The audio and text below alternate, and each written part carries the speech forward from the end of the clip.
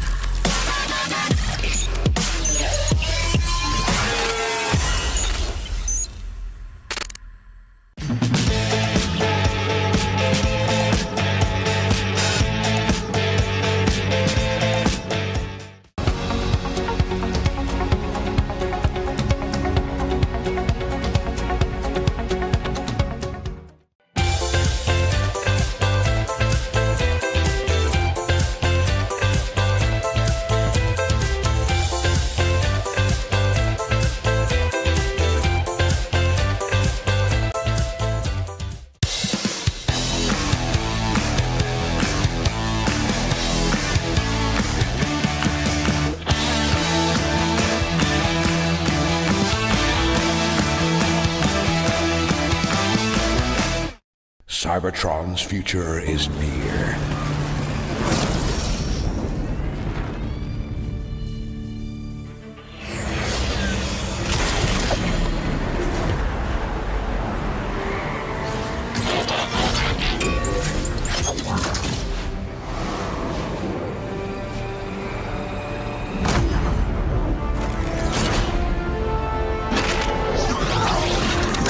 Autobots, roll out!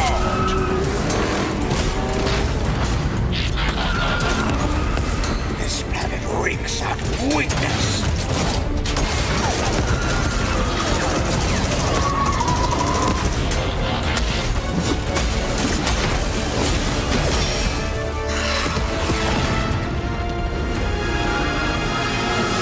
Your courage reignites my spark. We'll crowd a new load of Cybertron.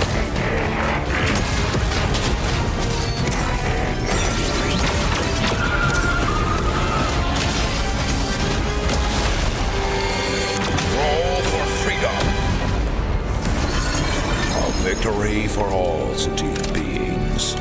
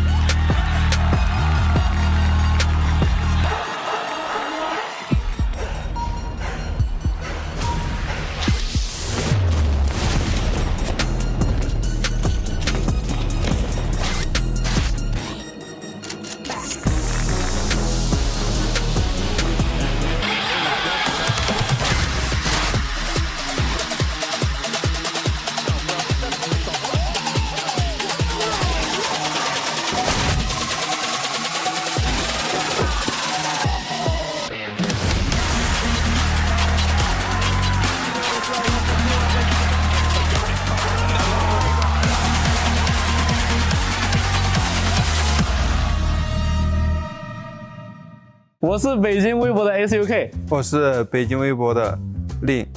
OK， 现在我和令将玩一个你画我猜的游戏。那么现在就是我先画，然后他来猜。OK， 那就开始吧。噔噔。OK， 噔噔。让我们一起开始画吧。开始画。你画我猜，你画完不得给我看一下吗？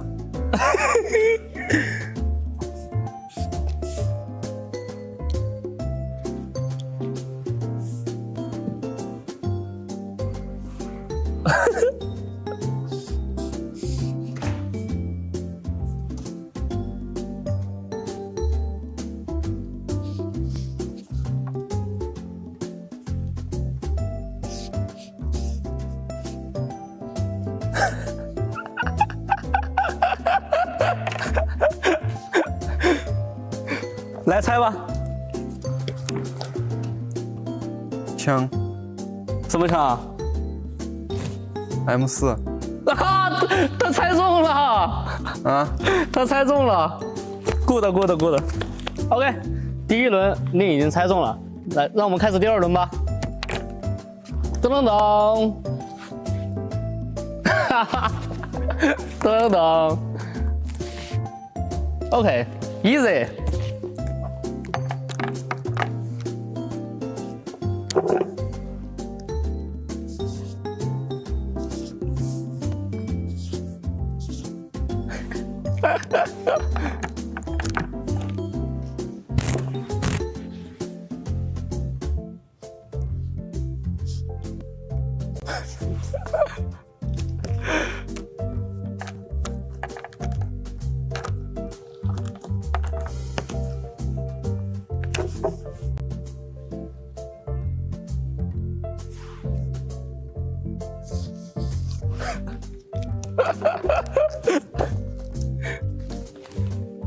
无人机。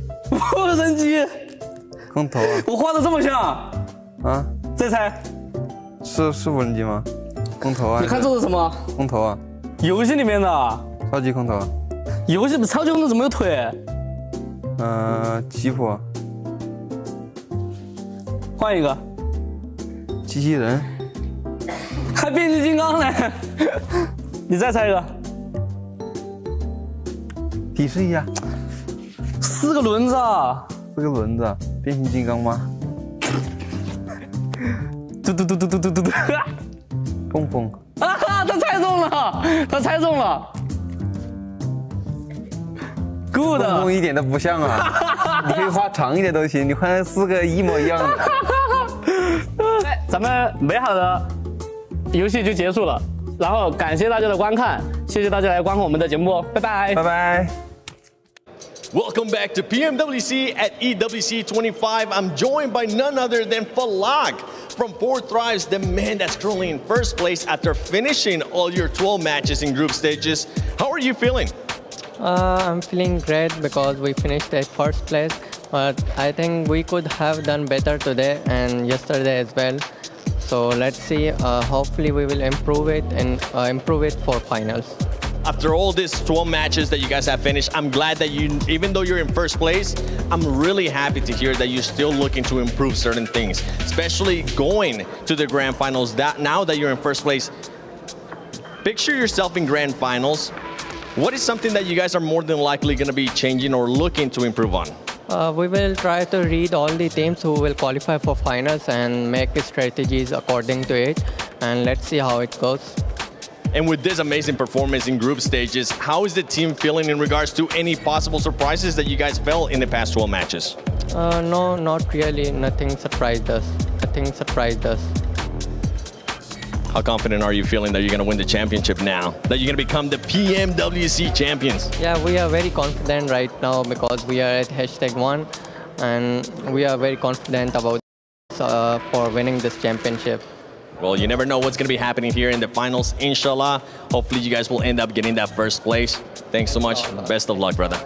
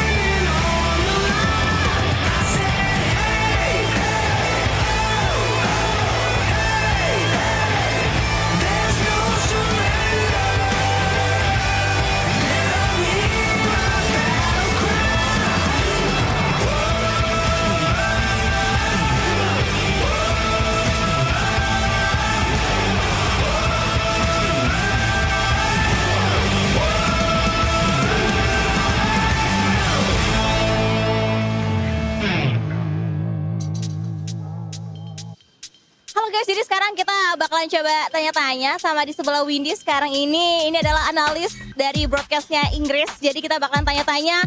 And Seven, how are you, Seven? I'm doing great. How are you doing? I'm also feel great, and I also prepare some question to talk with you right now. So, Alter Ego, what do you think about their performance today? An amazing performance. I mean, the strategies that they were doing too, the rotations, they were leapfrogging people. On top of that, Rosemary put up one of the best performances we have seen. Over 5,000 damage. That's just insane. Wow, and 78 points in just 6 games. That's insane, Seven. It is insane. I mean, they already overpassed what Alpha 7 was able to do in day 1. They also overpassed what Fourth Tribes was able to do in day 1. So going into day 3, the final day of group stages, I think if they continue on that performance, they could end up being in that first place. Wow. And who do you think is the key player of Alter Ego? Rosemary. It has to be Rosemary. When you put up those numbers, there's just no question about it. Okay, so which team that have impressed you the most in this PMWC? Besides Alter Ego? Besides Alter Ego, because today definitely was a pop-off performance, it would have to be none other than Four Tribes. A lot of people expected them to do well. I had them as a dark horse. I was expecting them to do well. I was not expecting them to do that well. The way they've been able to perform, there is some things here and there that they need to work on, but so far they're looking like a championship team. Oh, great. And what do you think is the key strategies to win this PMWC? Consistency. Comes down to that consistency and being able to adjust to what the lobby is giving you. That's what it always comes down, especially at the global events, especially at PMWC at EWC 25. Yes, and tell me, what is your favorite moment in this PMWC? That one, it hasn't happened yet. We're waiting for it. For me, Alter Ego back-to-back chicken dinner. For you? I'm waiting. Oh, okay, so... It's gonna happen in the grand finals. Oke, jadi kita tunggu aja nanti di grand final seperti apa ya. So, thank you so much, Seven. Thank you. Bye, guys. Terima kasih. Terima kasih. Sampai jumpa. Ever wonder what it feels like for the players to step out onto the stage of the Qiddiya Esports Arena? Come along with us. That's right, Barney. As the pressure is mounting and heart rates are rising, we're entering the final stage of our group stages here. Only time will tell which one of our teams will be duking it out in the survival stage and which ones will be getting a spot, a direct qualification to the grand finals. Today is going to be Group Green going up against Group Red in a finals showdown. But you know what? I feel like it's going to be absolutely incredible today. I can't wait to see what's going to happen. Can anyone catch Four Thrives Esports at the top of the standings? Let's find out.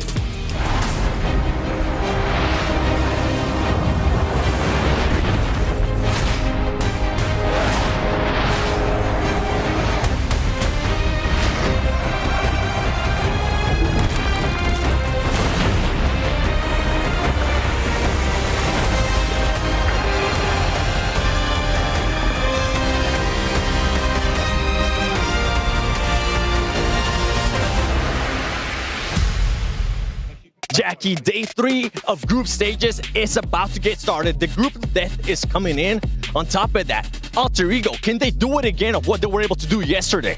7. Yesterday, the smell of rosemary was in the air, filling the arena. Alter Ego out here straight knocking high ground again and again and again. Every single time we see them on this stage, they deliver. But it doesn't stop there. It builds up. Anticipation keeps on going. TT come in from the side. How they doing it? IDA, they're building points. DRX, they're out here giving it. Every team delivers chicken dinners. Oh, the smell is delicious. I'm ready. So let's calm it down a bit. Let's reset. Yeah, you know what? Let's start the final day of group stages. Thank you very much, Jackie and Seven. They were very excited right there, Neptro. Okay, so much hype. You know what? It is deserved because we are in the last day here of the group stage. And looking at the group stage here, we got to look at our MVP contenders. And if we look at this graphic, we're going to be seeing not just one Alter Ego player. Surely there's 2. No, it is going to be 3 Alter Ego players in Krypton, Alpha, and Rosemary. The hype is through the roof for Indonesia. Okay, we've got to... Hold on. Jackie's very, very infectious, okay, with that hype right there. But they had an incredibly good day. 78 points in a single day here, just eclipsing everyone in their first 6 matches. Can they keep it going? I think they can. The way they were looking at day number 1, coming into day number 2 for them, day number 3 overall, I'm super excited to see what they've got going. Yeah, but of course, because they pretty much secure their spot going into the grand finals, that means that they're going to have a big target on their back in those finals. So, of course, we'll see how that's going to be working out for them. One of those teams that will be putting a big target on their back, I think, is Alpha Gaming, actually. They didn't look all that good in day number 1, but we know they have it in them. As long as they stick together, I think they could do some really cool stuff today. Yeah, and I'm personally going to be hoping for the other Alpha team, Alpha 7, to maybe here get a great third day for themselves in the group stage. Because, of course, they currently the cutoff team, then 8th position. And let's keep in mind in the format, the top 8 teams at this stage will be going directly into the grand finals and avoiding that very annoying survival stage. But with that said, how about we go take a quick look and update on the club championship? Welcome to your Club Championship update live from the Amazon Esports Arena. I'm Taylor Reflections Noble, joined by the wonderful Veracity. So, what's going on?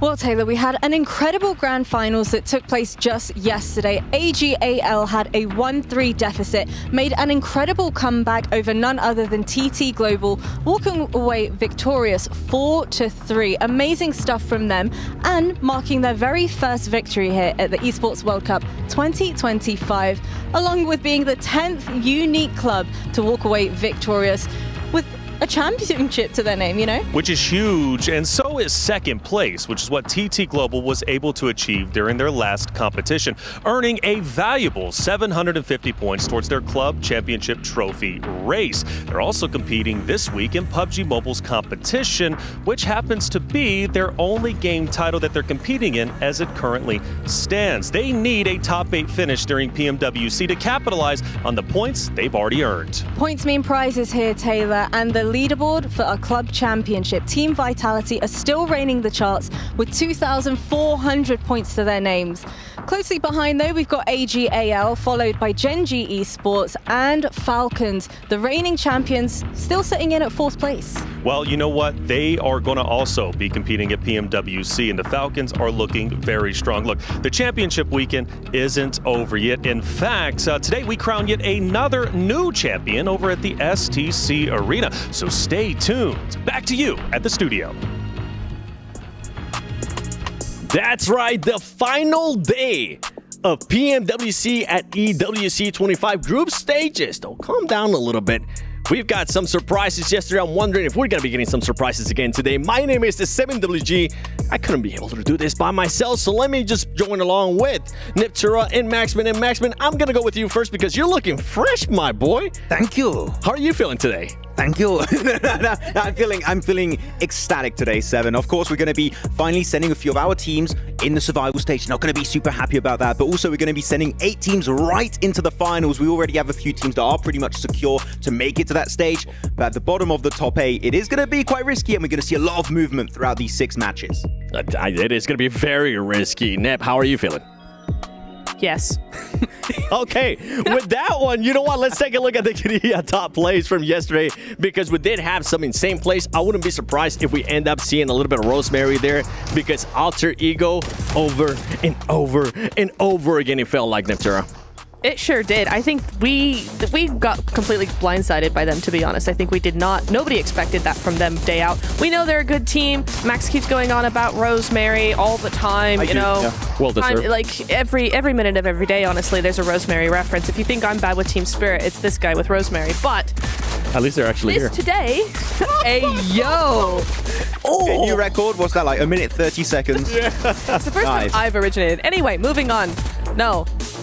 I think nobody really expected this from them, as I said, and today they really showed why they're your favorite, why Rosemary's your favorite, and yeah, it was a really, really good play. I want to see what they got today. I mean, when you say nobody expected them, we talked to the Indonesian talent. They didn't even expect them, Max. But actually, I talked to them and I said, like, you guys were not supporting Alter Ego or your home region going into this, and now they get 2 wins. Like, what are you guys on about? They're like, we did it on purpose. Get out of here. We're playing 4D chess. We don't predict them. We don't curse them. And I was like, okay. And then they said, can I pick them? And they're like, yeah. I'm like, so you got conflicting points you're making if you allow me to predict your home team of Alter Ego. So Indo talent, you got to rethink your strat because I don't think it's going to be good for the long term. Okay, you know what? If that's the strategy after PMWC is done, when we end up going to fall stage and everything, North America, get ready because I'm not going to be picking you for anything. I'm just going to be super pessimistic. I'm not going to tell reflections as well. Somehow we'll end up with the North American team maybe at PMGC. But let's take a look here at the Crunchyroll reactions. Regnum Karya, one of the teams that is not going to be playing today, and one of the teams that I feel like maybe they did enough, Max, to be able to make it to the grand finals. Time will tell, though. Yeah, time will tell. I mean, so far they've had themselves some really good games, some nice circles going on top of them. I do want to see. I know this is a very basic thing to say. I want to see a little bit more. You want to see the vibes? You want to see a little bit more vibes coming out from this team. But there's definitely a lot of potential for them to make it go out, of course, going into this last day. But it sets very good expectations of what we could see from this team moving forward. But it's about that consistency overall that we keep hammering down is very important. If they can bring that home, then maybe a trophy could be going their way. Would be hyped to see. Good vibes. Ooh, another trophy? Going for the Grand Slam of global events? Hell yeah. I'm hoping that's going to be the case. But you know what? Let's take a look at the overall so we can see what is going to be looking like today before we even play any matches. For Thrives Esports, they're done with all their 12 matches, 111 points. Honestly, one of the biggest surprise so far out of group stage. Nobody was expecting them to be up there in Neptura. And then you can see the rest of the teams that are going to be playing today. Yeah, I'm just looking at this, and actually the top 4 are all teams with, I mean, technically the top 6, Alter Ego shouldn't be there. They just had an amazing day yesterday. Top 9, really? Top 9. Yep. Except for Alter Ego and Alpha 7. No, what I'm saying is they all have 12 matches already done. What my point being is that to come down, Alter Ego, 78 to 111, we're not going to really see anything from these teams, or rather the top 4 are not going to get dethroned really until kind of midway through today, if at all. So, I mean, I'm just talking about like before the show, I was like, are 4 Thrives going to get taken down a few places? I was like, obviously that's going to happen, right? There's a lot of teams closer to them. But looking at that, actually, it's going to be a lot harder than I thought it would. I don't know if it's going to be obviously Alter Ego overtaking 4 Thrives. Like, of course, they close. Was that like a 30-plus point lead they have to try and break, which it is doable, technically. But the teams that below the bottom, the top 8 are going to be very hungry because we said it. Some teams said, oh, we want to make it through survival. I don't believe that. I think that's absolute copium. I think they want to dodge the survival stage. They want to get their spot into the finals. They want to the lion's share of that $3 million prize pool here. So you want to try and be on this page at the end of today's 6 matches. And actually, I kind of want to talk about Alpha 7 here. In 8th position, they are playing today. A lot of the teams above them are not playing, so that means they're going to overtake a lot of these positions. But do keep in mind, as we go onto the 2nd page very soon, all the teams trying to catch up. You got, of course, IDA, Thunder Talk, WBG, Alpha Gaming, Horror. All of these teams are trying to chase down Alpha 7 here. So Alpha 7, sure, might look nice and comfortable now, but I think as we go on into today, they might be slowly slipping away if they don't bring their S-tier plus gameplay. I mean, we already have some teams that are going to be going to our survival stage. Influence Rage, you can see there, they've already played their 12 matches, same as Fireflex Esports. And then it's going to come down to seeing what some of these Chinese teams are going to be doing. Thunder Talk Global, Weibo Gaming, a team that we were expecting a lot of, especially at the start of the tournament. We really haven't gotten a chance to see much out of them. One team that I'm currently looking at, though, Neptura, is going to be none other than RA Esports, the hometown heroes. Yeah, I think it's going to be really interesting to see what they do today because we have seen them before. This squad is a really good squad. They're a solid team, but they were very, very quiet. We did not see hardly anything from them in their first day. So I think everybody, and me in particular, are really looking for more from them. And we say that all the time, right? You were saying, oh, it's a blanket statement. It is a blanket statement, but it's a true blanket statement. We want to see them play how we expect to see them play, and we expect to see them play like R8, a team we've seen before. We just didn't see that in yesterday's matches or the day before. Unfortunately, we haven't seen them play similar to how they were playing back in PMS Almina. We were covering it right here, 7. And Skaton was stepping up, Ida was playing really well, and especially Marth, the player, the new addition to the team that actually is a very strong support for the entirety of the squad. And unfortunately, that strong synergy and team play that we witnessed in Mina is just not really coming to fruition here at PMWC. So I want to see a bit of that glimmer of hope we saw in PMSL Mina. And if they can do that, top 8 comeback is possible, but it's going to be very hard to execute. Well, one thing I'm happy about with RA, when we got a chance to see them play already at PMWC, I saw that Marth has some good performances here and there, and that was a player that was starting to step up. We'll see if he's going to continue to step up or if he's going to start crumbling, but we were talking about them earlier. Alter Ego, I feel like we just got to highlight a little bit more some of their performances that they had yesterday, and let's compare, why not, with 4 Thrive's performance from day 1 to now Alter Ego's performance from day 1. You can see the average eliminations for Alter Ego, Max, are through the roof. What? wait, it was 9?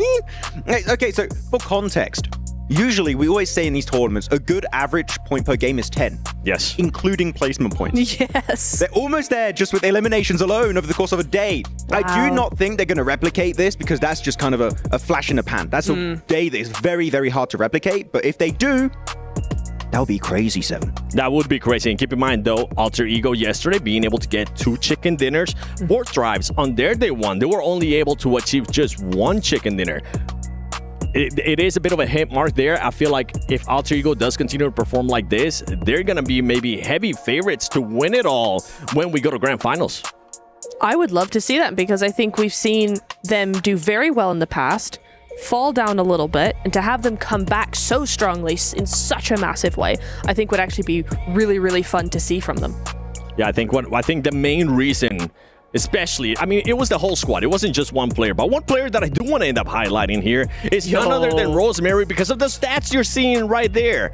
Over 5,000 damage, being able to be done in just one day. And honestly, Max, you and I were going back and forth talking about this. I feel like that is the most we have seen from a player at a global event in a very long time. If not, that might be a record. I'm pretty sure some of the meme pages might be able to look it up. Yeah, they'll have to check it out because 5,000 damage over the course of 6 matches, that is absolutely bonkers coming out from Rosemary. And sure, we're talking about Rosemary, hyping him up. The guy is the MVP, current MVP of SCA for PMSL. But we have to look also at his teammates. Krypton, yes. Incredible performance. I think he got an 8 elimination game at one point throughout the day on one of their chicken dinners. And Alva, the quintessential setup player for his team, looking for the off angles, trying to set up transition points for his team, trying to claim control of these circles every single time. Those 2 chicken dinners without Alva, chances are, is going to be slipping right through their fingers. So if they can maintain that today, I will be very excited to see if Alva can do similar things to yesterday. I do want to say as well, though, it's going to be interesting to see if any one individual player has not even as good a day, but maybe even a rough day. I think in that dynamic that they have, if any one of those players has an off day, we could see a very different Alter Ego because the way we've been talking about them, Alva, Krypton, everybody there, they're so important to each other that if one just has a little bit of a slip up a few games in a row, we could see a very different Alter Ego. And if I'm not mistaken, if Rosemary becomes MVP of the tournament, I know we're not in finals yet, we're still very early. The last time from memory that we've had an SCA MVP was Tony K here, but when it was PMWI. After that, we had Top. We had, of course, the side of Doc being MVP. We had all these different players. We had Nolbu. We didn't have an SCA players in over 2 years almost. The Twins back in the day, too, from Bigatron. Yeah, it's been a while. I think it would be nice to see an SCA player, especially the likes of Rosemary. And I mean, I got a chance to talk to him for a little bit, just to kind of put my input there. And he was saying, I know that I have performed really bad in previous global events. I'm looking to change it. And currently, he's doing just that. He is. I mean, he's been definitely popping off. It's not just a solo performance, right? He is set up by his team. A strong team is needed if you want one solo player to do well, unless your name is Doc. Maybe it'll work out on your own. Well, let's take a look here at the Jamil Motorsport player arrivals. I'm seeing Numshin Red Force. I know you're heavy on this team, Neptura. How do you think they're going to be performing today? Because they are currently down on the leaderboard. Better, I hope, because I think we've seen a lot from this team before. That we saw them in PMGC 2022, plus or minus a couple of players, right?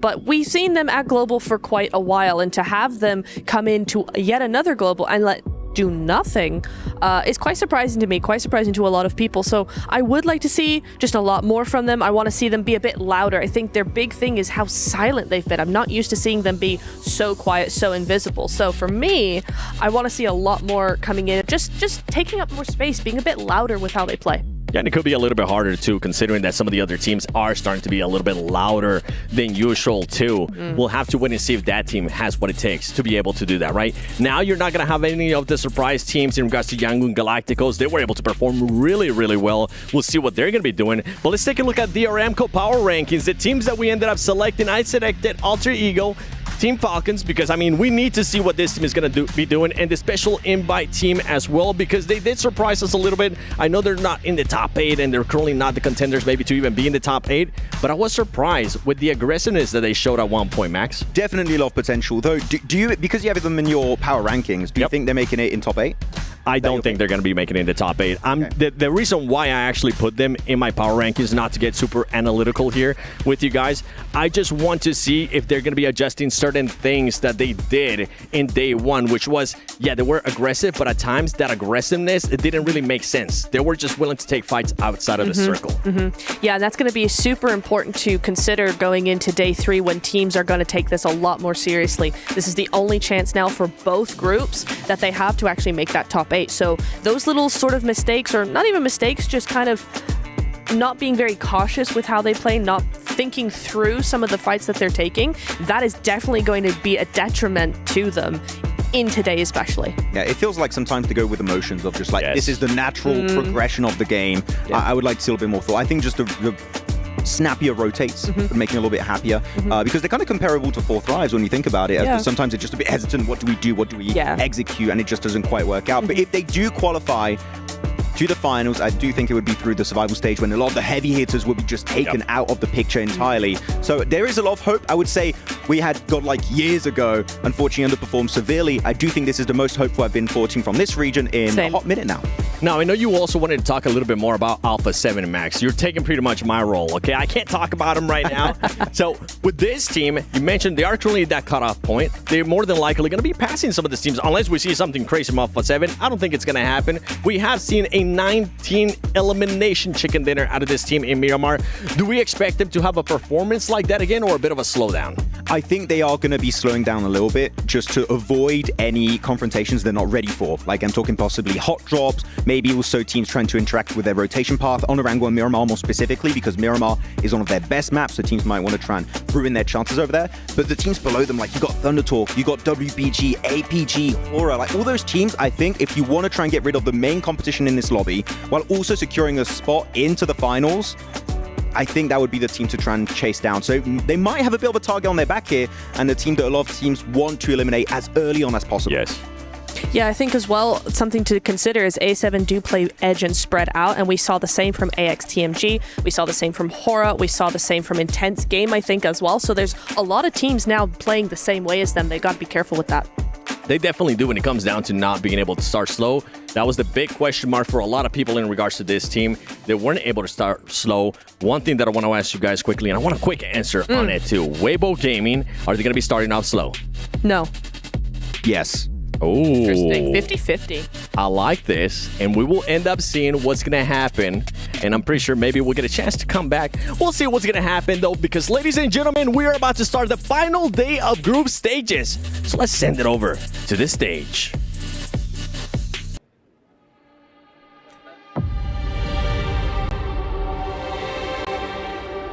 Eight teams have given it their all, but now all they can do is sit, watch, and wait on the sidelines. But today, 16 teams will step into the Gadia Esports Arena and battle it out for a grand finals spot, while the remainder will duke it out in the survival stage. My name is Barney Banks, and I am your host for the PMWC at the 2025 Esports World Cup. And let me tell you, for the final time, let's invite our teams for the last day of the group stage, starting with EDA Esports.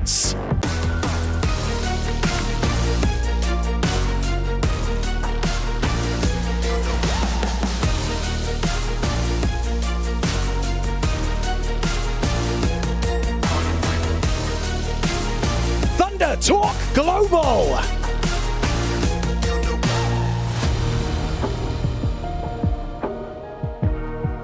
Weibo Gaming.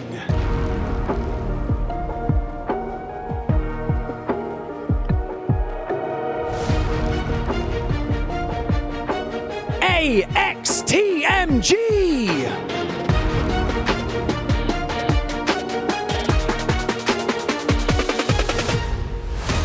Gamax Esports!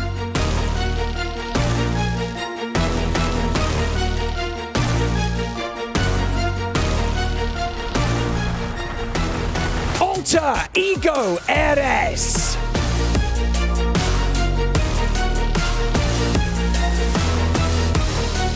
R8 Esports.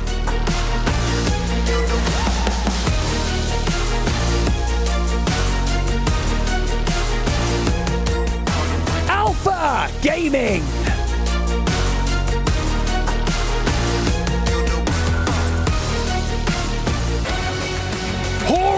Esports.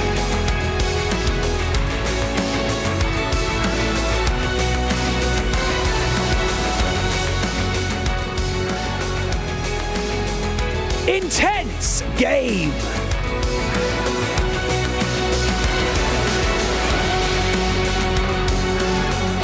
Kinetro Gaming.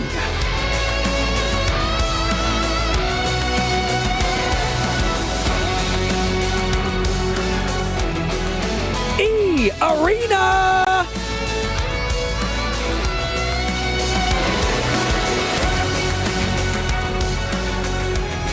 Nongshim Red Force.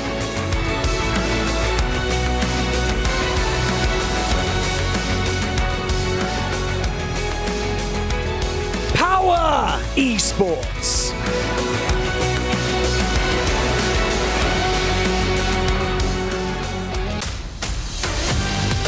Team Falcons!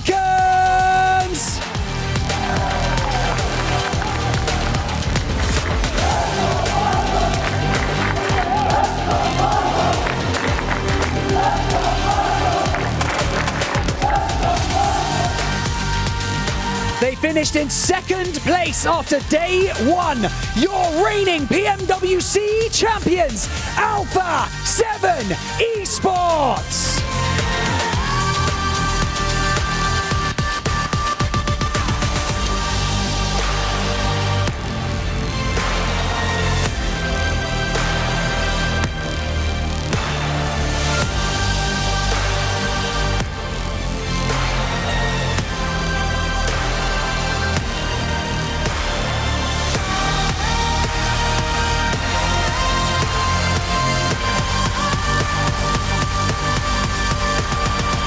Here in the group stage, success is not final and failure is not fatal. But I tell you what, if you put up big numbers, your journey to the grand final, the $3 million prize pool and the PMWC trophy is that much easier. So get comfortable because today history could be made. So let's do this.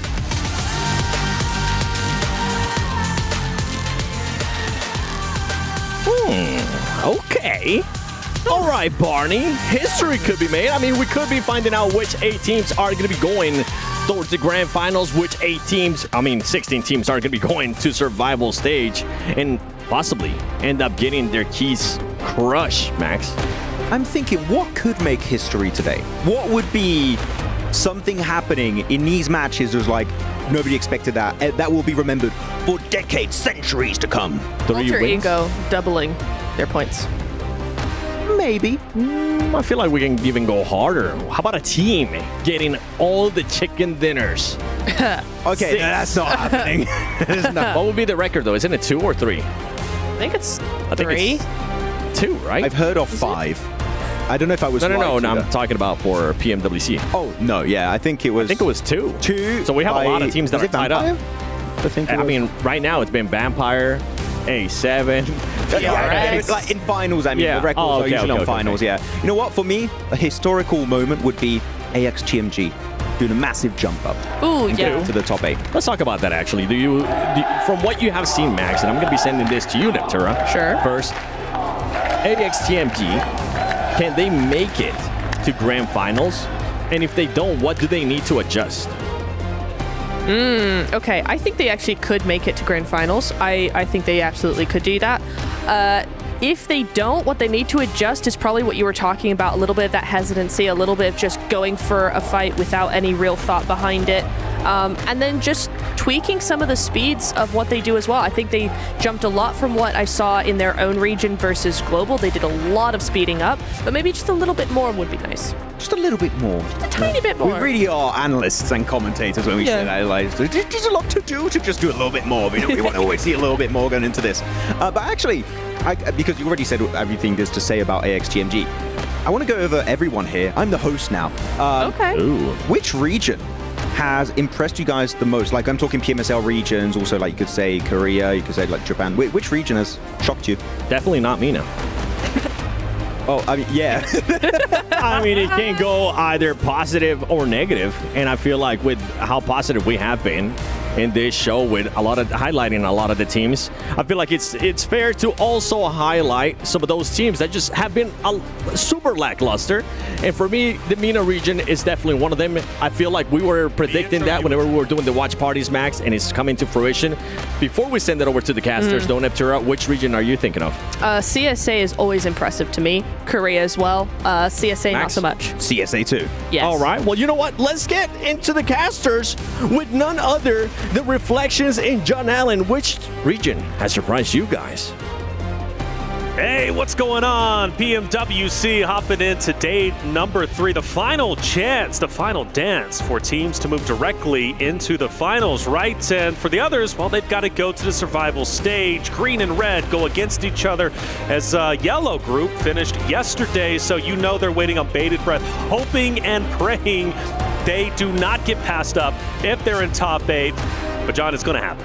Absolutely. I mean, the desk was talking about regions that have come out surprising us. I mean, I feel like just Alter Ego alone are bringing the surprise from that SEA region.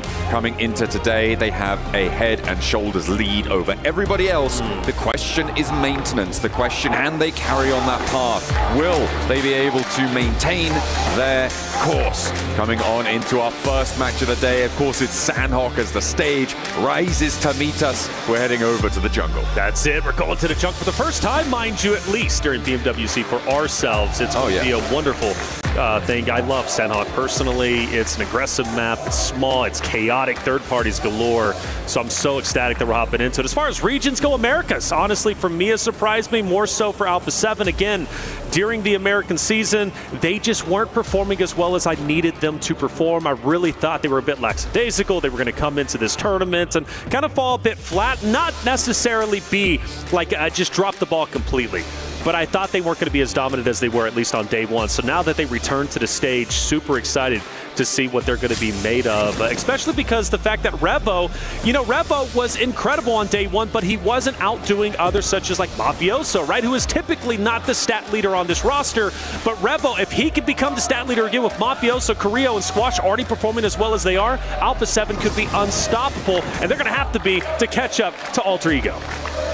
It is going to be a long path that they would want to tread to be able to get up and keep pace. We're looking out for hot drops as well. I think it's this Northwest Island that's going to pop up first, though. On the top of the mountain, Thunder Talk and Alter Ego. Rosemary, though, has been cut down in a 1-for-1 trade. They still have more to do. Rosemary still, maybe? No, he's not going to get rest, but will they find the trade around the corner? Krypton hits the deck, and now they have to rely on the rest of the roster to pull this one back under control. Everyone wielding weaponry here on the top of the mountain. The spray down, though, the reload necessary, but he doesn't clock it in time. Doesn't manage to slide that mag on through, and it is Alter Ego going down clean in a first engagement. Can they keep up the pace? A resounding no. Man, game 1 starting like that after a heroic day 1, or day 2, excuse me, and day 1 ultimately for Alter Egos is tough. It really is. Luckily, they're doing just fine in the points category. They can let one map go and then come back even stronger in the 5 remaining that they have. I still fully expect them to qualify in top 8, but yeah, early on, getting the ego out of the way, Thunder Talk says, we'll take the fight to you in the early engagement. This is our area to the right of Camp Alpha, and they dominate the fight. I believe not even losing one, excuse me. I think there was one down, but they get them back onto the feet. That is a dominating win. And Thunder Talk, for example, by the way, super surprising performance. The fact that they're up there now in top 3, at least in our current standings, but not overall, you got to give them respect. They came into the tournament. We had a lot of questions about them. We knew they were a great team, but we didn't know they were going to be doing as well as they currently are. So for Thunder Talk, beautifully done. Brilliant stuff. I mean, those early hot drop scenarios, right? They are a little bit more chaotic. There is a little bit more of a window of opportunity to play the variance, right? To have the outside chance, low armor, that sort of thing can really come into play quite impactfully in those early engagements, especially when you're all dropping on that high ground mountain on the Northwest Island. And yeah, it's just not going to go Alter Ego's way this time around.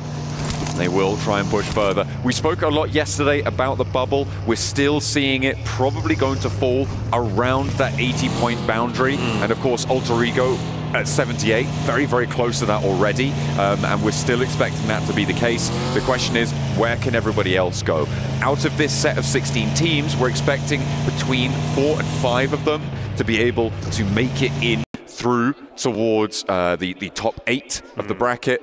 It seemed like a fairly solid lock that 4 Thrives are going to make it on 111 points, a massive lead at the top. And then you've got a lot in the mid-80s, a couple in the mid-80s there. So if we get 5 teams out of this set of 16 into the top 8, that would be what we're expecting. So if we took the top 5 teams right now, that would be down to Weibo Gaming. Weibo Gaming, waiting for them to obviously make their way up the standings. A talented roster up in the north side of the map currently, have to work their way down towards the south, maybe opposite of R8, IG. Maybe they get into a bit of a scrappy fight. Curious if IG will rotate down to the south towards boot camp to kind of establish that, be the edge keeper team. Most likely going to have to continue to go a bit further south, but in the meantime, keeping R8 in check off of the distance, just on the outside of Paradise. For AXTMG, another roster that I feel like has had a lot of great moments, and they have shined bright at times, but they have fallen a bit short. That's another roster that needs to step it up tremendously. After all, only 6 more games remain for them, and let's not be forgetting Falcons either, right? Falcons, a team, the crowd favorite, who came in second place in game number 2, Erangel, day number 1. I saw great promise for them, but for them only to slow down. So for Falcons on the southern portion of the map, a bit split. Hopefully they get back together because they've got APG,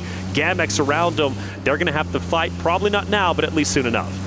I like APG's split as well in the center. This 2-2 controlling the compound down the hill as well as that high ground scout tower. It is really powerful, but it looks like the Falcons are going to try and challenge on that south point, so potentially a bit of an upset for the APG position. I wouldn't be too surprised to see a regroup as they try and keep that one together. Nongshim rolling on in as well, trying to make their way through, and it's just going, it's going pretty well. Power had taken a lot of casualties earlier around that ruins location. Not going to be too much to do. APG do in fact regroup here as the Falcons try and get to the top of the hill. A beautiful nade though. Looks like it may be able to even the odds. Ralph has to do something though. Like you said, even the odds. You got a flying car. This is a perfect opportunity to send some shots flying to top. From up top, keeping Ralph's head down low. It's a perfect opportunity to push, but Top's got a nade and he's willing to throw it, and Ralph is missed. Top now full send, DPS in hand, and Ralph will fall. And beautiful shots on Redox just below.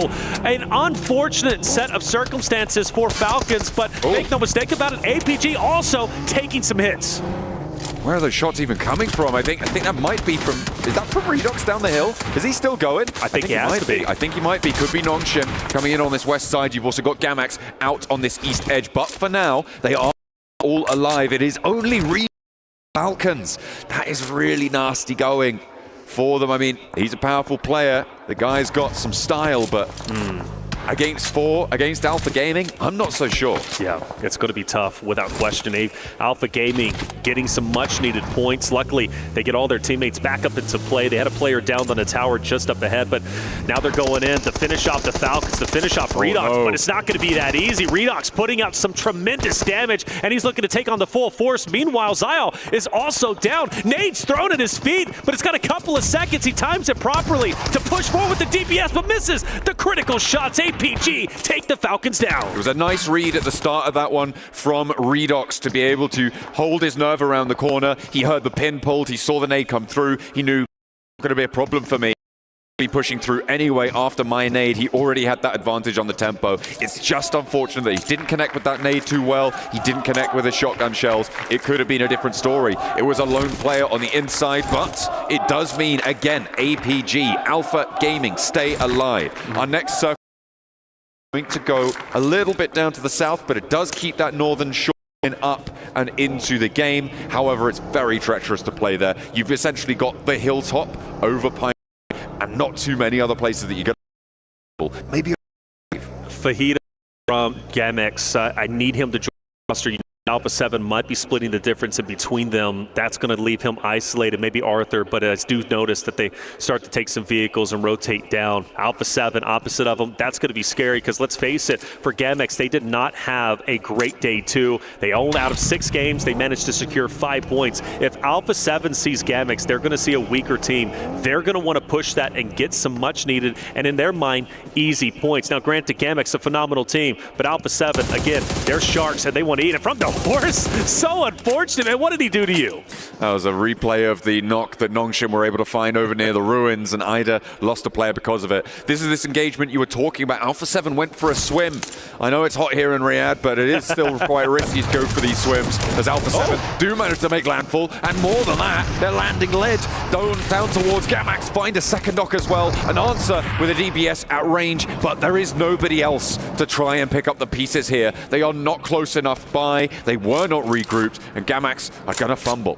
You have a Gamex member who's going to be on the bridge just up to the north, right? He all by himself, and Mafioso sniffs this out, and he's going to go ahead and go for a push. You can tell Alpha 7 does not respect Gamex in this situation. The way that Reba pushed up that hill, he pushed up without a care in the world. He was willing to even take a ton of damage because he felt super confident in his ability to get the win. Gamex not only getting taken down from Alpha 7, but naturally as they move up, they run into Kinotrop, who's unfortunately, they also get taken down. Another bad game. Corona, the only thing he can do is try and stay alive. I give it.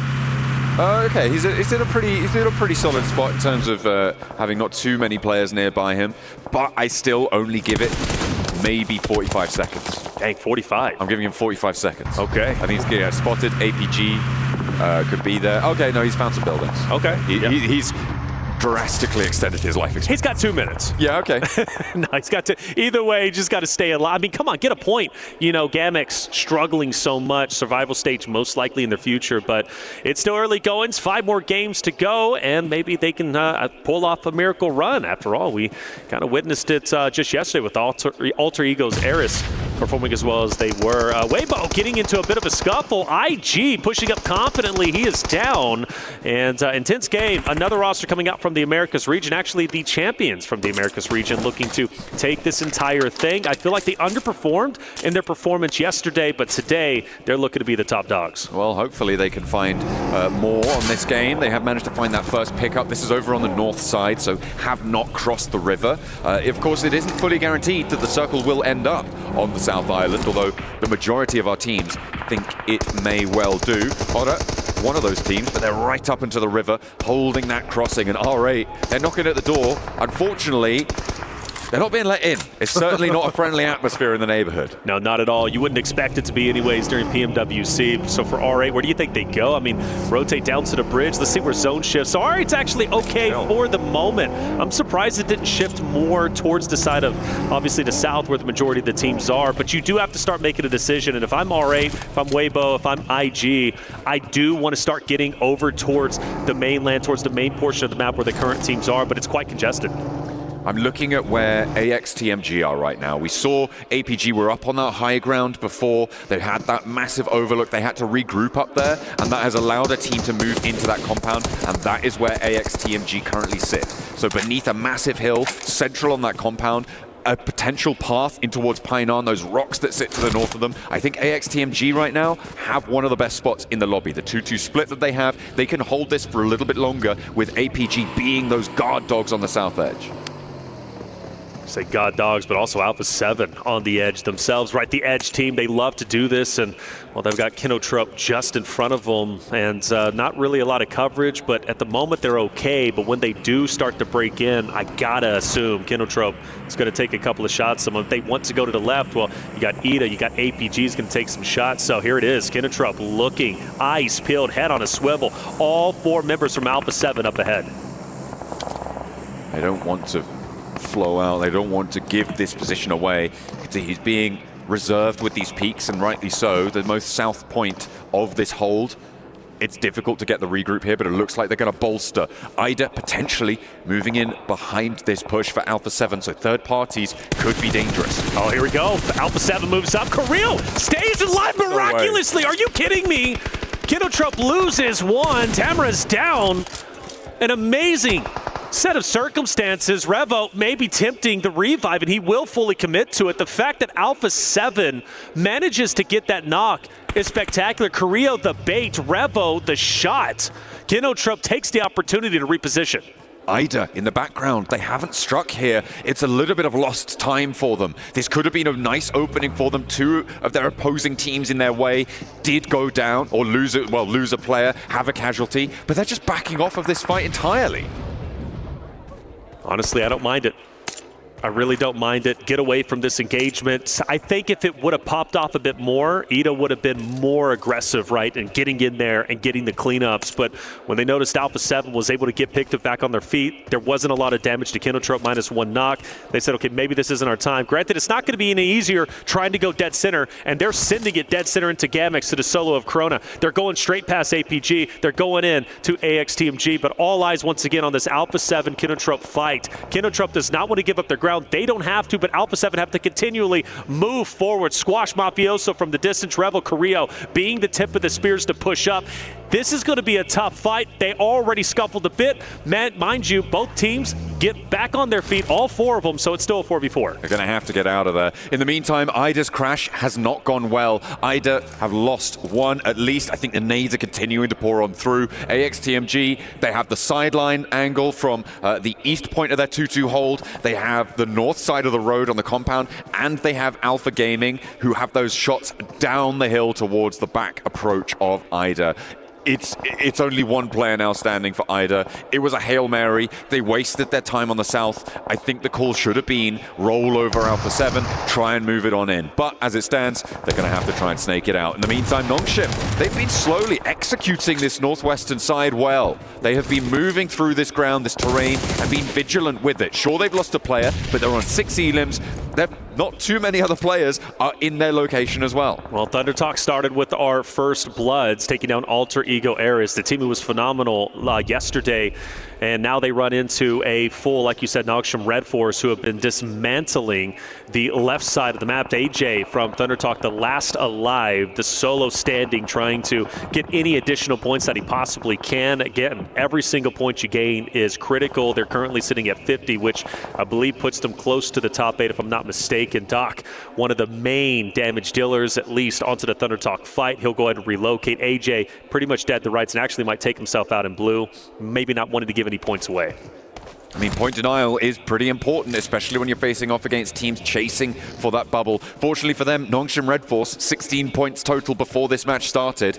It's not going to be too much of an impact, you'd hope, to alter those tables towards the top 8 if you get that point sent over the other way. But it does look like AJ's just trying to survive as long as possible. Ida did manage to keep their south side of this one. This is mostly in part to Alpha Gaming rotating in onto the north side up to these rocks, but now they've got a challenge sent their way by Nongshim Red Force, who have moved in from this northwest side, and they are going to the standing stones. Emery has a beautiful off angle onto Zial up ahead, but AXTMG continues to have their forces dwindled away, taken down one by one. They're now down to 2. Syrax keeping his head on a swivel. Emery up ahead along with Aaron, and while Emery again through the windows just taking down members not only in AXTMG but also APG up ahead. Devo T wants to try and renegotiate his position, but really they're just going to stay where they currently are. The next zone is going to shift, and it's going to be quite deadly if AXTMG has to re-rotate. They don't, luckily for them, but this area on the left-hand side is getting quietly contested. You've got Nogsham Red Force who have rolled in. You still have AJ from Thunder Talk, who is getting into an engagement. I think he's down. He is now out. So 3 teams, Nogsham Red Force, APG, Ida, as well as AXTMG, all within the same location. And APG is getting dismantled, and you also have Revo, who's currently down. He's been knocked by a solo from Gamax. APG do go down fully as well. Ida picking up a couple of the points there. They're up to 6 elims. That was a really lovely pickup for them. They'll be now on 52 points plus whatever placements they can find, and they are still on that chase. You can see Alpha 7 on the boundary. Looks like they have managed to clear the threat. Oh, maybe not. Ooh, okay, 2 players going down for Alpha 7 to a solo from Gamax of all teams to be able to take a large chunk out of Alpha 7. But they stay alive. They have 4. They'll have to push in quickly, though. Well, for what it's worth, you gave him 45 seconds originally, then I said 2 minutes, and then he ended up almost dismantling Alpha 7. He did his part. R8 behind a wall, taking nade after nade. Weibo's been relatively quiet this game, currently sitting at 0 eliminations, but this is the time where they start to wake up. The zones get closer and closer, and 33Z taking down 1 from R8 as they reposition. They're pushing in full steam ahead, and they might be able to take them by surprise. Order just up. Mark needs to be ready to clear the left side of this choke point. Some pre-shots. He pushes up. Pre-nade's going to be out. Actually smokes. This is going to be chaotic. Oh, a full blind there for Marth, and he can't hold the door frame anymore. Weibo going low as well, though, and into a 1 versus 1. Ida versus 33Z around the corner, and Maxman was right. They start off slow. Weibo go down in 10th. Weibo out. Maxman looking at his crystal ball, predicting the future. E-Arena, a roster that's very far down in the point standing. Another roster that's at 0, been opposite of intense game for quite some time, hugging the hardcover POI, now maybe forced to go out into the open. That's going to put IG as well as EA into a direct competition. Not going to be easy for them, but E-Arena, they're going to have to move. Intense game also have to go forward. Hora has taken some respite inside of the current zone, but I'm looking at AXTMG still at Ida. They look to be the strongest, at least currently, but you also can't forget about Noxium Red Force. Honestly, I think a lot of teams get a piece of the zone where they feel relatively comfortable, but yeah, the IG E-Arena fight, that's going to be a deadly one. Alpha 7 down to 1 player in the midst of all that scrapping in Painan. Over on the northeastern side, I didn't quite catch it, but they've lost 3 players down on that south edge. Nasty stuff coming on through. I imagine that would be in Kinotrope on that eastern flank. But Painan needs to conclude now. Intense game, E-Arena.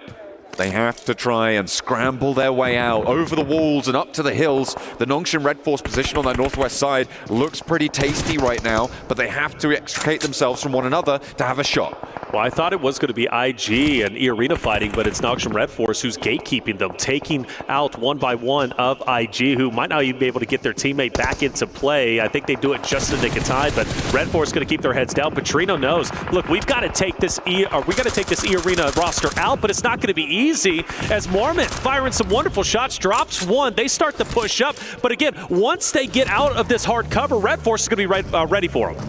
They are currently 2 players on the overlook there from the high ground. They've left Binny down to control the compound situation. Ora also lighting up the sidelines. Mormon under pressure, but he is able to weather the storm. The nade pin pulled, but has to put it back in, get that first aid going. They can't afford to lose that forward position. Turney K moves on in as well. No fear behind the tree. These locations are getting lit up now as Sleepy goes down in the back line for Ora. E-Arena weather the storm. Doc C, though, moving over the top of the hill as TZ moves in 2.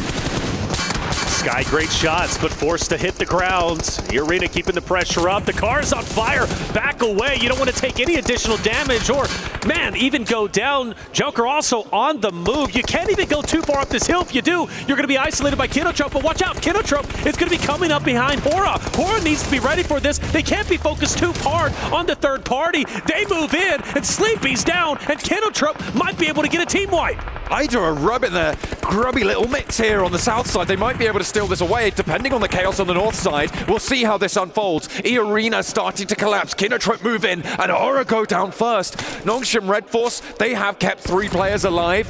Can they move back into a position to make it work for them? Can they move back down towards the center of this next circle? As Nongshan Red Force stay as 3, crucially. Arena, they're in tough goings. You've got Kinotrope right behind them. You've got Noxium Red Force in front of them. The zone shifts even further, and I believe Red Force needs to take advantage of this. They need to rotate as quickly as they can, because I believe with the elevation of the mountain, they can rotate around, and they can take some respite where Benny is currently at. Kinotrope, they're most likely down and out, and in fact, they're going to be fully eliminated, but you still got eyes on AXTMG. Ida, who's going to be in the hardcover location just down below, and Ida only has 2. Of course, AXTMG only has one, but they can output quite a bit of damage, but back on board with Red Force. Arena, can they get the full finishes? Yes, they can. And now the attention is turned. For Nongshim Red Force, they have to push back down towards this next circle, but they don't have cover. Ida have it for a little bit longer. They're lighting up these sidelines. There's a vehicle up there as well. Doxy goes forwards. He needs to make something happen here, or they will go down. On the inside, they will be pushed out, but they can survive for just that little bit longer. Nongshim Red Force, they're on the lip of that hill at the top there. Okay, but he doesn't know, right? He doesn't know AXTMG is going to be just off to the left. Placement points for Ida so big in this moment. They want to stay alive as long as humanly possible. But Aaron's going to drop down. Doc gets active. But meanwhile, the trap is still set. AXTMG goes forward. Doc, you got to be ready for this. He sniffs it out. He clears the corner. Just a sliver of hell for AXTMG. And he holds on tight. Can't get the finish, but finally does it. That's an additional point. But at the end of the day, Nongshim Red Force take game number 1. A massive performance from Nongshim Red Force. They were quietly executing the northwestern side of that circle from the ruins area. They took that fight, they made it work, they took control, and nobody was able to challenge them there. Alpha Gaming thought they had a chance. Nongshim Red Force said, no way, we are here to play, and that is a brilliant entrance to today. I know that Neptura was saying they needed something on this day, and they have delivered here. They started on 16 points. That's going to put them up with a 13-11 game up to 29. It's a way to start the day. Nongshim Red Force looking powerful. Other teams, though, looking a bit weak off of game 1. Falcons, Alter Ego Eris forced to step it up in the next remaining games. But either way, for Ida, you got to give them their flowers. Second place gives them some much-needed placement points. Also in the running to break into our top 8 and move directly into the finals. The question is, can they do it? Well, we're going to have to find out. It was a great game number 1. Sandhawk never disappoints, and it especially did not disappoint for Team Red Force. Absolutely not. They had a hell of a rotate back down south, but we are going to be rotating over to a break for the time being. We're going to put Sandhawk to bed. We'll be coming at you hot and fast with Erengel, rather, after the break.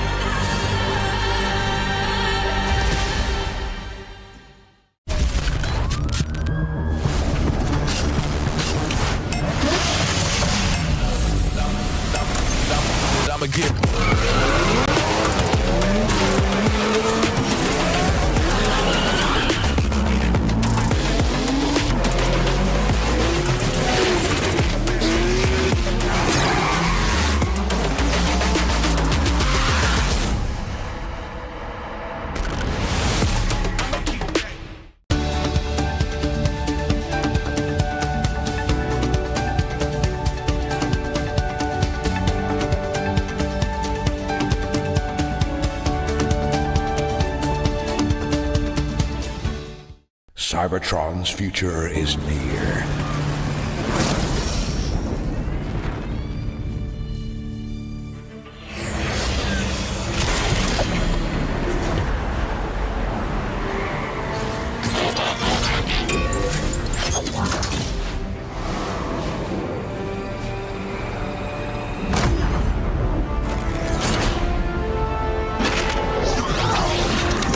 Autobots, roll out!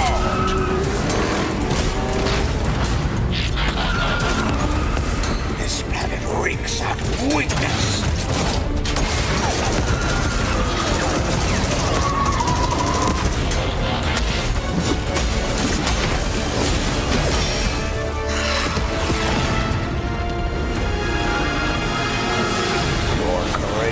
ignites my spark. We'll crown a new lord of Cybertron.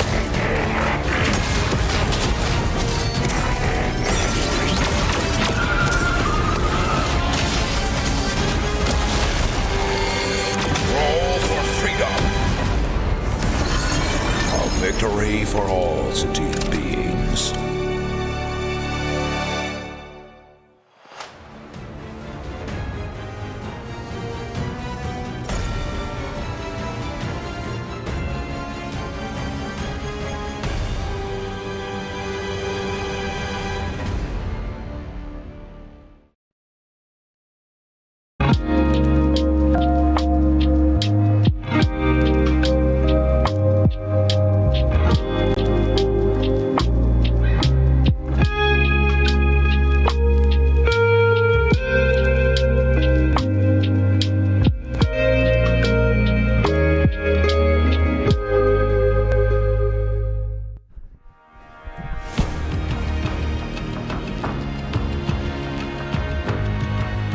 Yes, that's the relaxation we're talking about. Especially after leaving the madness of Sandhawk, because Neptura Nongshim Red Force came out hot too, and a team that needed to come out hot. There's so much to like about this game. Nongshim finally. I said in the intro, I said in the pre-show, I wanted them to play a little bit louder. I did. A little bit. I wanted them to play a little bit louder. They're too quiet. It's not what we want from them. And they came out exactly how I wanted them to play. They played it so nicely. They were split over that east side, west side, always get that wrong, over the west side, but didn't overextend, didn't do too much. They just held a little bit of their own space. Then you also see that split coming in over onto the western side, and then as the zone gets smaller, the zone actually, or the players actually end up splitting up a little bit, trying to control both sides of those zones a little bit. Really, really nice to see. 23 points going to be what they see from that, what they get from that. 13 eliminations. It's all down to that timing of the third party. It's down to the regroup timing as well. So much from them. You want it loud? I mean, you got loud. 13 eliminations out of that team. Another team actually surprising us here, Max. Not only just eSports, Hinotrope Gaming being able to put up a good performance here as well with 11 points, and then AXTMG following up the good performances there too when it comes down to Sandhawk. And remember, that is one team that kind of has an advantage, I feel like, over everybody else when it does come to Sandhawk, because they played a lot more in the region. Yeah, that's true. They do play a lot more going into BMPS, so they had a lot more experience going into it, into PMWC. Can I go deep on AXTMG, because I got a complaint. You know what? Oh, let's I? go. Yes. AXTMG, you had such an amazing compound. Why do you send two players solo into Ida? I don't understand. If you go north and you just hold on together, because you can have two teams in that compound. You can have one south of the road, which is Ida, and one north of the road, which is going to be then AXTMG. And they decided to keep two players north of the road and send two players, okay, you guys, 2v4 Ida, which is not going to work out. So I think if they just regroup north as a four-man in that position, maybe they still don't get the win because Nongshim Red Force were just so oppressive at the end, but at least they have a high opportunity to get eliminations and maybe the win at the very end. Okay, all right. I like that take. I see you kind of... The gears are going there, Neptura. Do you agree with that? It's cool thinking. Not really. I'm so sorry, Max. Okay. Let's go. Oh, really? Okay. Yeah, I don't really agree. I didn't mind the 2-2 split either side of the road. If they knew that Ida was actually there, then yes. But at the same time, what other choice did they have? I think the only response they had was to do that 2-2 split and try and do it. Because if you force stack onto the other side of the road, you're hemmed in between APG and Ida, right? As well as all the other teams around to the east side. If you go all in and try and get rid of Ida so you can do that 2-2 split, APG are going to be looking at you, the teams on the south side are going to be looking at you. I feel like they kind of were hedging their bets and going, if it doesn't work, at least we have a duo on that north side of the road. I think that was kind of their only play if they wanted that compound. Now, we could get into a discussion of should they have gone for that compound in the first place, which that could be a discussion, but if that was the decision they were going to make, I actually don't mind it. Wrapping my head around this. So they had to take a two-man fight versus the entirety of Ida instead of just fully... It wasn't the entirety, there was a duo there. Yeah, but like it was the remnants of... Yeah. I mean, Because I think if you do go for the full stack, if you do try and go 4v2, you're going to get picked apart. Because at that point, the compound, the reason why I'm saying this in the first place is because the compound is on the edge of the circle. Yeah. Next circle, unless you get a really bad circle shift, it is going to be tending to move away from that compound. So naturally, that's going to be forcing EDA towards the compound of AXTMG, and meaning they're going to have a great opportunity to kind of third party that push and just stop them from entering the circle this time around. So I get your point. Yeah. But we can just agree to disagree on this one. Okay. I think those are both great points, to be honest. Thanks. I think I like where you're going. I think I like where you're going, too. Overall, they did end up getting a top 4 finish, which is really good for this team that needs those points. I mean, you technically don't expect them to start off super, super hot, but you do want to at least have something out of this team, right? Another team that was able to do something here is, you know what? We are going to be going to Erangel. Let's look at the top teams, and there's just absolutely no surprise that Alter Ego is going to be up there. Luckily for some of these teams, though, for Thrives Max, that team is not going to be here. They're currently just watching everything because they're going to be going to the grand finals. Bro, they are. I can tell you that the spa right now, you know, they're in the pool. They chilling. They got their Honor device, you know, they're just watching the broadcast, be like, puh, easy. Okay, maybe not Ultra Ego, except Ultra Ego. Maybe that's not quite easy. But the fact that Ultra Ego here get 10 eliminations, again, as an average on that map. We mentioned it on the pre-show, right? That is a good average with placement points included. They do that in eliminations alone. Ultra Ego, if they, again, can replicate that first place, definitely on the cards for them. I will say, though, APG not far behind with over 7 elimination average, what, 7.3, something like that. And if you talk about 4 Thrives having a really, really good elimination average with the 6 point something they had there, APG still not doing too bad. And I think it's even more impressive considering that we've seen far less from APG than we have from Alter Ego or 4 Thrives. How about we talk about APG on this game? There was one thing from APG there that we were kind of hesitant about for a split second. We saw Doc starting to scout, but it was a little bit different. It was a regroup. It was like it's actual scouting to facilitate a transition. It's not like actively scouting and then 1v4ing. That's completely different, okay? No, he actually goes for the rock where eventually Nongshim Red Force take control of it with Binny, and they do get himself a really good angle and then just pick up everyone else. I think even Doc went to pick up Toppy was his personal Uber to bring him back in that position. I do think they should have gone high north on the rock position to try and win it off, but I think overall, Doc is trying to play with the team a little bit more, which you can always appreciate. I mean, it comes down to that team just being able to make sure they end up regrouping. And for everybody currently watching at home, don't forget that from July 25th to the 27th and August 1st from the 3rd, log into Summon Airdrops and collect 2025 airdrop vouchers to enter prize draws for official merchandise, smartphones, BD partner rewards, permanent in-game items, and more. Every participant is guaranteed to win. Additionally, from July 25th to the 31st, vote for your favorite airdrop partner for a chance to receive special gifts from them. Don't miss this year's airdrop carnival and unbox your surprise. And what I want to unbox now is going to be this next match because I'm excited to see who's going to be the top dog here in the first Erangel of the final day of group stages. So let's send it over to none other than John Allen, the man with the great voice and Reflections. Soldier Reflections.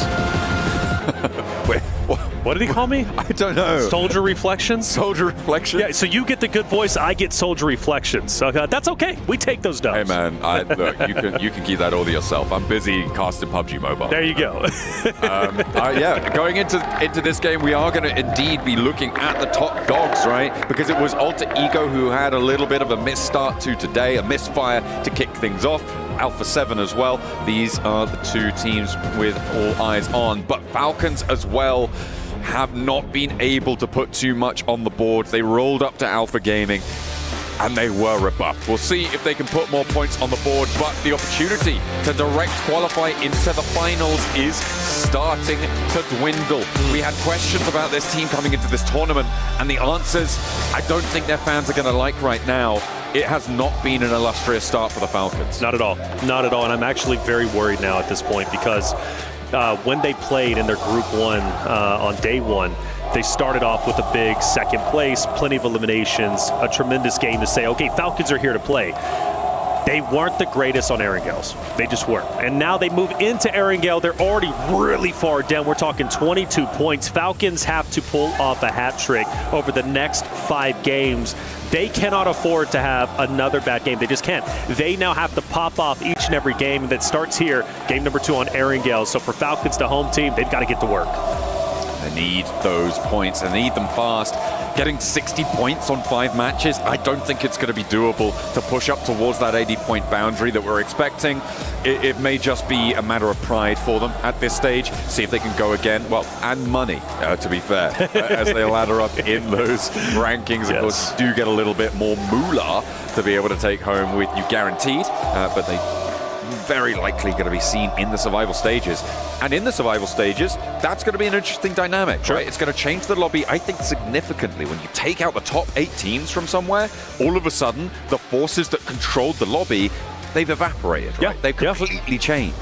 It's a great conversation. It truly is. Some teams might be, look at that zone. We'll talk about that in just a quick second. But, man, you know, some teams get very nervous when they see the likes of Alpha 7. Maybe they see Alter Ego Ares doing as well as they are, right? Thunder Talk. And they start to deviate and change their play style. When they're gone, like you mentioned, things start to change a bit. And, well, survival stage is going to be a lot of fun, but very stressful for those teams who are still struggling even at this stage. We look at the zone on the way to the right-hand side. APG, Thunder Talk, we know where they like to go. They like to go towards military.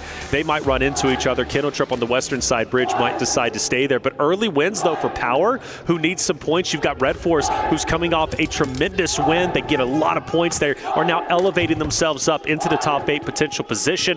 They're well within that zone, could play potentially the gatekeeper role. For others, though, as we know, towards Zarky, Alpha 7, E Arena, R8, they've got a relatively long rotate, but I believe they're going to hug on that north hand side of the map, maybe towards Yasnaya, so that side shouldn't be too busy. But yeah, for Nogsham Red Force, Power, we got, of course, Alter Ego's Ares, who needs to recover after game number 1. I think they're set up quite nicely. Yeah, they had a little tight drop over towards Milta, very early out the plane path. A couple of teams out there as well, Power and Gamax. And to be fair, if you're going to choose 2 teams to be right next to you when you drop, it is Power and Gamax, who are in 23rd and 24th on the table, respectively. Yeah, and they managed to get all the way up to Lipovka fairly unscathed. We saw Kinotrope as well taking up Ferry Pier, away from 4 Thrives, obviously, who normally drop there. We've seen them drop there for the past 2 days. Of course, not playing today. That spot was open, and Kinotrope have been able to take up that mantle, which does mean that there's potentially different dynamics if Alpha Gaming opts to go for that West Bridge rotate instead of going directly into the zone, right? Going past Thunder Talk, which is also an option. You say that, it's not going to be an easy one, though, is it? Thunder Talk's been putting up a wonderful fight, and I think for them, they want to prioritize this rotate onto mainland as quickly as possible. There's just no way military is going to be obviously within that next zone, so they want to try and get a move on and potentially get some distance between them and APG. For the other rosters towards Zarky, nobody's moving just yet. Relatively slow goings. R8 did disengage. They're now moving up towards the north-hand side, which could give them a pretty big advantage, in my opinion, if they can set it up properly and have the wherewithal to know, okay, we might have a couple teams rotate in towards Yasnaya. We could play gatekeeper. That could be some much-needed points going their way. I mean, after all, same kind of conversation with Nogsham Red Force, R8, AXTMG. They're a little bit on that bubble, right? They've got a lot of ground to cover, and they're running out of time. Thunder Talk being cautious on this bridge crossing, rightly so. There's nobody currently challenging them, but because of the number of parachutes that they saw heading to that northern side, they would have seen at least 3 or 4 teams heading out over towards the mainland from that Novo drop. They are being nice and cautious to get across this one. They're serpentining across the bridge, they're leaving backstops. It's nice and disciplined from Thunder Talk, and they are going to be able to carry their journey on in towards the south side of this circle, moving now to the south edge of Milta. Weibo, pretty easy rotate for them. They're going to be just fine. Team that is at 42, still very much possible. Revo, a bit of a misjump, but that's okay. He's styling on us anyways. Again, up there towards intense game. The arena. Thunder Talk goes over to the right-hand side, maybe closer and closer towards Gamix. But one thing about this zone, right? I mean, it's so much water, right? There's only going to be so much land that's going to be usable. It's obviously playability-wise. So, yeah, I think it's going to be quite a bit tight. I do worry maybe potentially about Falcons. I think they're just fine at the moment. But if they do decide to hang around school area, you've got Ida, who's already going to be there, most likely very early on. They're probably going to stay there for the time being. You still got IG coming onto your backside. You have, of course, E-Arena, so Falcons going to be just fine. For Kinotrip, though, I am quite excited based off of where they're currently positioned, but Power is getting dangerously close. Yeah, a lot of contest for that central location. Alter Ego moving up, potentially out of Lipovka towards Prison Hills. It looks like Rosemary may be wanting to stretch out a little bit further. Currently power hold to the south of it. Kinetro, they're up onto the tower right now and just trying to keep an eye out towards Nongshim, who are taking some shots over towards power as well. He's still relatively quiet. Tense game. They're on the move. Going through Pochinki, straight into the area off to the left of Falcons. APG still on military. They will decide to finally get a move on. They're not going to go on that western bridge. They're going to take the eastern side, which honestly is good for them. They have to assume if we do take the western bridge, teams are most likely going to be rotating late through blue. That would then include Weibo, who's going to be on to just behind them. Obviously, you do not want to get sandwiched, especially when you don't know how many teams are going to be on mainland once you do decide to get back into the zone. Luckily for them, kind of same conversation that we had against Thundertalk. Nobody is going to be gatekeeping them on the bridge, which honestly, I think is quite surprising. I think there would have been an opportunity to camp that bridge, but I know it's not necessarily the smartest thing to do at times, especially at this level, because you typically end up cannibalizing each other. But for APG, they should have a free rotate. Yeah, it looks like they're going to be unscathed on their approach. We'll see where they can go from there. Alpha 7, they did in fact go over that north side, over the north of Yasnaya, and they're looking to slide on in past Mansion, past that open area to the north of Prison, because there isn't too much contest there right now. Those fields fairly uncontested. A couple of those dips being taken up by AXTMG right now, who again find themselves fairly central in a fairly solid spot. Let's hope that they don't mismanage it this time.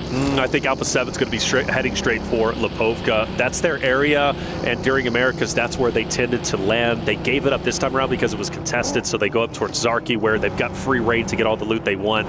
But Lipovka, an area, at least on that edge, they are very comfortable, super familiar with it, and it's going to be tough for any teams to battle them on their home turf. Alter Egos, they're going to have Alpha, who's going to be the, upwards, so he's still going to be a bit separated from Alpha 7, but he should be calling this out and saying, okay, A7, they're going to be up top. Let's continue to maintain where we're currently at. And Milta is currently free, absolutely free. Thundertalk doesn't even decide to take it either.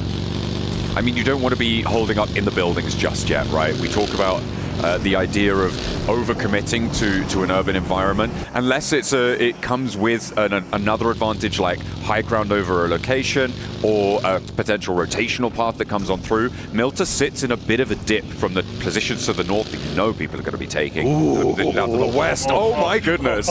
Maybe you're going to go in there now though. Yes. Because it is only when it commits on the side of an urban environment that you want to send in. And that is one hell of a shift. Let's go. Mad Max on the road. Look at everybody just shifting down. So many names, so many teams. Everybody's like, oh, wait a minute. We were not prepared for this. And well, Alter Egos will take over the right-hand side. And now the gunshots start to fly. Power, by the way, does have a hovercraft. And well, Rico says, I want to try and take it out if I can. Gamex struggling so much. They're only at 6 points. They've already lost a player. But where they are currently at, maybe, just maybe, they can get a couple of shots and take down some stragglers from other rosters rotating in. I'm looking at Weibo Gaming right now. They've taken an interesting approach to this one. They've sent all the way out on that western bridge to Sosnovka Military Island. They're currently rotating on the north side of the military base. They're going to be coming through on that bridge, so potentially a little bit of a wild card in play here. They could go for an aquatic approach to the mainland too.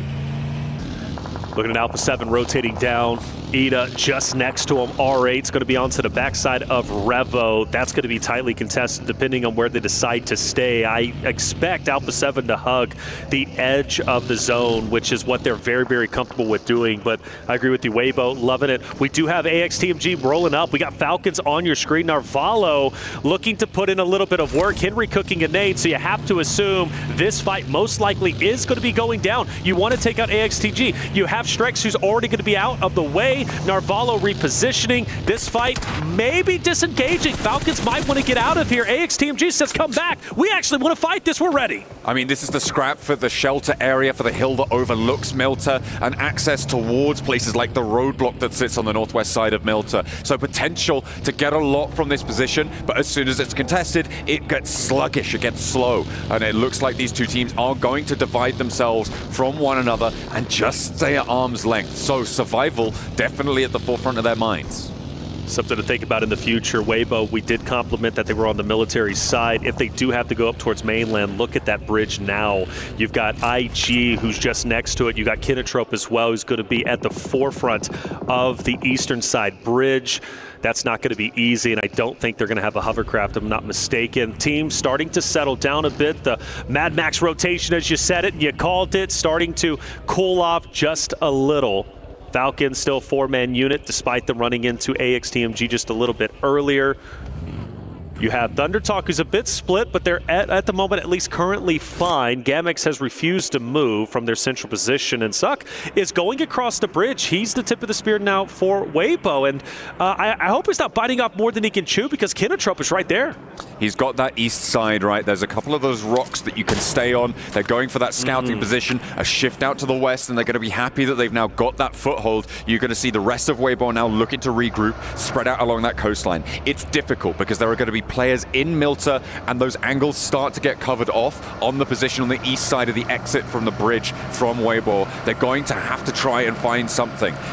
There are some options as well to the western side. Obviously, you've got the gas station just as you come out. Yep. It's pretty difficult to get in towards that, though, uncontested, especially with how ram-packed this circle is right now above them. Well, good news for them. IG does decide to rotate in towards the northern side, Kinotrope as well. But when you do hug the edge of this this water side, you know you're going to be taking some shots, not only across the way, but as soon as you peek your head at the top, it's most likely going to get popped off. I mean, Kinotrope, great example. They've been looking to gatekeep unintentionally. They didn't know about it, but they knew there was going to be a team most likely coming across that bridge. And once they see it, it's Kinotrope who's just absolutely ready for it. IDA, however, is set up still quite nicely. And I think for them, especially R8, AXTMG, going to rotate straight into them. I think this might be a big game from IDA if the zones continue to bless them. I'm feeling for Alpha 7 right now as well. Over on that northern side, they're having to push out into the blue.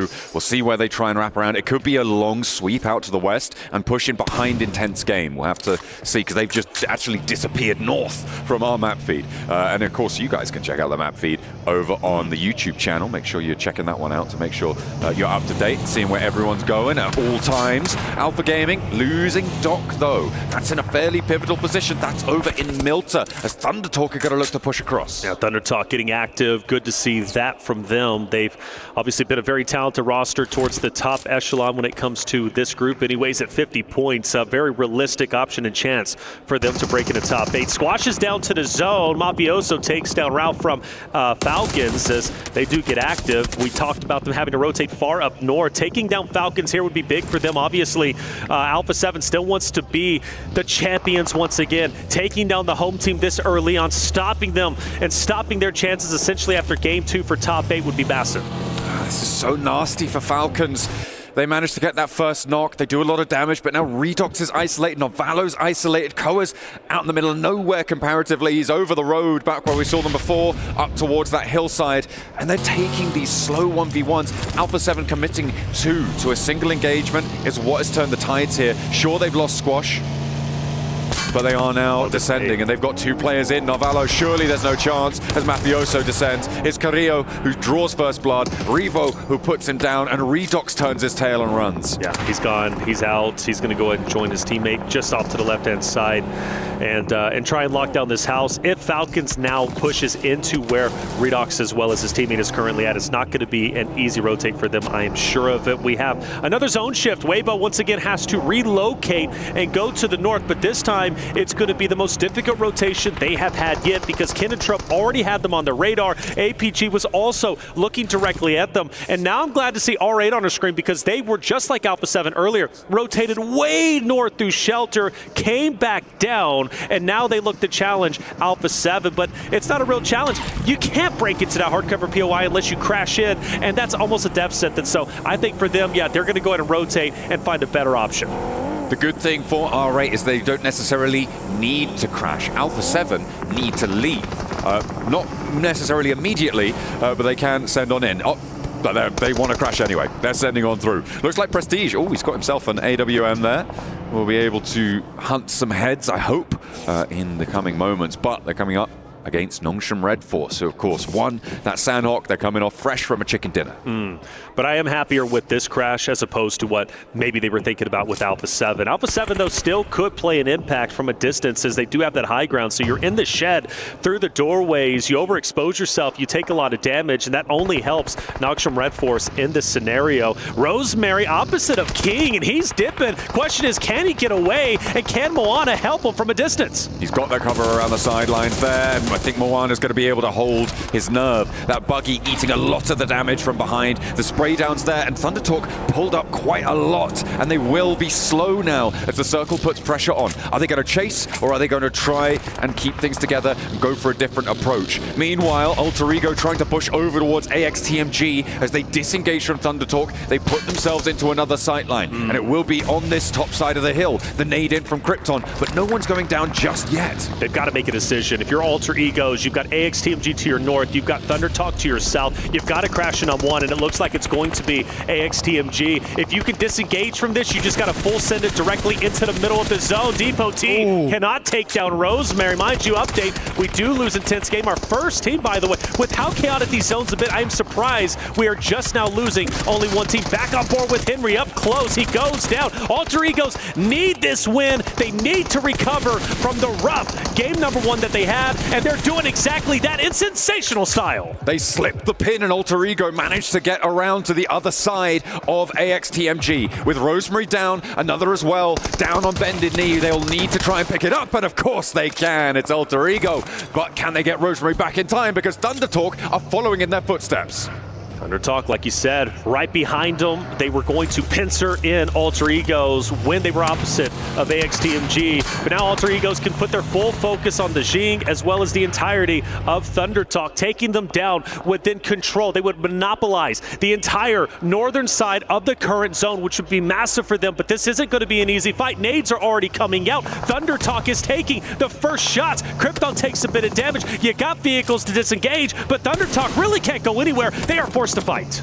4 players still alive though, which means that they do have a shot here into this engagement. Alter Ego looking to keep this pressure up. Are Ida going to try and chime in? I don't think they're going to want to leave their position right now. No. A little bit closer down towards Milta. Next circle is going to come on through, and it goes a lot more central, so Ida definitely not wanting to flex out at this stage. Gamax very happy. I'm looking at E-Arena as well in the middle of this one, having a good time. I think Power, they'll be able to survive. I'm not expecting them to be able to get up towards these hills, but then again, and this is going to sound mean, it's Gamax in their way, so it might be a little bit easier. Might be a little bit easier, you're right. And Gamax hasn't moved, by the way. That's been one of their things that's hurt them so much, is their inability to make a conscious decision of, this is what we need to do. Let's make an effort. Let's push up. But granted, I will say they've been center zone. Where they're currently at and how they're playing is not bad according to how the zone currently looks, because theoretically everybody's going to have to rotate into them into center. So maybe they could pick up more eliminations in the future. But right now at 6 points, you got to think teams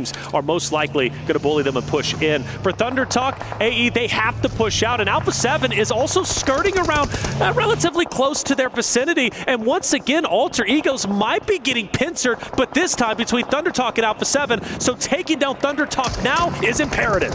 It's not a full threat from Alpha 7 though. Only a few of them moving in, and that's going to allow Krypton to be unleashed, and Thundertalk, they have no chance. This guy is insane on a swivel, finding one, finding two, the rest of the team with a volley of fire, and the E-limbs just keep coming. Alter Ego now up to 7. That first game, forget about it.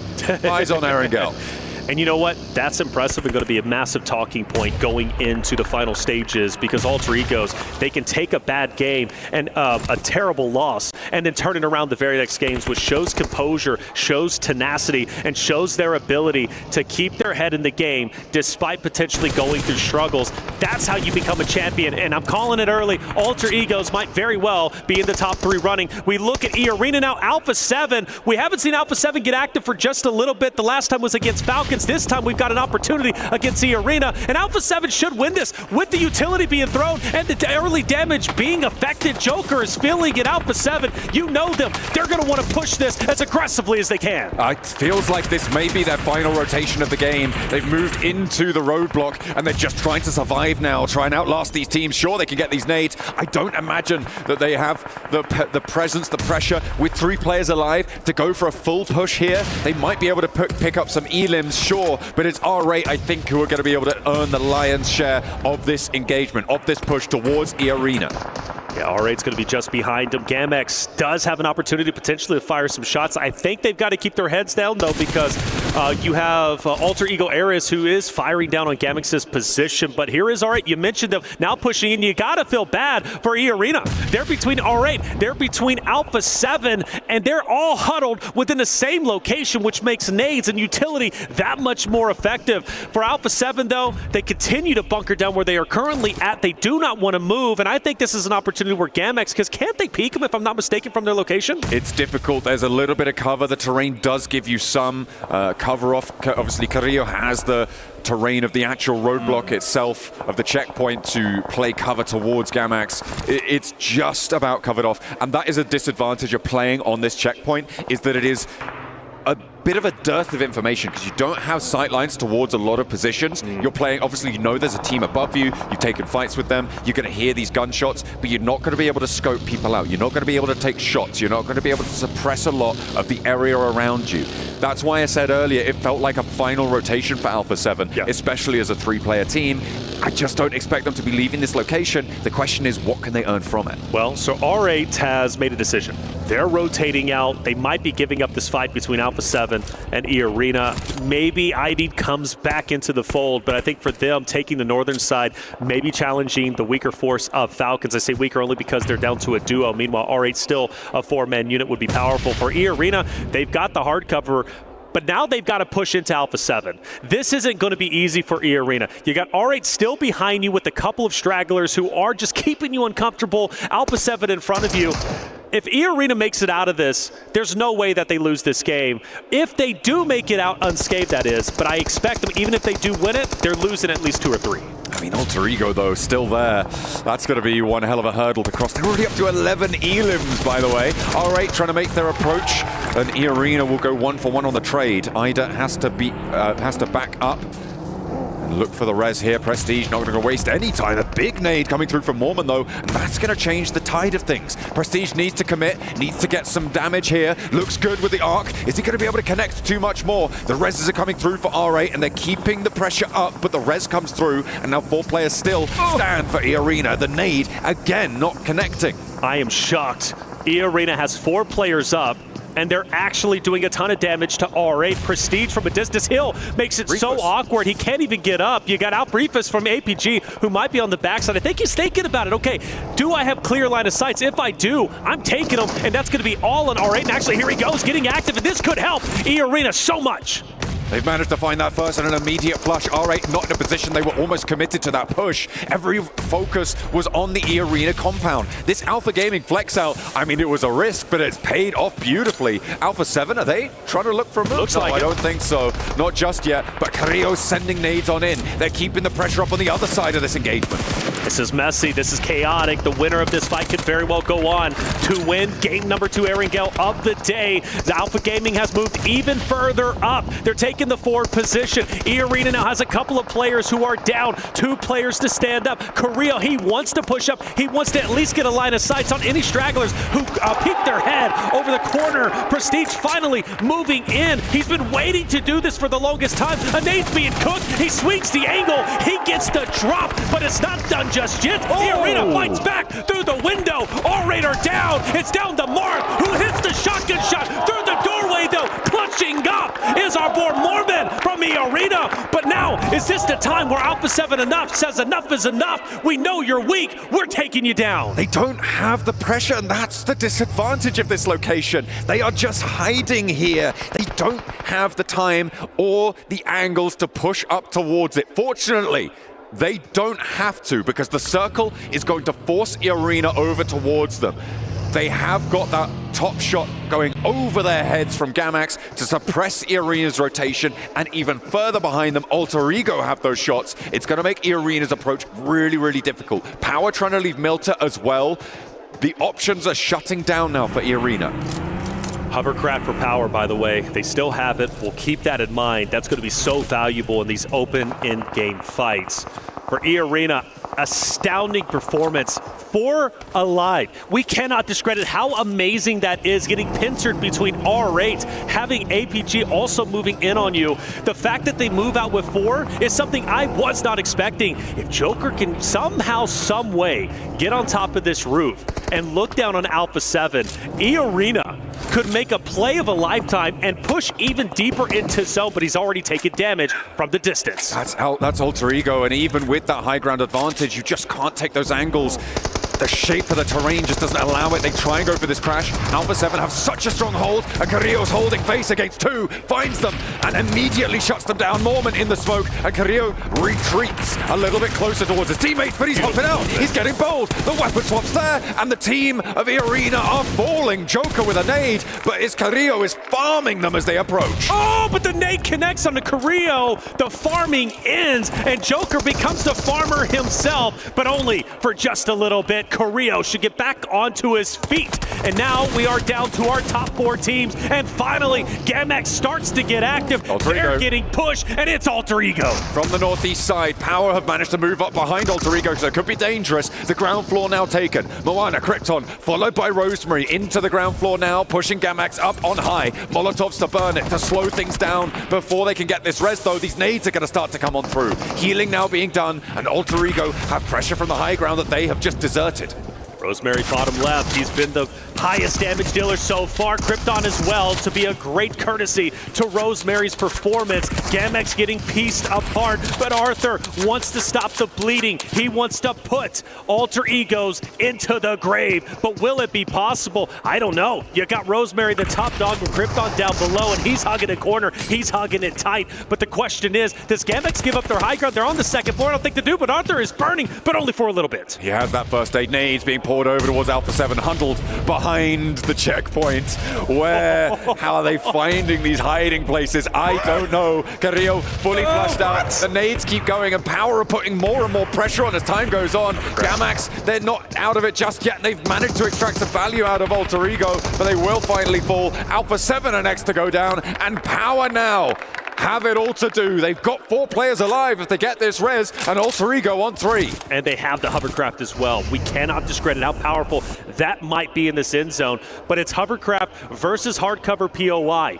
Alter Ego's areas, 15 eliminations.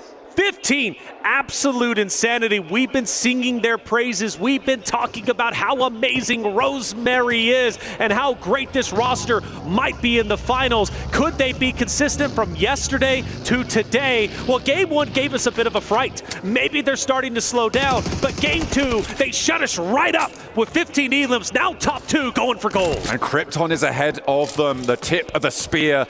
He is the top fragger right now. He's been doing a lot of work coming in on today, and he has still got a little bit more gas left in the tank. Over to Easy. Krypton and Moana. Moana goes down, and Krypton falls next. A nice hold there along the sight lines for Power, and it's all up to the man himself. It's Rosemary with a chance to prove that he could take a 1v4. Sure, it might be against Power, but it would be legendary. Unfortunately, it's not to be, and Power managed to leave Milta in the chaos, move in behind Alter Ego, and they take a chicken dinner.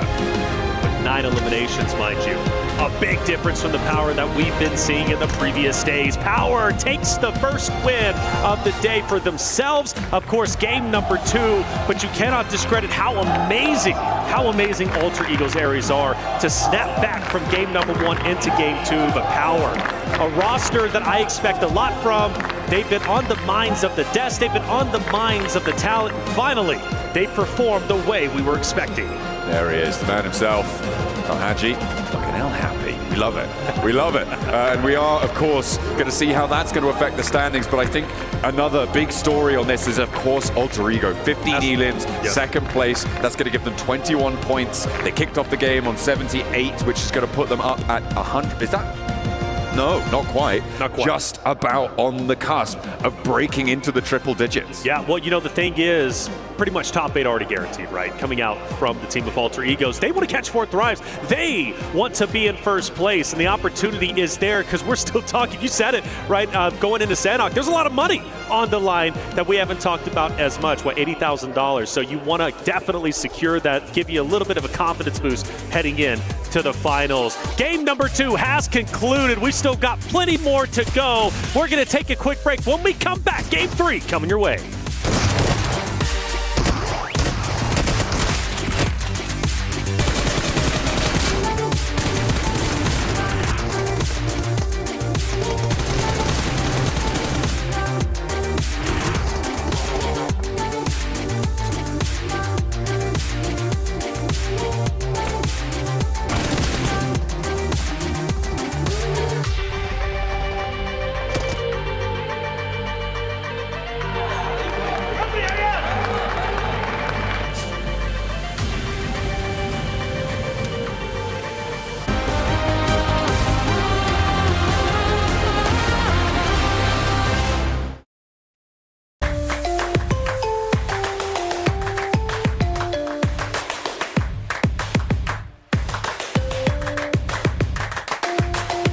Level up your gaming experience with over 8 billion playlists, only on Spotify, the official audio streaming partner for the 2025 ESPORTS World Cup.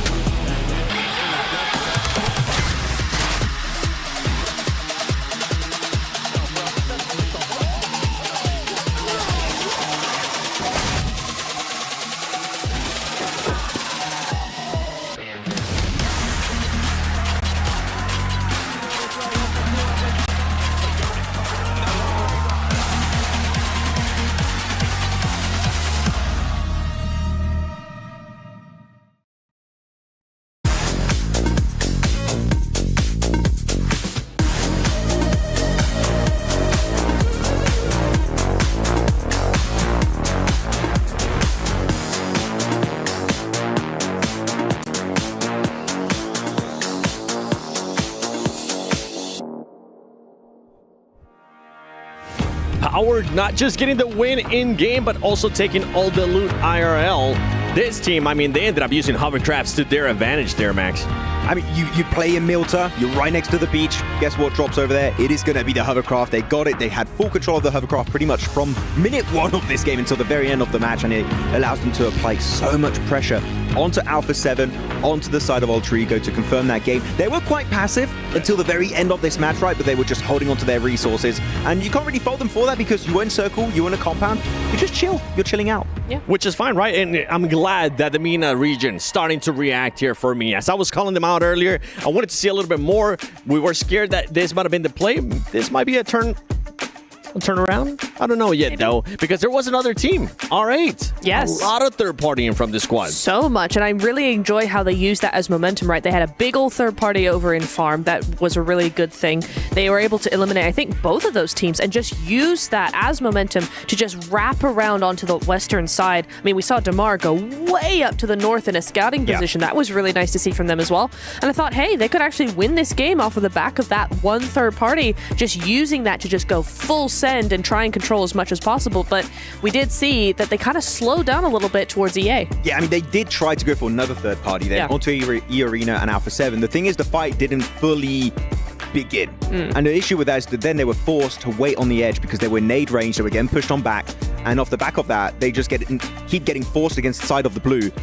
And unfortunately, that's the main issue with third parties. When you are delayed significantly, you're then forced to go into a fight you just don't want to take anymore. And because of that, R8 were not able to go the entire way. The first third party, amazing. Second one, a little bit lackluster for me. It was a bit shaky there. And then on top of that, I mean, you had E-Arena Sakura just popping off through the smoke. 2 players, 1 shotgun. He made it happen. As we're going to be taking a look here at the match ranking, Alter Ego Ares, even though they didn't get the win, this team was just absolutely dominating. 15 eliminations, 21 points total there, Max. We really need to talk about Alter Ego right now because take your time. They drop Lipovka, they go for wide rotation into the side of Milta Power, go back up to the mountain of Lumberyard, eliminate, I mean, every single team on Lumberyard. I think that 11 eliminations the moment they start to leave Lumberyard, go for the push onto GMX's compound, and that's keeping in mind that the circle just kept shifting away from them. Like, this is not a gifted circle win that they could have gotten. No, they had to fight for it tooth and nail the entirety of this match.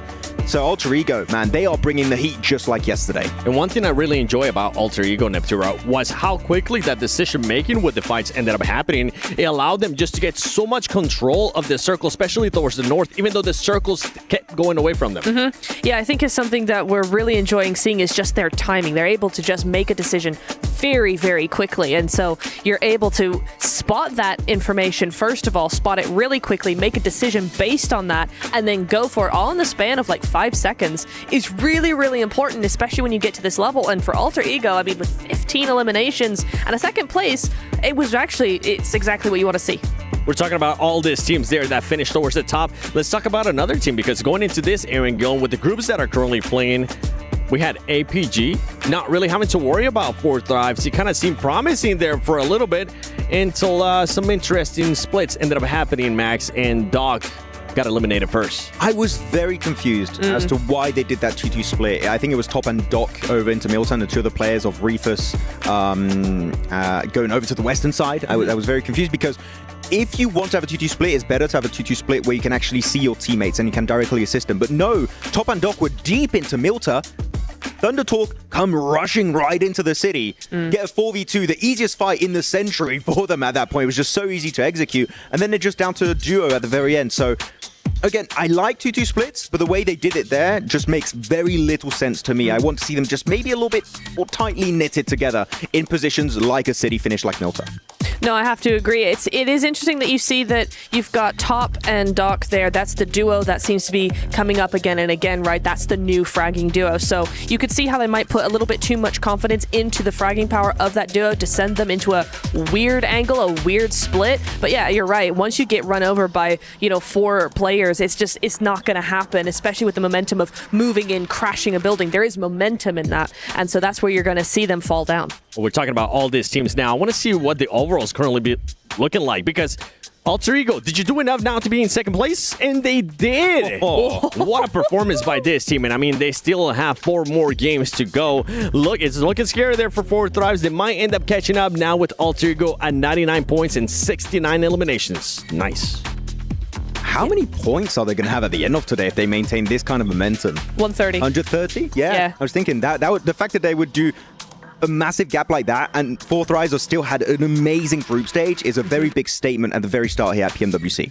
So let's take a look at what Alter Ego's doing, right? Currently, they're in second place, and then the next team that's following them that still has matches to go is going to be Alpha 7, and they're all the way down in 7th place. There is a 30-point gap right there. If you're Alter Ego, and this is going to be a question for both of you, and I'm going to go with you first, Max.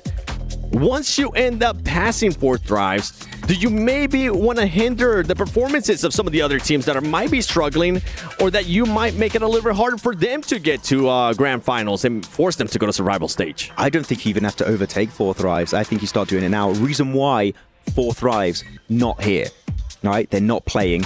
What's available? Western Bridge. Where do Alpha Gaming like to rotate? Western Bridge. Would they expect it? Hell no. I would love to see them take Fairy Pier for themselves and just gatekeep the hell out of Alpha Gaming, just to say, no, you're not making it to finals. Go to the disgusting survival stage over there. You don't belong there just yet. Alter Ego, making it harder for APG. I like that. Nep? I typically disagree with anything target. Yeah, you say. No. I typically disagree with things like, trying to target other teams once you've reached a certain threshold. However, I really like your idea of actually trying to gatekeep APG because they just would not expect it. I think that would be super effective. Okay. All right. I want to see some other team pretty much just get spoiled there by the way that Alter Ego's playing, because this team right now, it feels like they're doing just everything absolutely perfect. Going to this second Erangel, though, I want to see if they can continue on this momentum. So let's send it over to the casters. Soldier Reflections and John Allen. Doing the test for putting in the heavy work as much as you guys have there. Map number 3, halfway point for today.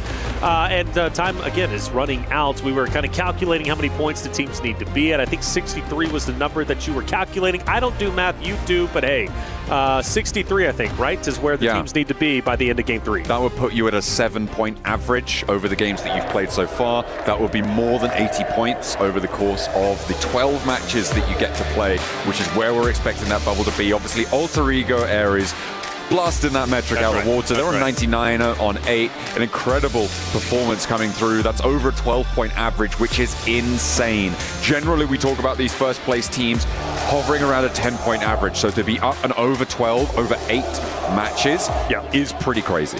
So Hora Esports at 46, they're just below that threshold. I think this is their game. I'm feeling it. You go back to day 1, and Hora started off game number 3 with a second place finish, 16 total points with 10 eliminations. So for me, I think this is their opportunity to shine and blast past through that point threshold at 63. So Hora, all eyes on them. For me, who you looking out for? I think that Max might have been on the money. Weibo with a slow start. They're going to be pushing in, getting a little bit more momentum now. It's time to engage the thrusters. It's not too late. Let's see if the PEL can do it. And Alpha Gaming, they're rubbish. Everybody hates. Yo, hold on, chill out. He said that, not me. Alpha Gaming still in the running alongside that of Hora Weibo. You know who hates them the most? Who's Maxman? Is that right? Yeah, he really hates Alpha Gaming. You know, I'm glad Maxman is a strong individual because he gets a lot of flack on the desk by you. Well, he makes predictions and therefore can be criticized for them. Absolutely. Well, I think he's just an easy target in general. All right. Hey, no, the guy's lovely. Yeah, the guy's lovely. Love Max, man. Hey, here it is. We going into our next game. Wow, hold up. It's that time. Hey, it is that time, and Hora's ready to get rocking. All right, opposite of my set. This is Hora's game, but they've got to win this initial fight. Jiggle around the corner. Using a valuable nade, and incredibly valuable because that was in fact the only weapon that he has. He's pulling the knife, but immediately shut down by the shotgun. It looks like the weaponry's on side for R8, but the trades are still there. It is just ordnance here. No, a double barrel there coming through as well. So seems to be all flak on the action. And actually, 2 players from R8 go down. The Sky finds a second. Okay, he's got a pistol as well, and he's on the chase. Prestige with a rifle. That might change the tune. A great equalizer. Everybody's got shotguns, knives, nades, and Prestige He's got the AUG, and he's mowing him down. Sleepy, though, still makes an attempt and hits the shots needed. Wait a second. Just when you think it swings into the favor of R8, Hora turns it around, and Hora stands 10 toes down, living it out. 2 players down, yes, but they're going to get back up. This is Hora's game, and I predicted it.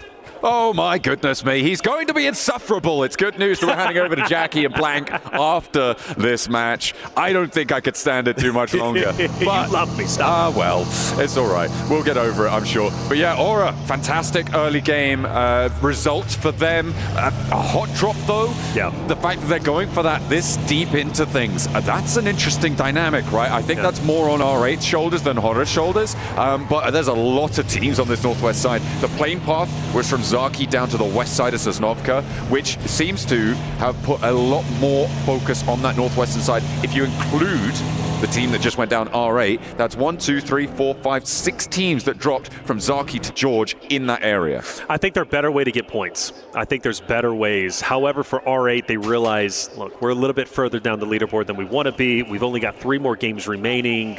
Let's try a hot drop. Let's just go for it and go for gold. If we do lose it, we're going to be in the same position we were already in, which is going to the survival stage. So I do respect the gusto, but I do also think, again, there are other ways that R8 could have gone about game number 3 than they just currently did. But they chose how their path was going to, or how they were going to travel down their path, and it is what it is. On the bike we go for Alter Ego's Rosemary. Again, on your screen, they're coming off the back of a second place finish, map 2 with 15 eliminations. But I have to say Rosemary is a much better shooter than he is a bike rider. Yeah, needs to get a grip of those handlebars, mate. It's not. That's not how you do that. Not at all. The walls are the things you avoid. Do you ever rode a unicycle? Have I ever rode a unicycle? Yeah. I've tried. Have you actually? I never have. Yeah. Nice to hear you say that. Very adventurous. I have tried. Okay. You fall? And that's all I'll say about that. I want the video. Well, I want the receipts. That's you have to pay extra for that. Okay. That's not part of the usual day rate. Fair enough. Well, hey, let me know what the price is. Alpha 7, Gamex have already started rotating on the northern end of the zone, and I wonder if that's intentional, at least for Alpha 7, to kind of gatekeep Gamex again. Gamex, hate to continue to say it, but they want to try and take them down maybe potentially as quickly as possible. See them, and they did actually take them down in game number 2 very early on, so maybe seeing a repeat on that. As far as the center goes, we look at Nogshim Red Force, who's going to be dead center, right? Still trying to fill out the zones. They've got Falcons around them, power, it's starting to get contested, but that's kind of what we expect. This zone isn't as diabolical as the last zone was, but it's relatively similar, so we're probably going to see a lot of the same rotations. Teams starting to move in around those Yaz fields now. Taking up residence there, looks like, again, AXTMG in a fairly strong compound on the west side of those Yaz fields. But there's a history of mismanagement in that roster, and I'm starting to lose faith that they're able to pull that off. So I wonder who's going to take that from them. That would be the question on my mind. Alter Ego starting to stretch their legs to head a little bit further north right now, and mixed in with Nongshim Red Force and Power. They're trying to move in over that mansion area, over towards the Yaz fields as well. They'll try and find their slice. Lana hanging out on the outside still. You said trying to find a slice. Where's it at? Where do they stop? Well, I don't think they know just yet. Maybe circling Power is just keeping that pressure on. They'll take a little bit of damage, but for Easy, is Easy isolated? I think he might very well be. The rest of the Power roster seems to be off in the distance. I don't expect anybody to crash in on him. Yeah, so Power is going to be roaming. Easy keeping that compound, maybe try to keep it in check, maybe keep a presence there so nobody pushes into him. I do notice, though, Falcons is getting dangerously close. Yeah, they will try, I'm sure. They'll try their luck. Power on the God compound overlooking that mansion area. And over on the east, they're going to be difficult to displace there. May have a team rock up and play neighbor on that north side of the ridge, but we'll have to wait and see. Ida as well now, a late entry towards the circle. They dropped down towards Military Island earlier on in this match. They were split on the west side. They got off of the Military Island earlier than APG did, and Weibo Gaming currently not challenging from Primorsk. They are a little bit behind that rotational speed.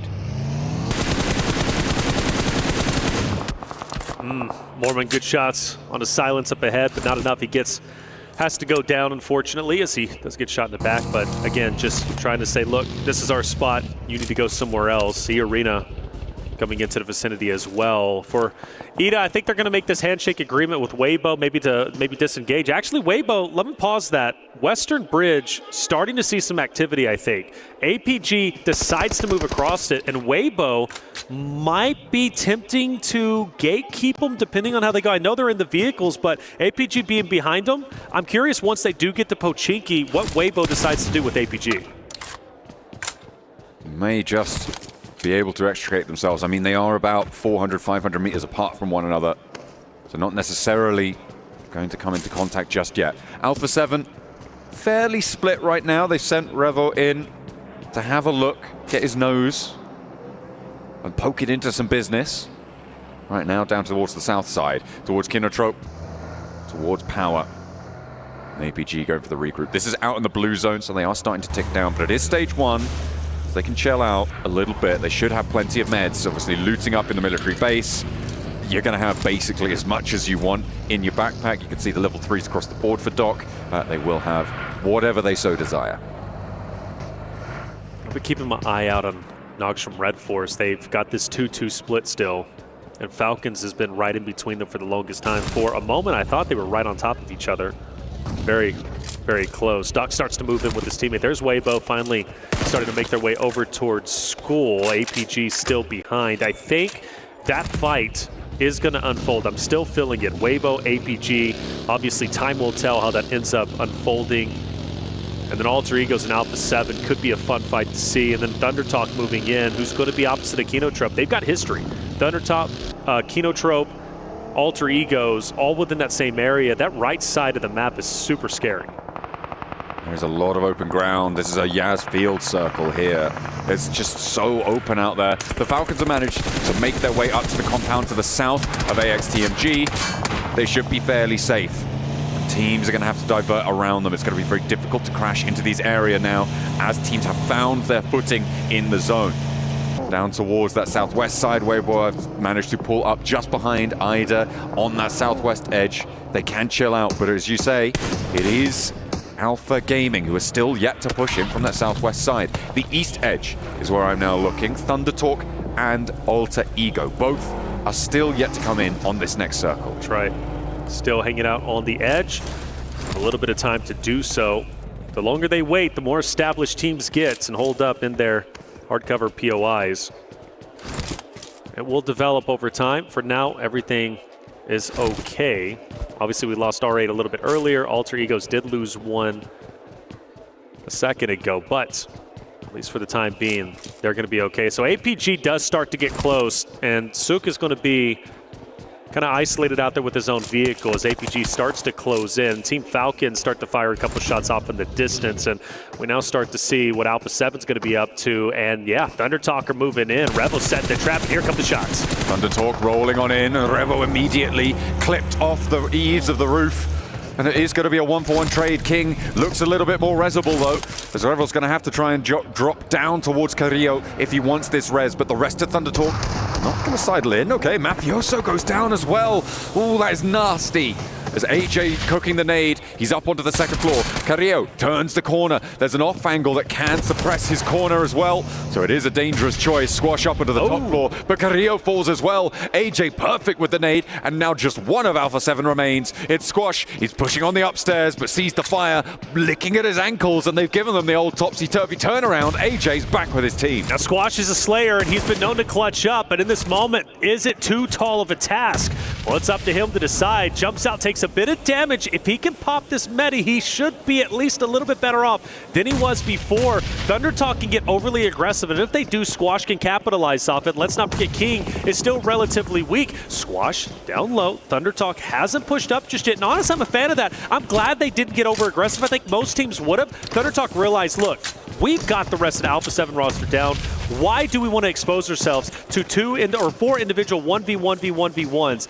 Let's walk in together. Let's play our numbers. Let's take down Squash in a good controlled fashion. No more first aids for Squash either. Just those stims. He's got 10 bandages. Could potentially heal a little bit, but he's just keeping that shotgun trained on the exits here for Thundertalk, and they step into the meat grinder. 2 go down. He turns his attention right. He's moving out wide. He still doesn't have the meds, but he gets the reload, and that's 2 of Thundertalk down now as Squash hops in for more. King just able to find the angle in the last second there. It looked hairy, and it was for Thundertalk. There could potentially be a third party, but they'll survive as 4 for now. Yep, great work for Thundertalk, but almost a heroic effort from Squash, a man who's been known to clutch up. And speaking of clutching, Rosemary has now entered the fight. Alter Ego's Ares is starting to move up, but they're doing it in a controlled fashion, just waiting for the perfect opportunity to fire those shots at the second window of Shing, who's up ahead for Thundertalk.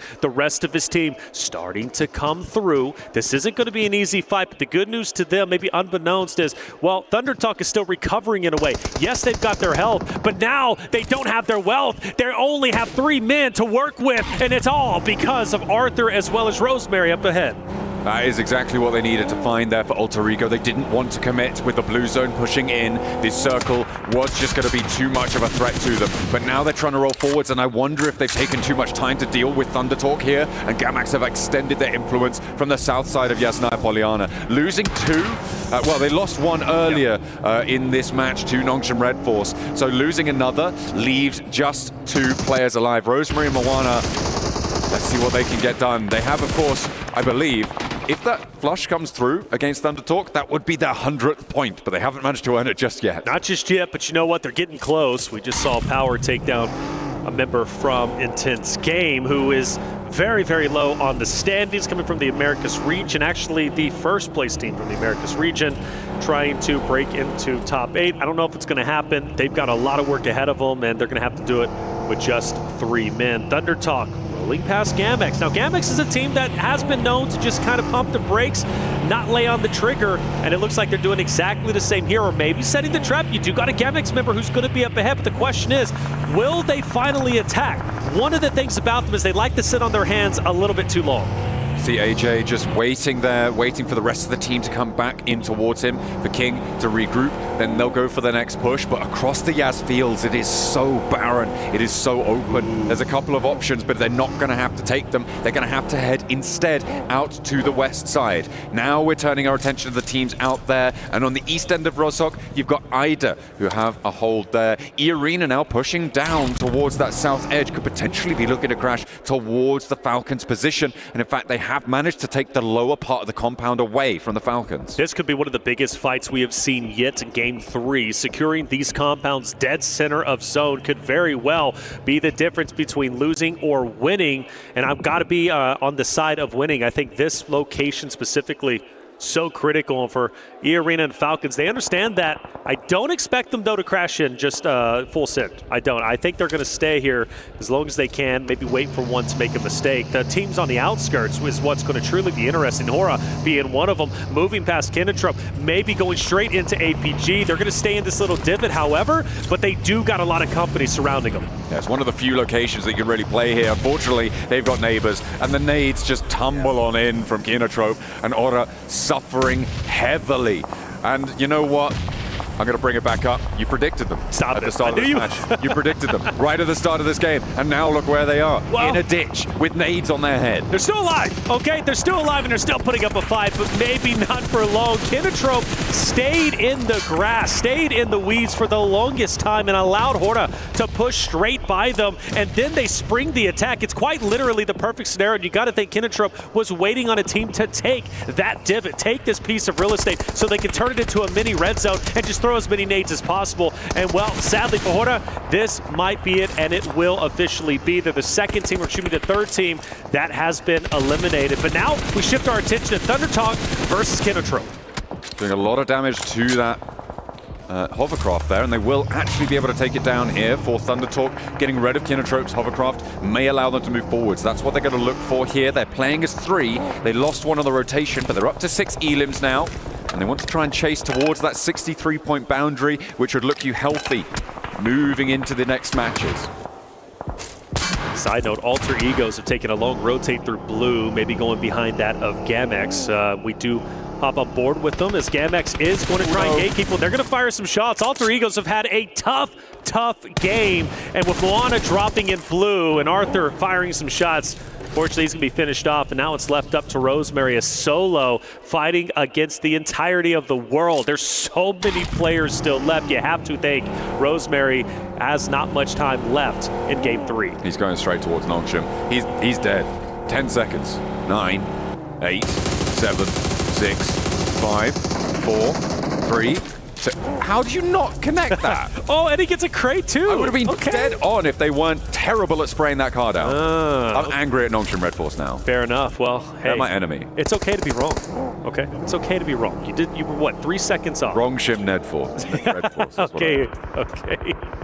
Well, Rosemary's still up. Bunchmaster himself. Zone shift taking place relatively shortly.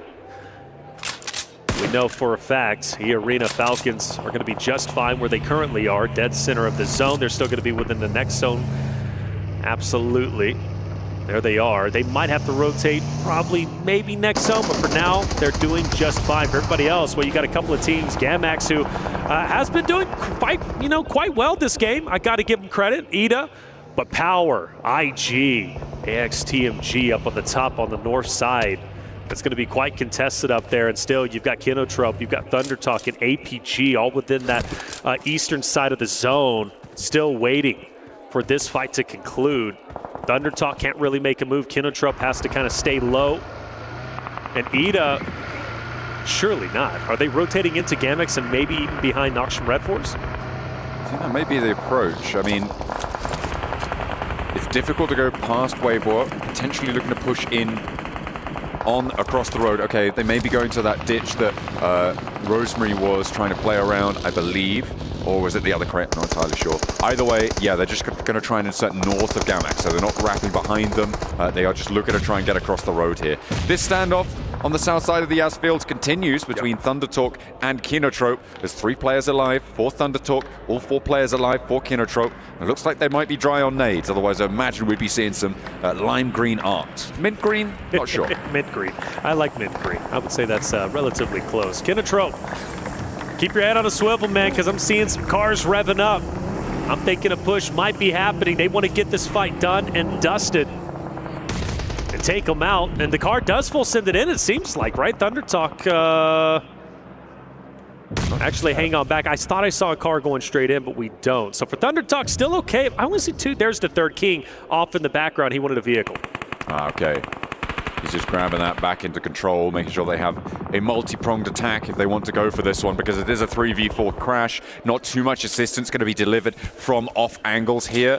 Maybe a chime in from AXTMG if Kinotrope don't keep their heads down, or if Thundertalk get a little bit too bold. The nade's opening up. Imagine the players are going to try and follow this one in. They'll know now that they're playing towards the back. Another bouncer, that's a stun over towards the back lines there. And that's why you can't stand up too much. That comes from across the way. That is AXTMG. Push is finally in. AJ surpasses the hill, gets taken down immediately. Kinotrope knows the push was coming through the smoke. They were ready for it. They capitalize. AJ could still get back up, surprisingly, but Sitting wants to push in. He really does, and he's been hinting at the pokey push. It would be epic if he rolls in and runs over several members of the team that they've been fighting against for the longest time. Of course, that being Thundertalk up ahead. The thing is, and I default to you, John, I mean, neither team can disengage in this moment. Like, they just got to continue to bump heads. Yeah, it's a really difficult position to be in for both of these two teams. Those ditches are really tough to deal with. A double spray down there from Darkin, though. Have the backup of Emery, but he has to hit the deck and will not be able to assist anymore. Darkin goes down despite his gargantuan effort that he was able to put in. Another nade sent in from Arthur. It doesn't quite connect onto Emre. Suk, by the way, for Weibo, has just been in the middle of this circle like a turret. He's been taking shots over towards Thundertalk, now down over towards Ida, now over towards Gamax. And I'm assuming Nongshim Red Force, I'm pretty sure they'll have eaten the lead there. But he's a solo outpost for Weibo, and he has been for quite a while. The guy's nuts. The guy's nuts indeed. I mean, to stay that center and beat a turret, as you said, not an easy task, because you know everybody's going to be focused on you from time to time. Finally, some fireworks going off. AJ's up close on final mark, going down from Kinotrope. Kinotrope looks to be losing this engagement. Only one player left alive. Thundertalk with one themselves. Both teams cannibalize each other, and it comes down to a 1v1 between Thundertalk and, of course, the last remaining members of the other roster they were fighting off against just up ahead, being that of Kinotrope. And that's one of the tough spots about being in that position, right? It's really it's a lose-lose situation. The most you walk out with is elimination points, but making it to late game, once that fight finally concludes, usually doesn't end very well. Crawling on over. Now AXTMG, they flexed out. They're moving on up. Trying to take the fight, but immediately that's Falcons actually taking shots out towards the north. They've been inside their compound for a while. The Falcons maintaining control. We saw, of course, Arena earlier pushing up towards them on that western side of the compound, but the Falcons do have some dominant sight lines out towards the north, out towards the east. A crazy hop over the ridgeline here coming through from Kinotrope, but it is not going to pay off, unfortunately. It felt pretty, but it didn't end up that way. Well, for Thundertalk, they walk away with only one player alive, but give them credit where credit is due, 8 eliminations. They've done fairly well this game in the elimination category, and now for the remaining solo, his job is to stay alive. We focus our attention on Arena, who takes down IG with quick fashion. In this game, only one player up, Padrino, who's going to be on the outskirts, and Falcons still going to be opposite of Arena, who might be in a better position once the zone shifts, depending on how it ends up unfolding. You talked about Zook, who was that of course, turret, center of zone. Weibo starting to move up just a little bit, but it's getting a bit dicey between themselves and the solo of Ida, but also Noxian Red Force. Doxy getting collected there and sending on out wide.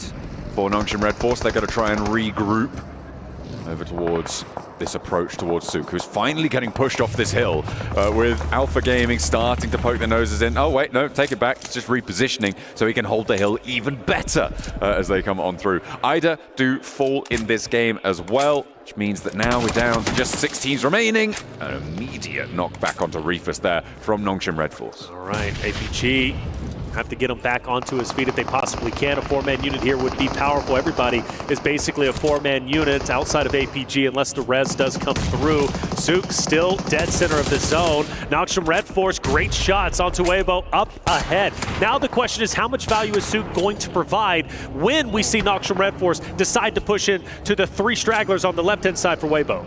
Zook should have broadside on this approach. It's going to force XZY, who has been lasering some shots on this hillside, to be into a low ground rotate. Beanie going to try and move on in as well, but Order is starting to cook the nades. So is 33Z, and they are now exchanging ordnance from one another.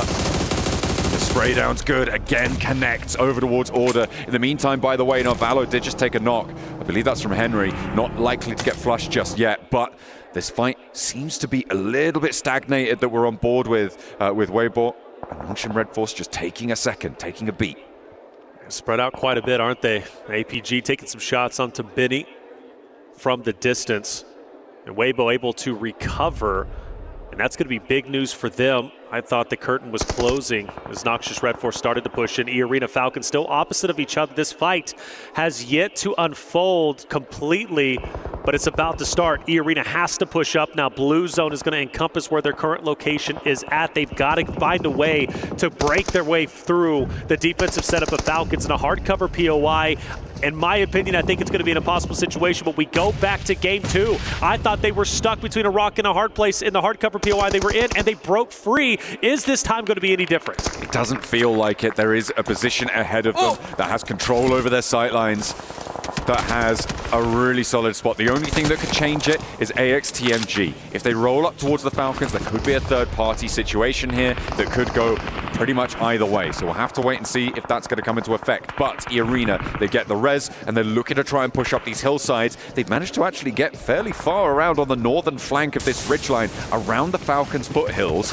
Will AXTMG take shots? I don't think they will. They're so focused on APG now because they realize APG's on the outside looking in. They've got to come through, and Henry is firing shots down lanes. Zyal is taking a vehicle in. So this fight between E-Arena as well as Falcons, it's just going to be those two teams. No anybody else. The winner going to be in such a powerful spot as we were setting up earlier, and the fireworks are going off. E-Arena's already lost one. Meanwhile, for the Falcons, well, they're still 4 strong, and they've got to maintain it. But does the tides turn? Well, not so much. Falcons with the Wolfpack looking so incredibly strong. E-Arena 2 down at the moment. Falcons still 4 strong, but Mormon says, hey, it's time to turn the tides, turn our luck. I'm staying alive, and through the window, firing some shots, but still not making a connection. But again, Mormon, you go back to game 2. He was the linchpin for the successful recover for E-Arena when they were getting pincered. And on the other end of this fight, they're going to have to leave. The circle shifts down south. It is a time-based situation now as well. Koa holding his nerve for 1. Turns back his attention to Sakura. Will be able to find it. Redox deserts him, goes down to the rounds of E-Arena, and he is not long for the same fate. The Falcons fall, and E-Arena make the crossing, but at the cost of half their roster and a hell of a lot of time. Noxious Red Force now pushing up. You've got AXTMG off to the right. Noxious Red Force have been a team on the outskirts. Now it's time for them to get active. 6 eliminations. They're going all the way. 4 teammates still up. They're the healthiest roster so far, but I do appreciate E-Arena going back to them staying alive, even though they only lose 2 members. Time in and time again, we've seen them get into these tough situations, tough spots where they have to push forward and take over a location, and they've been successful. I've been so impressed with E-Arena's performance. Order, nade over towards Mormon, and Sakura does connect. And the blue zone will be pushing them in. Weibo losing Suk, who was on that turret swivel. And hey, you know what? We came into this one. You said you were looking at horror. That's it. Do you know who I said I was looking at? You didn't say anybody. I said Weibo. Oh, you did? Well, you said it because Max Man said it. No, I said it because he said it at the start of the day, and I believed him. I agree. Just because I agree with something Max Man says, I know it doesn't happen often. No, it actually happens like all the time. It's crazy. He knows what he's talking about. Well, I feel like they have got a chance here. I think so. Nongshin Red Force, okay. However, they're looking pretty hot as well. Weibo open the bidding, and it looks like E-Arena is going to be suffering pretty heavily here, although they haven't managed to see him. Uh-oh. One still alive. One still alive, one looking to thrive, and finally E-Arena are gone down top 3. AXTMG, Weibo, Noxious Red Force. AXTMG taking heavy losses, and they are going to be out now down to the top 2. It's going to be a 2v4. Noxious Red Force looking to potentially have a tremendous day so far. They won game number 1 on Sanhok. They're looking to take game number 3. They are rocketing towards the top 8. They are rocketing their way up the standings. They're already at 9 eliminations. They've already got a winner chicken dinner. Even if the game ended now and they take 2nd place, their undeniable success today is undisputed. But Weibo have vehicles. Weibo, they don't have the numbers, but they've got the heart. They don't have utility either, though. And you can see the armor's in a pretty shambolic state right now. This roll forwards may actually work. They've left the player behind, suppress the ridgeline. They're trying to connect with the spray downs, and Order stays alive. That could be crucial here. He can get some healing done. XZ, can he connect? Yes, the spray down with the P90's there. The nade in response, sure. And now Order has to do something. He has to come up big. It's all up to him. A sliver of HP, back up to a decent amount, but it's a 1v3 as Binny moves on in. They've got the center of the circle under control. They're looking for the res as the flushes come on through. It's all but closed down, and Nongshin Red Force want 2 chicken dinners today. Here they go. Orders spring into action. He can potentially clutch this up, but he's going to have to work hard. He falls short. Weibo finishes 2nd, and Noxious Red Force finished the game 3 with a winner chicken dinner. 12 eliminations, making it their 2nd win of the day. A beautiful close down again. They are calm and controlled in these final moments. I think it's safe to say for Nongshin Red Force, they have turned themselves around since day 1. Really didn't go their way. They have earned the lion's share of their points today, and they are in that race now. They are in the conversation for a top 8 position. It is a brilliant story to tell for the roster. from South Korea. They have had a great time of it. Weibo as well, getting up into second place there. I think maybe an overcommit over towards the E-Arena Falcon situation. Really gave up the ghost on that. Obviously losing Sook in the middle was a pretty heavy toll to pay. Well, E-Arena as well, again, handing their flowers, tough spots, back-to-back maps, making it out, thriving in a difficult spot. They finish off in third place with 7 eliminations. They continue to impress me. E-Arena, if they can make it to the finals, my goodness, they would be scary. That's game 3 done, 3 more to go. We send it to a break. When we come back, game 4 coming your way.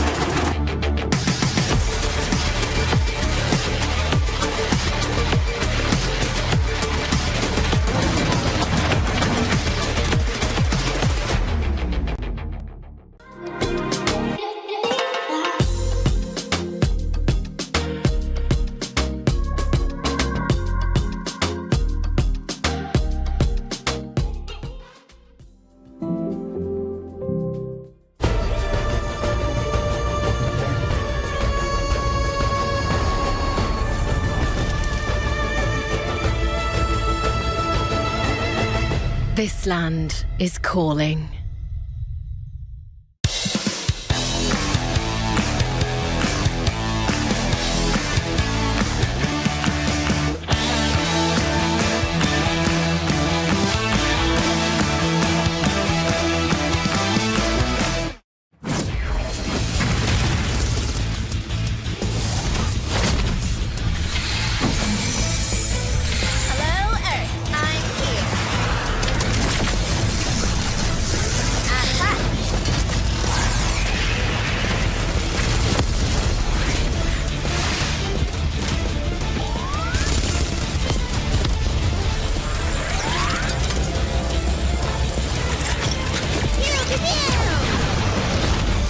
New Pulsar Legionnaire available now. First outfit with special head animations and voice lines. The Pulsar Legionnaire set comes with its own super cute voice lines that can be toggled on or off.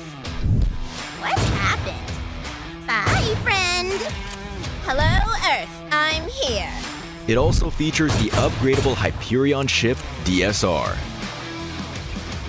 and Jet Reaver glider with special animations. Experience parachuting like never before. That's not all. Even more rewards await.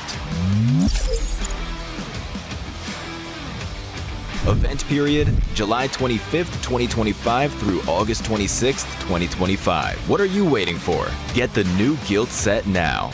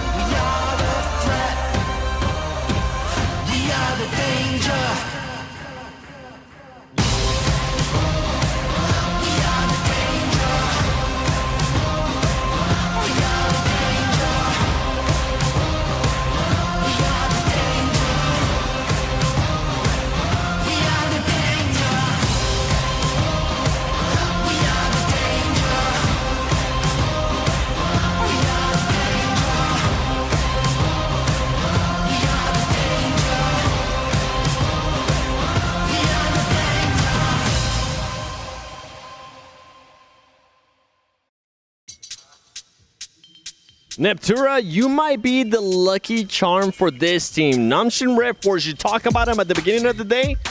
Their second win today.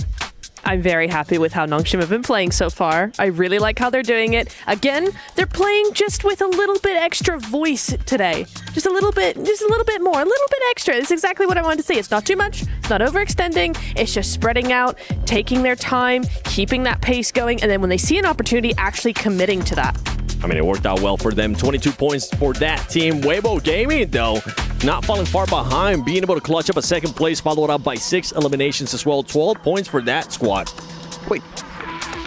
I was clicking the button. Nongshim were in 22nd place at the start of the day, if I'm not mistaken. I wonder how high they're going to be after their 2 chicken dinners already on the first half of today. We'll find out in a bit. That's true. You know, because that's how we do it. Usually leaderboards come in later. Wow. That's crazy how that works, Max. It's crazy how that works because also another team that's there towards the top, AXTMG, being able to collect some points as well. Actually outplaying Alpha Gaming, in my opinion. Using the circle to their advantage and knowing that the circle is going to be hindering Alpha Gaming. And Alpha Gaming sending Doc in the docketing position, being a little bit off to the side compared to the rest of his team. And they're just like, you want to play that building? It's going to be in the blue in like 30 seconds. We'll wait. And they did wait, and then Alpha Gaming went out. I never thought I would see this day, okay? Do me a favor, production. Do a solo shot on Max, man.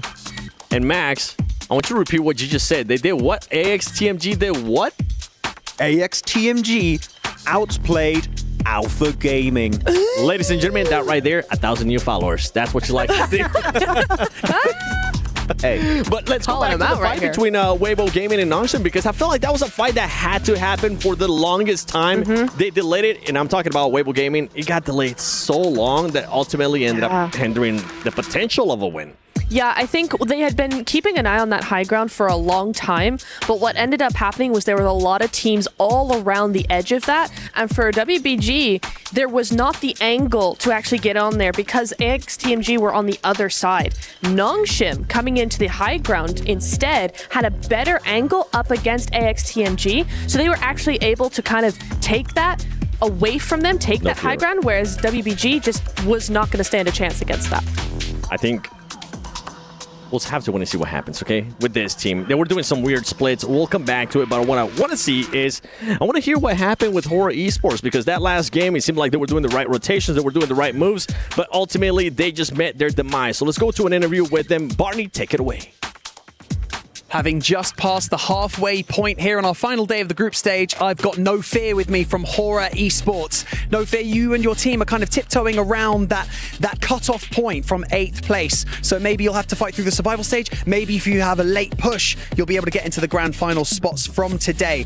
Tell me what issues you're facing, what problems you're running into, and what's going well for your team so far. We are facing some issues in game. Like information-based game, we are lacking that. So we are trying to overcome that and following games. And we are a little bit nervous on the game, and we have to play little slowly.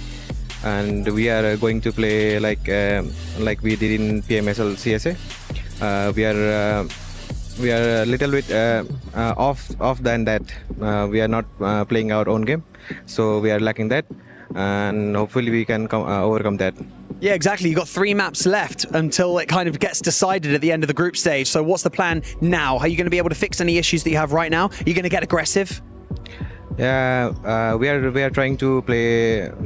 As I said, we are trying to play an information game, and we usually don't push like blindly.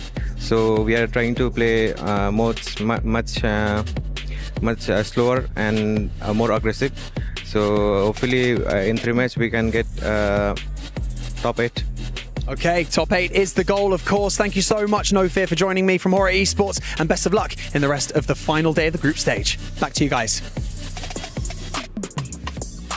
Well, we got to wait and see if they're going to be able to make it there towards the top 8 because, as I mentioned, they were trying to do some rotations. I mean, Blank even ended up choosing them. As soon as he chose them, it ended up going south for them. But there you go, No Fear, only being able to get just 1 elimination, 275 damage. But let's move on from Horror Esports because I actually want to get a chance to talk a little bit more about Weibo. Weibo, we always talk about the docketing. We saw Suk being very far away from their squad. Max? He was like, I like what Doc is doing. How about we do a bit of that? Okay, now, it was quite interesting because this entire game, Sook was split from the rest of his team. So Sook was in a building over to the western side, not quite in the mountain. And the mountain where the circle ended up going had the 3 other players of WBG. They just stay there the entire time. Then they pull a little Uno reverse card, send Sook over to the high ground position, lead the 3 other players in the compound to the west. And we're like, okay, that's a good scouting position. They're going to hold it until maybe phase 4, 5. Okay, we're chilling. I think they took until phase 6 to start even just thinking about regrouping onto Sook. And the fact that Sook is not eliminated during that time is just mind-boggling to me. I think they were scared of possible off angles, taking away that possible win from them. So I do get that they were scared about it, but the delay took so long that I would love to know what was happening internally, because so many things must have been taken into account for this team to not be willing to regroup. And that's what I was talking about too for this team as well, because of the delay that they just didn't want to find non-sim Red Force. They had the chance. Order seemed like he wanted to get an angle on them. Ultimately, it didn't end up happening, Neptura. No, it didn't. I think it was a really interesting play to come through from them. It's one of those things that I think has everybody a little bit confused, but at the same time, it's what got them a second place, almost a first place finish. They just wanted to keep that timing or keep to themselves a little bit more. They were not confident in that. And actually, I kind of think it goes into what we've been saying, is that if you want to make a play it with confidence and actually commit to that. And I think if they were unwilling to commit to a push, then actually staying and committing to the stay was the way to go. I think they may have been scared from Nongshim Red Force's southern angle. Maybe you just push that, you know? Maybe you just go for Big Sen, then you can have exude as much control as you want on the circle at that point. So I do agree with your idea here that maybe just do it together. I do get also the idea that maybe scared a little bit, but you have to take control eventually, because as you keep delaying it, you will lose a player, and that's how we did end up losing Sook at the end of that match. You gotta make that decision. You can't wait too long, but let's take a look at the overall. Let's see if maybe Nongshim Red Force is gonna be in the top 8. And they still got games to go, so that pretty much means that for Nongshim Red Force, there's a high chance that you might be able to make it there towards Grand Finals. One thing that's a little bit scary for me, looking at all of this, Max, is that Alpha 7 Esports, look at them, they just really haven't been able to get that many points. Don't forget, man, you got Horror behind them, you got Alpha Gaming behind them. If they keep slipping, Alpha 7, I knew it was going to happen eventually. Alpha 7 will be slipping out of the top 8. We can't have that happening to the reigning champions. So Nongshim, good comeback from 22nd in 3 games, getting up to 8th place. But as you said, Alpha 7 in the hot seat. They need to do something in these next 3 matches. And right now, for some of the other teams that are currently watching the games from their hotel, I'm looking at Yangon Galacticos, Rengnam Karya Esports. Have they done enough? Because with the ways that Nongshim Red Force is currently playing, and if Alpha 7 does end up picking it up, they could end up just getting kicked out of that top 8, Neptura. Actually, yeah, you make a really, really good point. Rengnam in particular with 81, Yangon, of course, with 75 as well. I mean, even if Nongshim do go up and up and up, they are going to be able to surpass them 100%. I think even top 3 is not looking so safe compared to how these teams have been playing. We saw Alpha 7 there having 69 points earlier. You can see Weibo Gaming right now with 58 points. You have TT Global 10 points behind that. So, I mean, you were saying it, Max, they're not safe. They're not safe at all, and we need to start seeing a little bit more out of Alpha 7. They have had, to be fair with them, they have had some good rotations. They've had very good rotations right throughout this tournament, so they could jump up there. Alpha 7, they need to be careful because, again, they're in the hot seat. They could fall off. That would be one of the biggest upset here in the group stage. Okay, well, I'm ready to see what's going to be happening here in this final area. But before that, let's send it over to Barney on the stage. Welcome, everybody, to the Qiddiya Esports Arena, right here, live from Riyadh for the PUBG Mobile World Cup at EWC. I am Veracity, joined alongside the lovely Barney Banks. And Barney, I want to kick things off, first and foremost, for apologizing for my behavior yesterday. It was unacceptable, totally uncalled for, and this gorgeous stage is more than big enough for the 2 of us. It is big enough for the 2 of us. You know what? We can let bygones be bygones. The stage is big enough. It's absolutely fine. I'll kick things off by talking about map number 1, because it was quite pivotal that two teams that were high up the leaderboard got eliminated early on, both Alter Ego and Team Falcons, but ultimately at the very end when the final circle pulled in, it was Nongshim Red Force going up against EDA Esports, and Nongshim Red Force took the victory and secured 23 points on the board for Asity. That's impressive, Barney, but I loved match 2. I'll tell you exactly why. Alter Ego Ares went from not a single elimination in match 1 to... You know what, Veracity? I actually 15 don't eliminations, forgive Barney. you. So what I'm going to do is I'm going to take map number 2 and I'll see you later. Have some fun up there. Map number 2, after a dramatic shift south from the circle, it was teams descending onto each other, and ultimately Power Esports took the victory, even though Alter Ego Ares managed to secure 21 points on the board. Match number 3, we had a pretty slow start. Team Falcons secured a vital building. E Arena took them out, and Nongshim Red Force faced off against Weibo Gaming. And again, for their second chicken dinner of the day, Nongshim Red Force managed to secure the victory. What a phenomenal day we've had so far. Only 3 games left, and we can't wait to see who makes it into the top 8. See you there. This is not over, Barney Banks. Someone get her down from there. Jasmine, do you need assistance? It's like some kind of Bond villain. It's just that, look, she's like, can someone please help? Oh, mate, what a cool stage, though, bro. It's always so exciting, and especially today, especially now. Last 3 games, group stage, the anticipation, the climax, the teams that have been putting so much into every outing in this lobby. Red, green going at it today. Group yellow is currently out. Those are the teams that we will be chasing over the next 3 matches. We've had 3 bangers just coming off the back of with Reflections and John, and it'll be me and Jackie. Me being blank. That's me, I'm Jackie, hello. To take these final 3 games and see who will be grabbing that 80 grand that's up for grabs at the top spot. But not only that, the top 8 spots that will make it straight through to the finals, and which 16 teams will be joining us over in Survival. You can see already, if you haven't been hearing the reverberations, the audio capacity, the set of lungs we've got on this audience when Falcons have been in the arena, well, you're probably going to be hearing some of that today. Hey, getting the little pre-game rituals in as well. Alter Ego, I don't think they need it. The way they have been performing as individuals and as one collective, the 5 fingers on one hand forming a fist for Indonesia and punching through the competition. 5 fingers? Yeah, 5 fingers. Well, and a thumb. It makes more sense with the 4 fingers as well. 4 players playing. Yeah, fair enough. You got me there. You got me there. You have me. Yeah. You have me. All right, fair enough. Fair enough, blank. 1-0 blank. We have Erangel coming at you. We'll have 2 Miramars to finish things off, but this is our last Erangel of the group stage, and we'll be starting over in Severny down towards Old Sozinovka and military base. So the team players for now. We are starting very far up on the map here. Alter Ego currently on top, not far away from overtaking 4 Thrives in that first place position. Alpha 7 also hoping to maintain over towards the top 8 here with 69 points, followed shortly by Nongshim Red Force with the 67. This is a nice stat to look at as well, man. Obviously with Falak not being here, but Rosemary still having opportunity to build on those high caliber plays he's been making. Unbelievable damage, fantastic impact. But this is what I was saying, right? It's not just him. It feels like the team has been setting up each other perfectly, blank. The comms are clean, the decision making is brilliant. If they keep going like this, it's going to be devastating. There's been a lot of talk about Rosemary, honestly, and there's a lot around him, but I think that when we really boiled it down, that there was a huge amount of success which was pinpointed around Alva as a player. In terms of his scouting, dangerous missions that he's been on to set the rest of the team up nicely. He's been a very, very key pickup for that squad to allow Rosemary to succeed in the way that he has. Consider the leaderboard right now, pretty tight, honestly, pretty tight, with Weibo currently at 58, TT with 50. 69, Ida on 62. So there is chance for teams to jump up.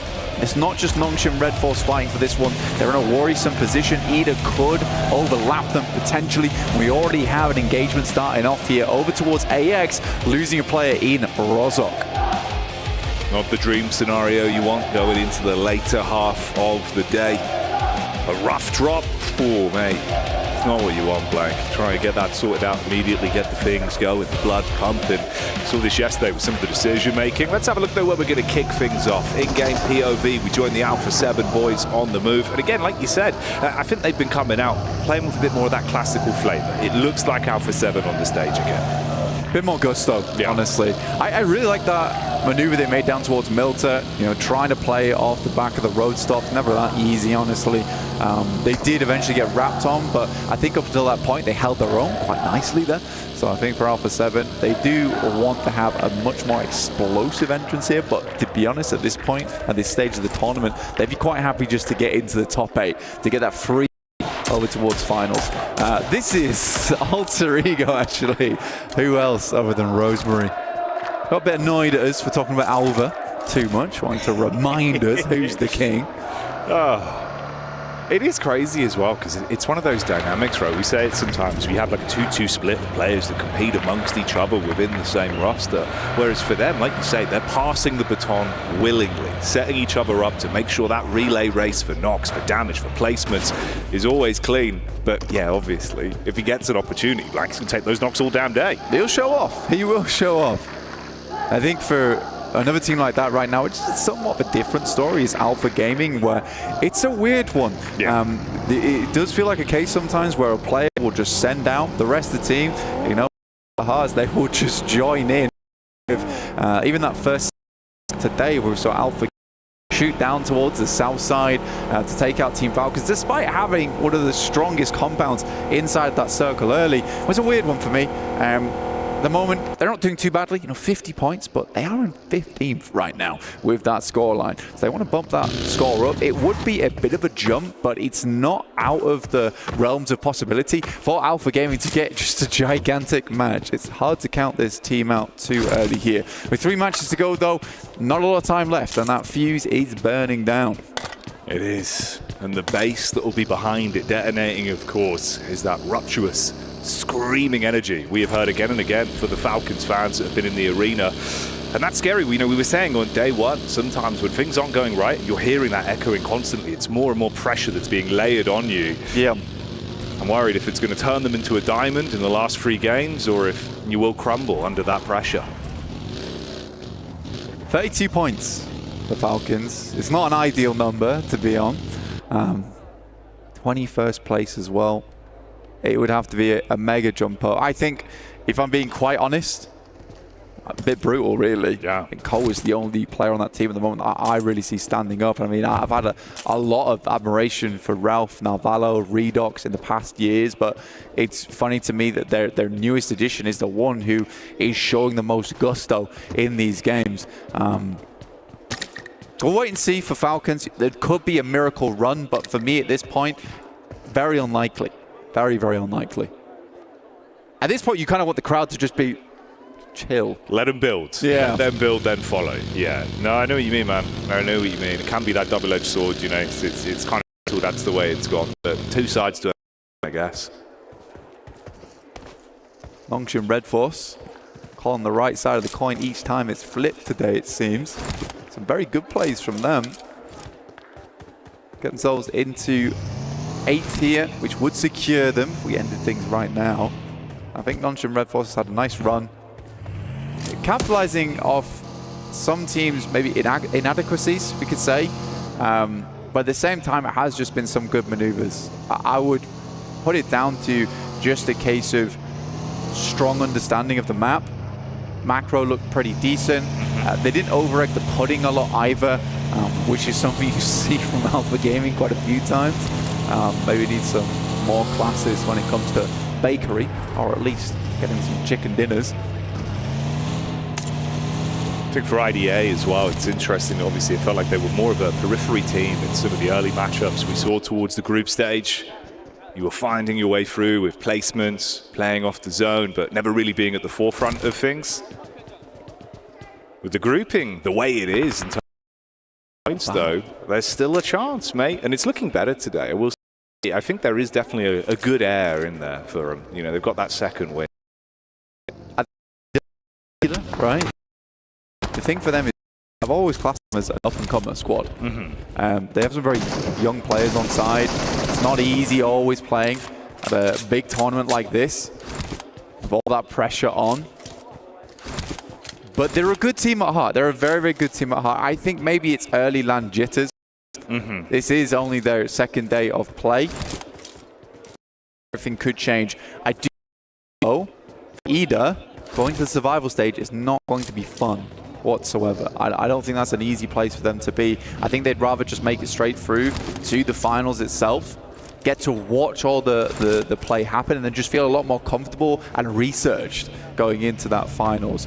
So it does need to be a big push from Ida. Again, other teams are chasing. We've got Thunder Talks as well as Weibo. And Nongshan Red Force, if they don't let up, could become a little bit more difficult to grab onto the coattails of those teams in the top 8. Let's go back to your point as well for a similar team that, you know, the question mark was, will they struggle being thrown into the deep end of a big stage like this, global event? For AX, I think, you know, day 1, day 2, honestly, they kind of just played their game. They showed up to really just give it their best. Over the course of the event, though, I'm curious to see if that's cooled off a little bit. This feels like an unlucky one for him. Obviously, 2 individual solo knocks there. Rosemary was able to claim 1. We just saw the second go down, so already losing a lot of that stock early. I think it's tough as well when you have this group format where, you know, they're going to play day 1 and then they'll play day 3. Yeah. The issue for them is that I don't really think they found their stride in day 1, and then you're not playing. So you lose all momentum on that day 2. And I do think that there is something to be said where, you know, you come into day 1, you just own it, and you take your day off, and then you go into day 3, and you can just feel pretty happy in yourself. But there's a lot of maybe self-doubt, you know, rumination in the mind if you are AX on day 2. Is like, what can we do better? What can we do differently? I think 41 points is not a bad scoreline for a special invite team. I don't think they've completely lost the plot. So I think it's nice to see. I think AX can be proud of themselves, but survival stage will be a different beast. I am expecting to see AX in that survival stage on this current point scoring. Yeah, I wouldn't be surprised. Again, though, maybe that'll work out better for them as well, because it's just far more experience, especially for that team in particular. It could be good for them. Looks like a knock over onto the Falcons, though. First wing has been clipped. It's coming through on the western side, actually on the southwest where Kinotrope were playing. You know, I think for Kinotrope as well, they do play around this area fairly frequently, and for Falcons, they have very similar rotations because Kinotrope does enjoy playing in Pachinki, as do the Falcons. And historically, Falcons don't do all that hot when you start having teams playing around your initial rotational points. And we saw that early on Sandhawk with Sami and Alpha Gaming, which we mentioned a little bit earlier. Current circle over towards Shelter, though, Jackie. Bit of open ground, not really definitive on any of the compounds just yet. Teams will find places to hunker down. We're over towards the gondolas right now for Alpha 7. This is all the way up towards Stalba. So they've still got a ways to go. I think they're one of the only teams, if not the only team, currently still out in the blue.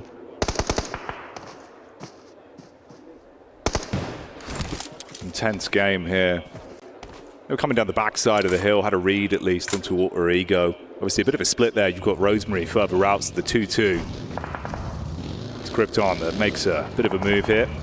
Rejoin with the rest of the squad, hop back in the vehicle, keep himself covered.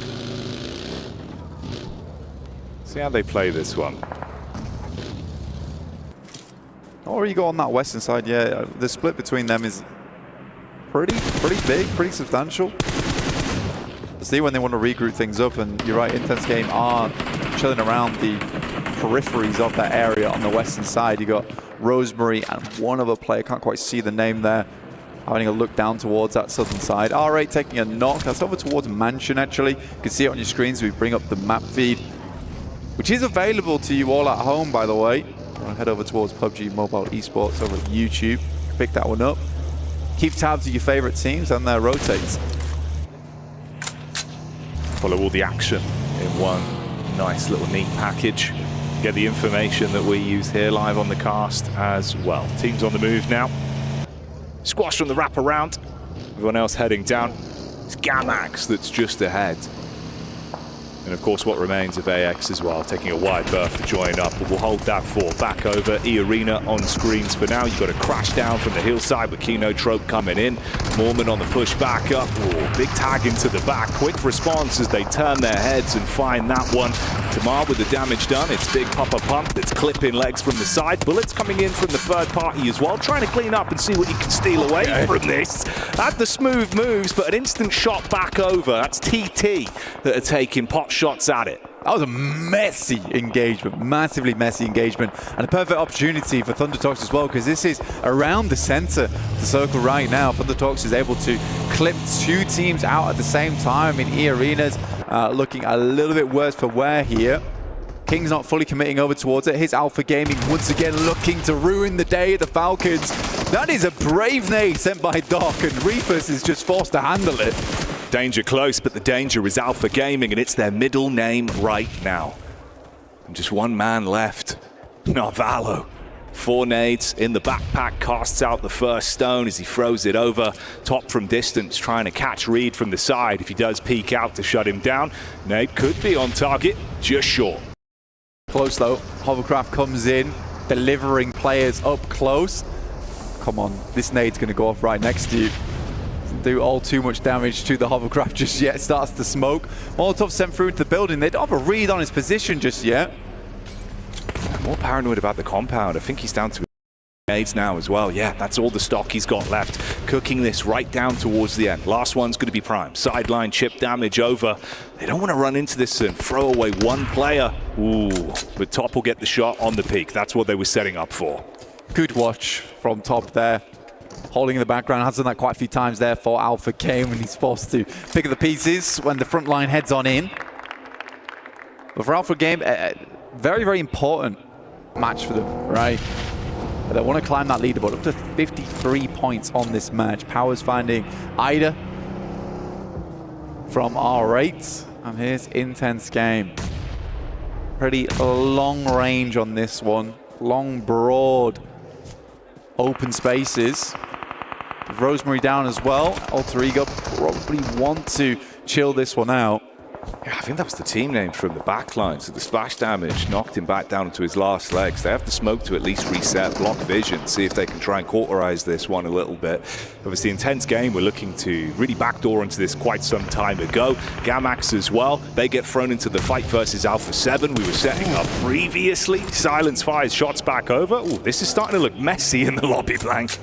Yeah, not easy. With the circle, actually, hard shift down towards the southwest side, towards Farm as well, which is an uncomfortable area to play on the map. Alpha Game find themselves a prime position to play this one from after removing Falcons. But for Alter Ego, they've got Nongshan Red Force looking to rotate in from their northern side. If you can get rid of Intense Game, there's still going to be Weibo to deal with shortly afterwards. So we'll see how Alter Ego actually figures this one out. They're going to make a rotate off towards that eastern side, which is wild, by the way. They're going to go straight through Weibo. We'll see how this pans out. Intense Game takes that moment to regroup back down with Adrian on the south side of the map, and Alter Ego gets past.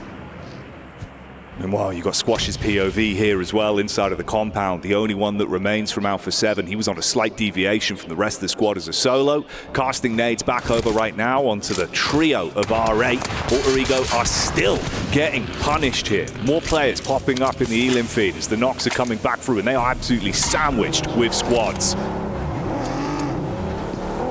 A lot of teams are struggling to make their way into this one.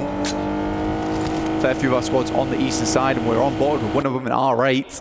They try and rotate down the remainders of AX.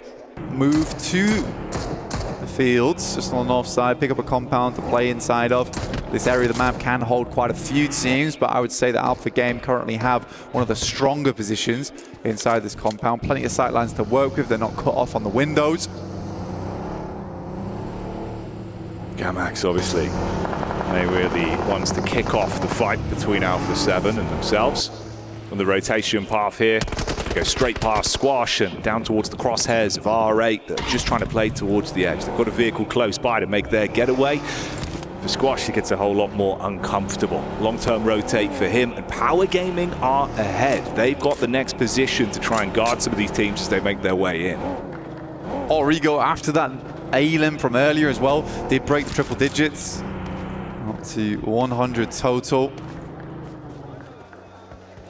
Still chasing that 111 for Thrive to pick themselves up first place here. They lost Daybot. Weibo just about caught him on his rotate down in towards Farm. Yeah, this rotation's not going to go too well for Gamax. That vehicle is very close to exploding. Surprised Damar doesn't just go for the full send on the spray either. Couple shots back over. Optics of it doesn't look too great for him, so he'll try and tuck down. It's actually easy. That's what we're saying. It's Power Gaming that we're in a good position to try and guard all these teams as they make their move. Meanwhile, as that one goes a little bit quiet, we can show you back, of course, on the fight that kicked things off between Gamax and Alpha 7. This is what resulted in only Squash being the last remaining player. On his solo mission, he's at least found himself some safety inside of the zone for now. He's gone. All right.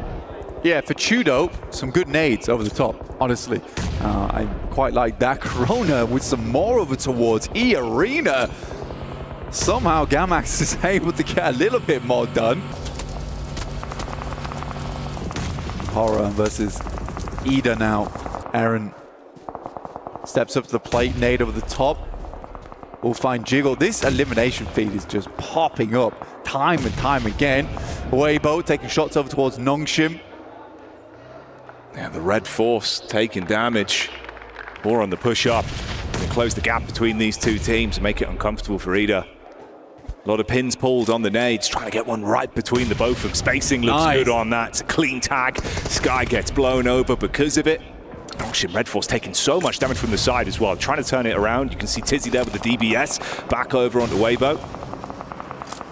Yeah, Weibo's suffering, but they are making it work. But intense game, wrapped back up again from where Adrian was playing. He's looking to pick up the pieces that were left behind by Weibo.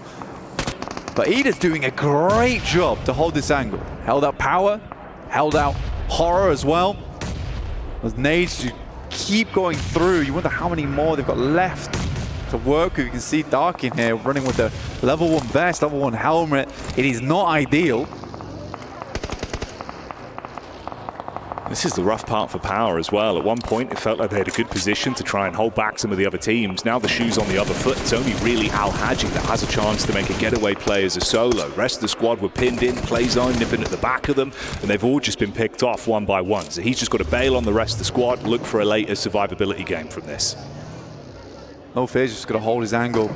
It means versus 4. Ida's got to push into him. It's a good initial knock, and a second potentially. Oh, No Fear goes down, and you can see they at least deal with the first man that was in front of them. Quick reset on this. They've got time to pick each other back up. No one else there to instantly third party off the fight at least. Origo's going for something a little bit bold here, moving up into the northern sides of Farm. Alba's looking to go further in as well. This is a replay from earlier between Nongshim as well as Weibo. Good nade down there as well. Actually would be quite a nice storyline as well if we get this fight here between Origo and Alpha. The way we can set that one up, the dynamics, you know, the two sides of how they play, complementing each other or fighting against one another.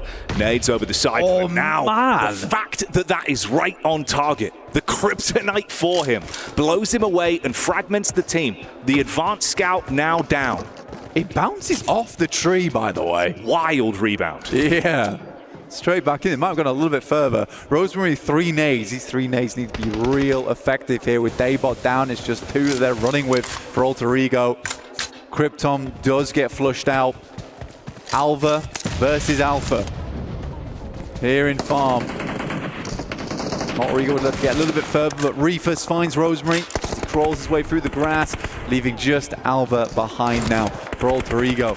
Looking for placements. We'll see how long Alva can sit in this position. Al Haji was found as well, of course, after bailing out as a solo quite some time ago. He was spotted in center circle and has been dispatched to Power Gaming. Exit stage left here at the 4th game of the day. For Alpha Gaming, though, this is a big one. This is where they can make their chase for top 8. Eliminations right now for Damar, you can see.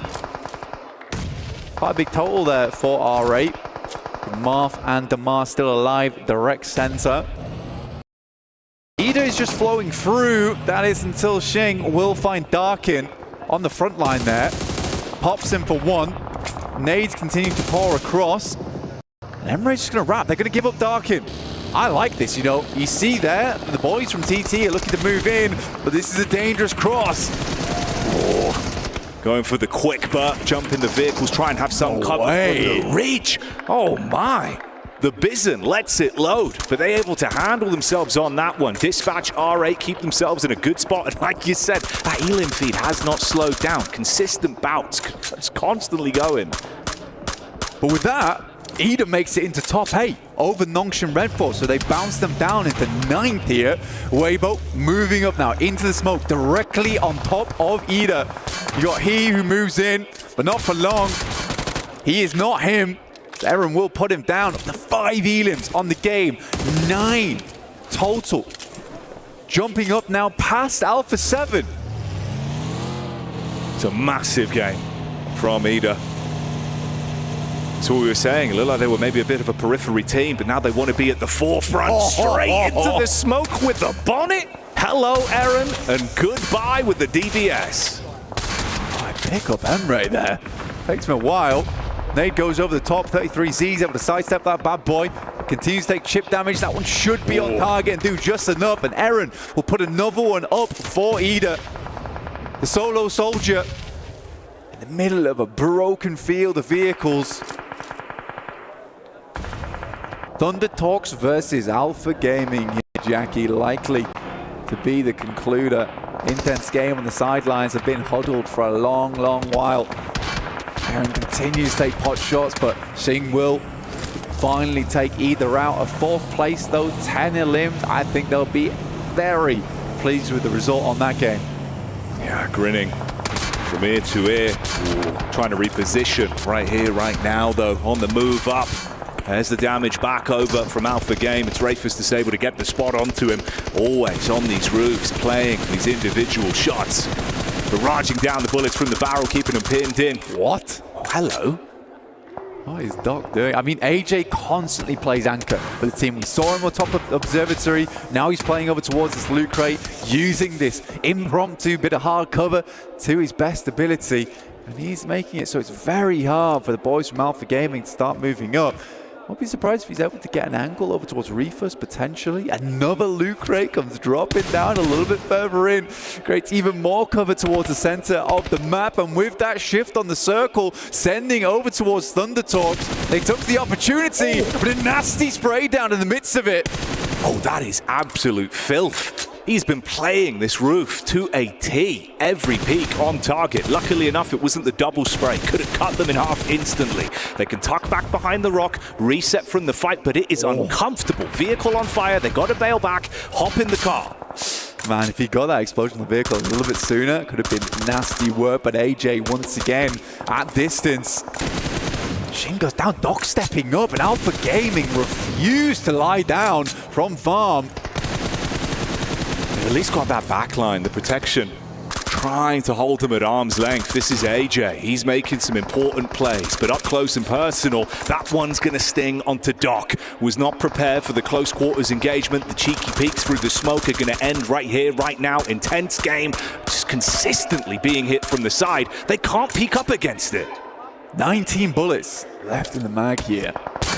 The big machine gun in the back pocket here for AJ. Not sure how effective that's going to be at range. There's 19 bullets, got to count on that 5.56. Doc's looking over. They do get Doc back up again. A disgusting single nade from King over the top will shut down the hopes and dreams of Intense Game. That is a max man grenade and a half. And you mentioned it. The switch to the last weapon he has with ammunition. At this point, just trying to create space for the team, and they are going in. Straight in the vehicles, looking to close the distance. This is a great wrap from Alpha Gaming. The lineup as well is beautiful to see. AJ's position is now compromised, dropping the smokes, hiding behind the vehicle. Zhol zigzagging his way over, and Doc is relentless on this position. Oh, Jing was so low. Mid-fight trying to top himself back up. Big damage as well. Further impact found from Doc. And from the side, they've got to try and pick this one back up. Only a duo effectively left at this point with the double knock there. AJ at least gets the shot back over. That was the flank from Zol. For Thunder Talks as well, it's an important game for them to ladder up over the top of Alpha 7, which they should do on the placements alone, but they'd like to go further. Alpha Gaming are absolutely ruining the chances. Top starts to move up, a nade over the top, bounces off the top of the vehicle on the explosion, will finish the job. And now just AJ, he's done so much, but can he do any more? Just the machine gun in hand at long range, and Alpha Gaming, they hold all the space. An unfathomable nade on target and blows them to bits. The last man left alive can do nothing to defend himself. Alpha Gaming take the chicken dinner. The first real good game I think I've seen from Alpha Gaming so far as well. There's been matches where they've been putting up elims, putting up points, but that felt pretty calculated. Once they found that good spot over towards Team Falcons, they used that confidence, that capability to take the compound away from them, and then they play slow off that position. They're not too hungry for elims. And you know what? I would say even Doc calmed things down. Tiny bit. He actually did though, like he kind of reset mid-fight. Yeah, there was some risk taking, but it wouldn't be him if he didn't, right? So the fact they were set up off it and were on point in the final there, it's nice to see, Blank. It's good momentum and it's a great point to steal a chicken dinner right now. Top here.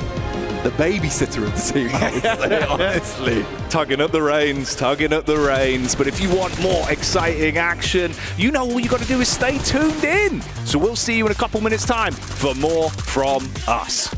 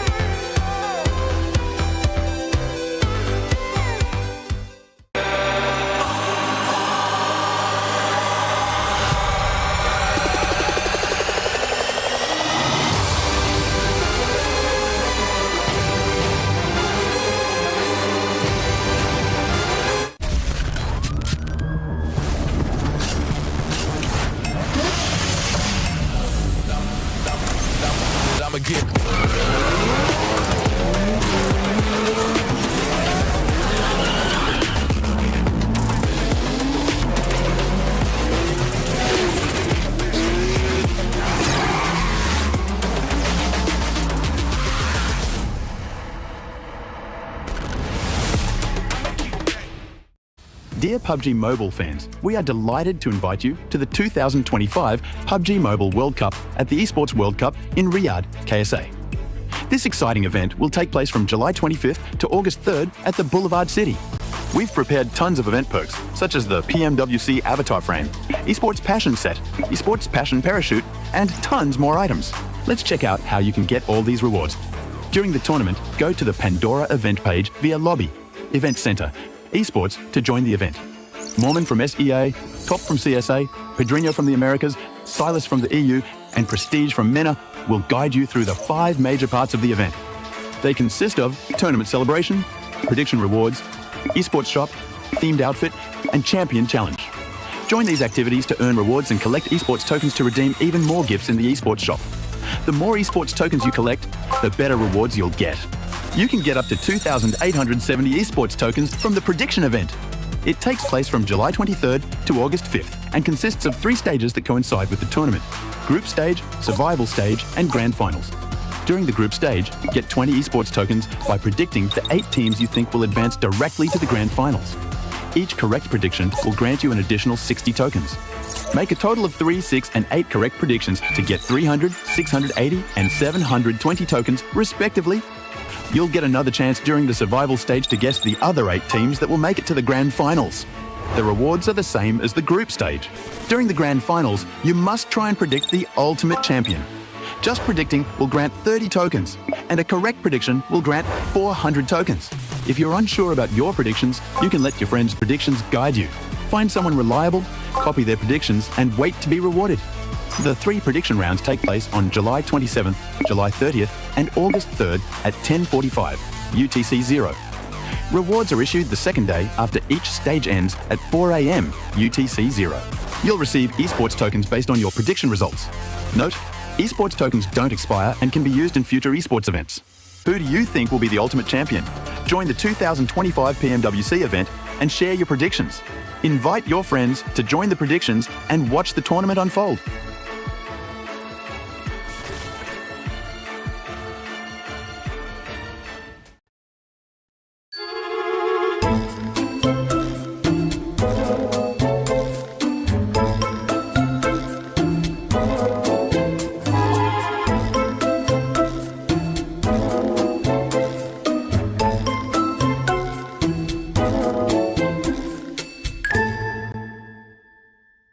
뛰어가자 형. 건아 너가 오른쪽 집 째줘. 기다려봐. 건아 밑으로 뛰어야 돼. 왼쪽으로. 나야 돼. 폭난다. 밑으로 네 집 뒤에 붙어있는 거 있나 확인해도 돼. 나이스. 집안에 네 집안에 하나 있을 거야. 내 집안에 하나 피 먹고 있대 형들. 라스 하나 나오는 거보다 건아 나 폭 갈게. 아 자신있게 이거 어차피 우리가 먹었어. 먹어 그냥. 막게. 까비. 야 나오는 거 봐. 나이스. 자, 지하텐. 루시오는 계지. 루시오나. 얍. 루시오 계지. 나이스. Baglas. ببيت يجي تروح. دور ثاني حجي دور ثاني. بس خلنا ناخذ السلاح. ايزي. نايس حجي نايس. يلا يا ايوه نكمل. 야 다시 하기 전. 라스 하나. 천천히 해봐. 피. 그래 우리 3명이야. 라스 하나. 어딨어? 야 이거 좀 오른쪽 무리다. 오른쪽 단차. 좀 무리다 이거. 야 나오면 살아. 살릴게. 살리면서 하자. 왼쪽만 잘 봐줘야 돼. 왼쪽 뛰어오는 거 보는 중. 얘들아 이거 잡으러 갈 때 양쪽으로 앵글 걸리면서 하자. 아 뛸게. 공방한다. 맞춰. 잡아. 나이스 좋았다. 조용. It is crazy to see what one of the best teams of PMWC can achieve when they actually end up playing as a team, Max, man. I mean, APG finally getting their first win. This is their best game of the tournament so far, and as you said, they're playing as a team. It's amazing, it's beautiful, it's unexpected because Doc is on a team, but actually we're sticking together, so I'm very, very excited. And definitely a well-needed chicken dinner because they were in the middle of the rankings, right? They weren't quite in top 8. I think this game might have been doing just enough for them to actually put them in top 8, but can they remain there until the end of the day? I think with this performance is definitely going to up the pressure to some of the other teams because remember, we're done with Erangel, Eptera. We're going to be going into Miramar, usually Alpha 7, one of those teams that ends up saying, you know what, we end up performing a little bit better there when we go to Miramar. That's a team that needs to perform.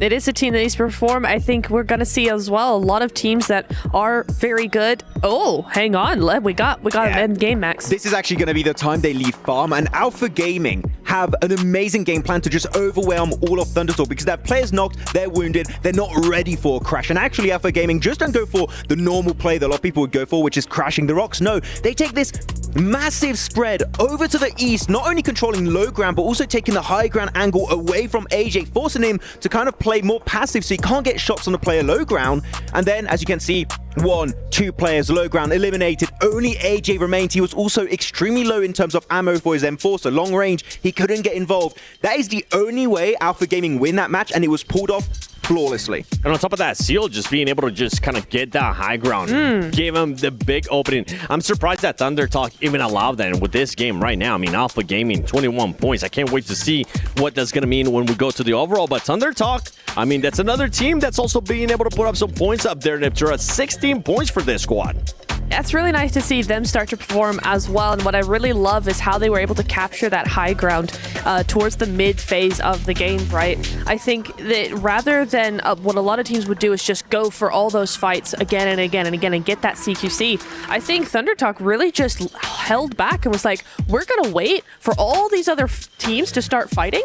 And then once they're done, we'll pick off the stragglers and then move into that space like we claimed it for real. I love how the final spot of Thunder Talk, it was initially Al-Haji had it 5 minutes before that fight happened. Then it was taken away by Damar from R8. Then it was Ida that took it. And then it was Thunder Talk. Like, Al-Haji had the good idea. Unfortunately, as a solo, he couldn't quite defend the... What? That's an interesting tactic right there for Non-Shim Red Forces saying, all right, we got 2 wins. Can we actually keep it going? Wake myself up. Just I'm like, I can't do it. If not, then I'll end up just hitting myself with the microphone. But I want to deep dive a little bit more into some of this games. Intense game. That was another team that we expected a lot more out of.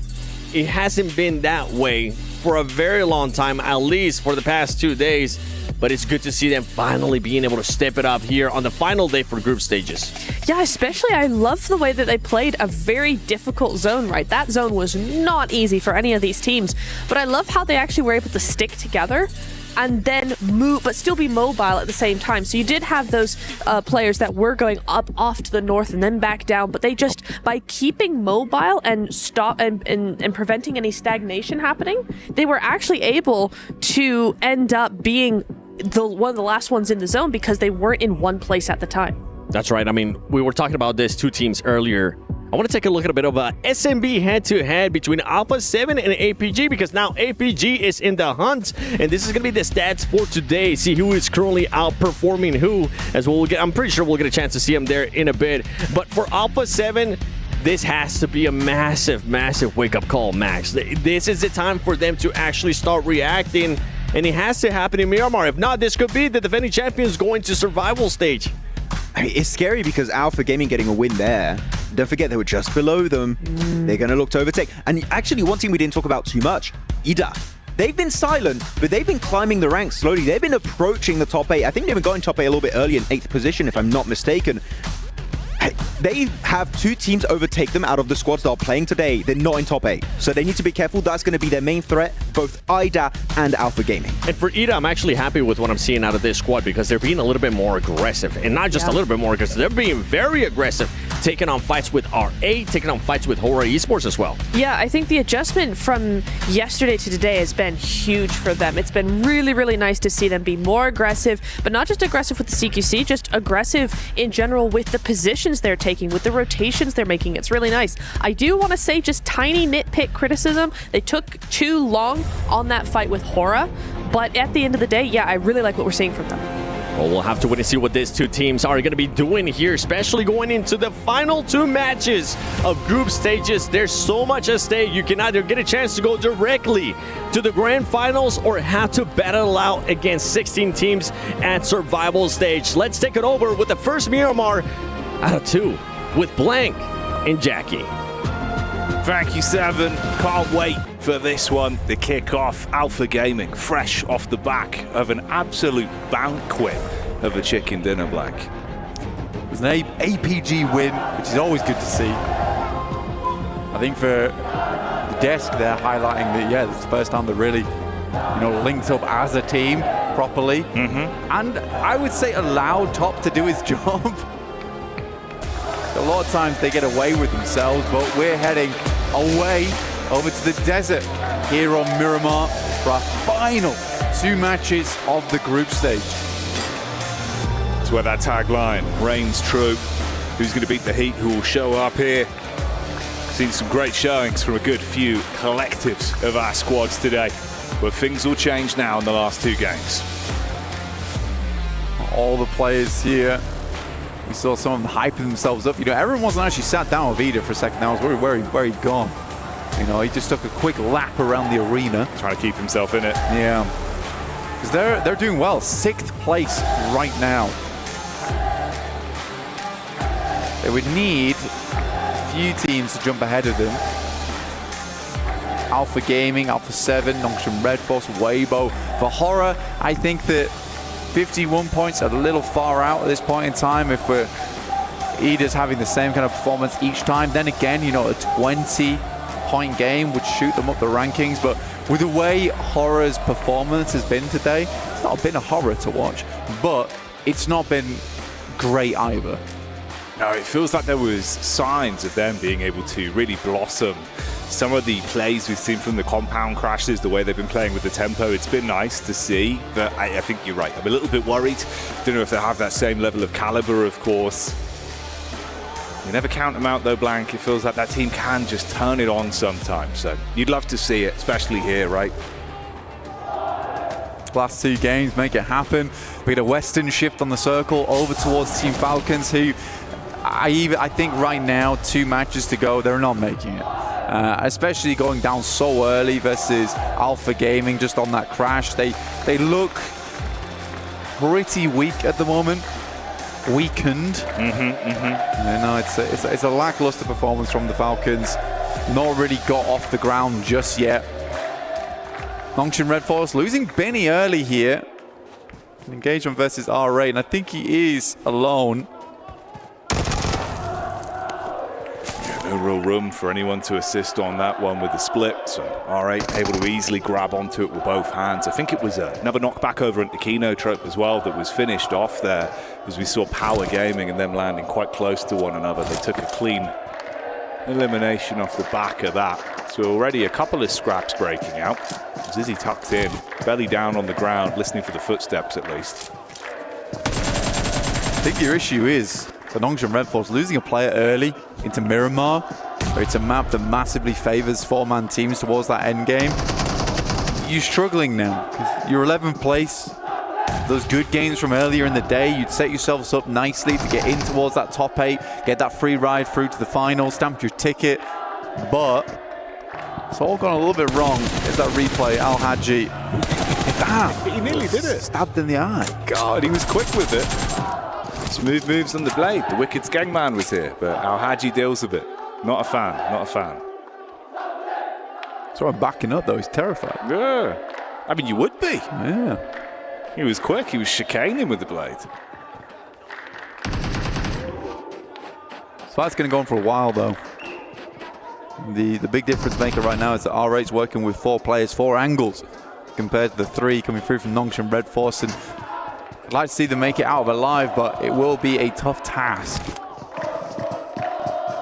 R8 trying to get further up the rankings here and a little bit more money perhaps. Good pick. Yeah, I mean, nade through the window. They take the peek out. Good timing on the fight. You're able to reset as well. Med pack, so it's not going to be too bad for you. Complete health back in. Dives away as well, so he's quick on the reposition, so DeMar can't get the shot back over to capitalize off of it. Still got the nade in the back pocket. Looks like he's going to set himself up for that on the response. Cast it out with a little bounce. That's kind of cheeky. And he's jumping out of it. This is a big play from Doc C. Let's see if it actually works out, though. He's getting peppered. Somehow makes it back into the building. It wasn't for long, though. That was a bold maneuver, a brave play. You've got to give him props for the way he approached it, but unfortunately in the melee, it's not going too great. Response back from Zizzy with the big boy, letting the bullets rain through. And R8 trying to compose themselves off the back of this. Now the angle from the stairwell is going to be problematic. Trying to focus up on it. Good spray back over. And Tizzy can't get the clutch Elim in to keep them in it. So Red Force go down. That's a big blow to Nongshim Red Force. Only 1 more game. Capitalize on those points now. Onto our final Miramar. Not looking good for them. And again, I have to stress, it was a great start from Nongshim Red Force earlier in the day. Korea, that was a fantastic opportunity for them. But not meant to be. Alpha Gaming with the 9th place now after that last match. A real big improvement. Boys from Power hunting down Kino Trope. Another one bites the dust there. Even Weebu as well, finding an opportunity to take some fights over. Doesn't really go the way they were hoping it would, though. Sakina Trope, as much as it has been a rough affair of being thrown into fight after fight that's uncomfortable for them, they can at least reset from that. So it isn't the full wipe that could have been. Quickly grabbed the vehicle as well for the impromptu cover. At least had some supplies to top themselves back up. That they are. But I don't think they're going to be in the finals, unfortunately. Alpha 7 on your screens, 10th place at the moment, 70 points. It's roughly around this barrier as well. It's real tight. It's real close at the moment. You know, 70 points up to 76. Very interchangeable right now between these four teams. Thundertalks overtake Ida. The chicken dinner advantage as well. They will go up one placement despite tying on that scoreline. Horror spots the rotate coming through from Alpha 7. This is dead center, right? They're trying to get up towards some high ground to work with. Horror currently has a big old split across Creative Fields and the ridgeline that sits over in that position. Those mountains are very, very nice to work with.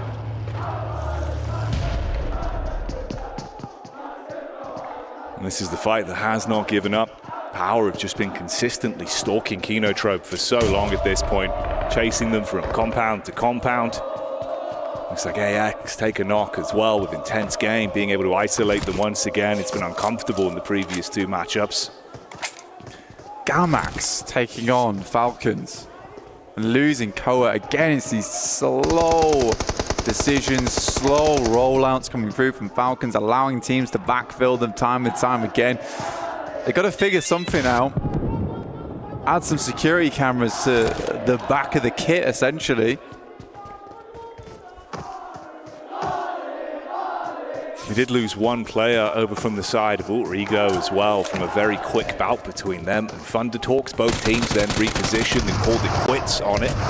Seems like this might finally be the moment to strike. They bait them round the corner. It's a good crossfire. Able to hold on the doorway. Panic stations now to reset from this. The last man unable to pop off as a solo dolo. Al-Haji will handle it, and they finally close it down. Yeah, Ozi-san attempts to the triple step up the stairs. Not going to happen though. But Power consistently put a performance there. Looks a lot better today. We haven't had that champion moment for them just yet. Towering above everyone else so far, but it's a nice game from here, honestly. Chrono will finish off Koa.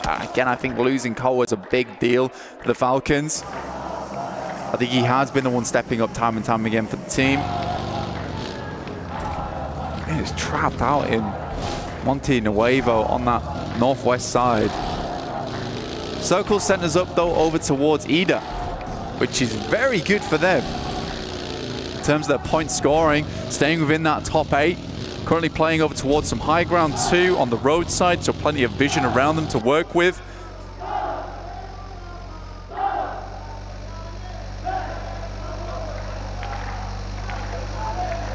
This was Thundertalks, of course, that backed off after their slight scrape they ran into with Alter Ego.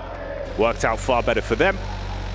Been able to take extra time to loot it, wrap around the periphery of the zone and start to make a move for the late rotation down.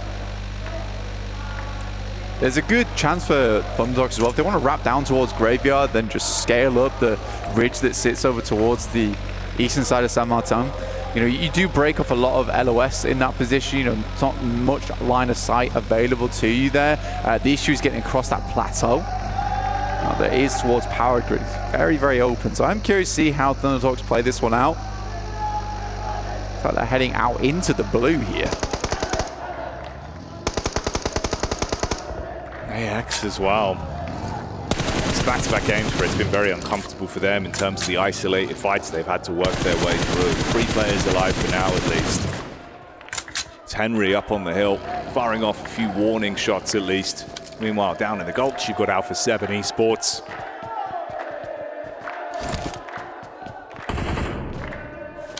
Yeah, Alpha 7's not in a terrible spot, honestly. In these concretes, works well for them. They are surrounded by a lot of height, though. It's pretty terrifying looking up towards, but you know, keep them safe for a fair long time. And the vision is not terrible from this spot either. You can see as Mafioso's looking around, likely he'll spot anyone trying to move up towards them too early. Ida, on the other hand, playing this high ground, going to play pretty smart and slow with it. Creo wandering around the edge here, and Darkin just continues to just siphon off that info from the team that he knows is undoubtedly underneath him. He wasn't on island though, Jackie. That's the only thing. If he goes down, it will be hard to get the res off towards him, so he needs to be very careful. Pretty much just have his ears open and listen in. Yeah, it's that risk versus reward. Obviously such a powerful angle if he's able to play it, and this is why. Bullets come across. Similar kind of story as well. I mean, you're so far out, so Revo's just going to get the full magazine dumped into it. Dispatched already, so he's hard gone. 3 players remain for Alpha 7. Of course, Darkin's position's compromised, but he can bail out now. You're more panicked about it. And if anyone wants to take the buggies up there, like, it's going to take a while, and it'll be pretty obvious when they're coming.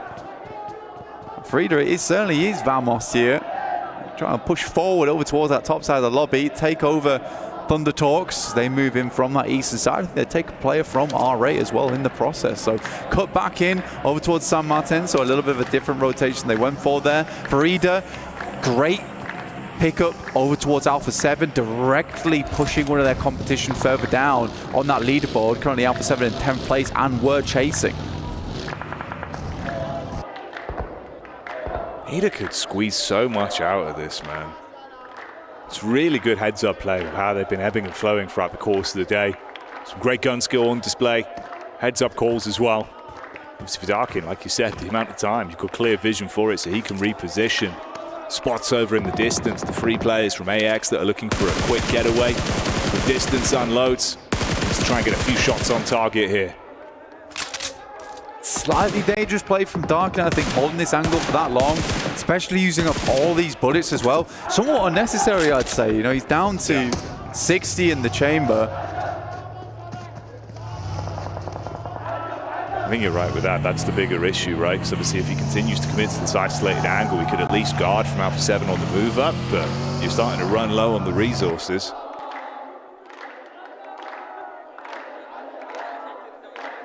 Solarigo. One player down. Playing around the warehouses on that eastern side. Not bad area to play around with either. AX just moved over towards them. You saw just then either taking shots. Again, pretty long range. Very unlikely they hit those shots anyway. Nice little bounce to the stairs though. Trying to rebound that one. Instant Molotov. I'll take those. It seemed like he was hoping to try and force them just into the vision of the nade from King as well that was setting up to support, but luckily enough, not close enough towards the stairwell. They're able to tuck in, keep themselves safe. Goes in to clear out the building now, sees the feet. Ooh, rebound off the wall. It's a lot of damage. Oh, the timing on it as well. As he pushes up, it's the reposition. So Demar just not ready for the instant dive in. Able to get it. That's the last of R8. Obviously, this was a rotate back out for Thunder Talk, specifically to hunt them down as well. So they get what they want. Can't tell if, you know, he'd left that nade and that Molotov on the stairs is like a bait. I try to get your boy to walk down the stairs and pick him up and then take the shots. I don't know how many players at this level are going to fall for that, but I don't know. Try to lay out some candy. It's a fair theory.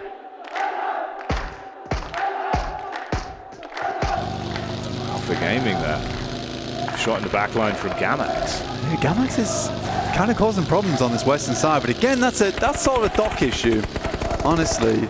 If we look where he goes down, like all the way on that western side, he's split off from his team. Can't deny the amount of eliminations he's been able to get for Alpha Gaming, but still, sometimes a little bit overzealous. The babysitter in top might be able to pull back on those reins quite quick enough. I couldn't get a grasp on it. Too fast. It was a lot of strength, a lot of strength. He loves it.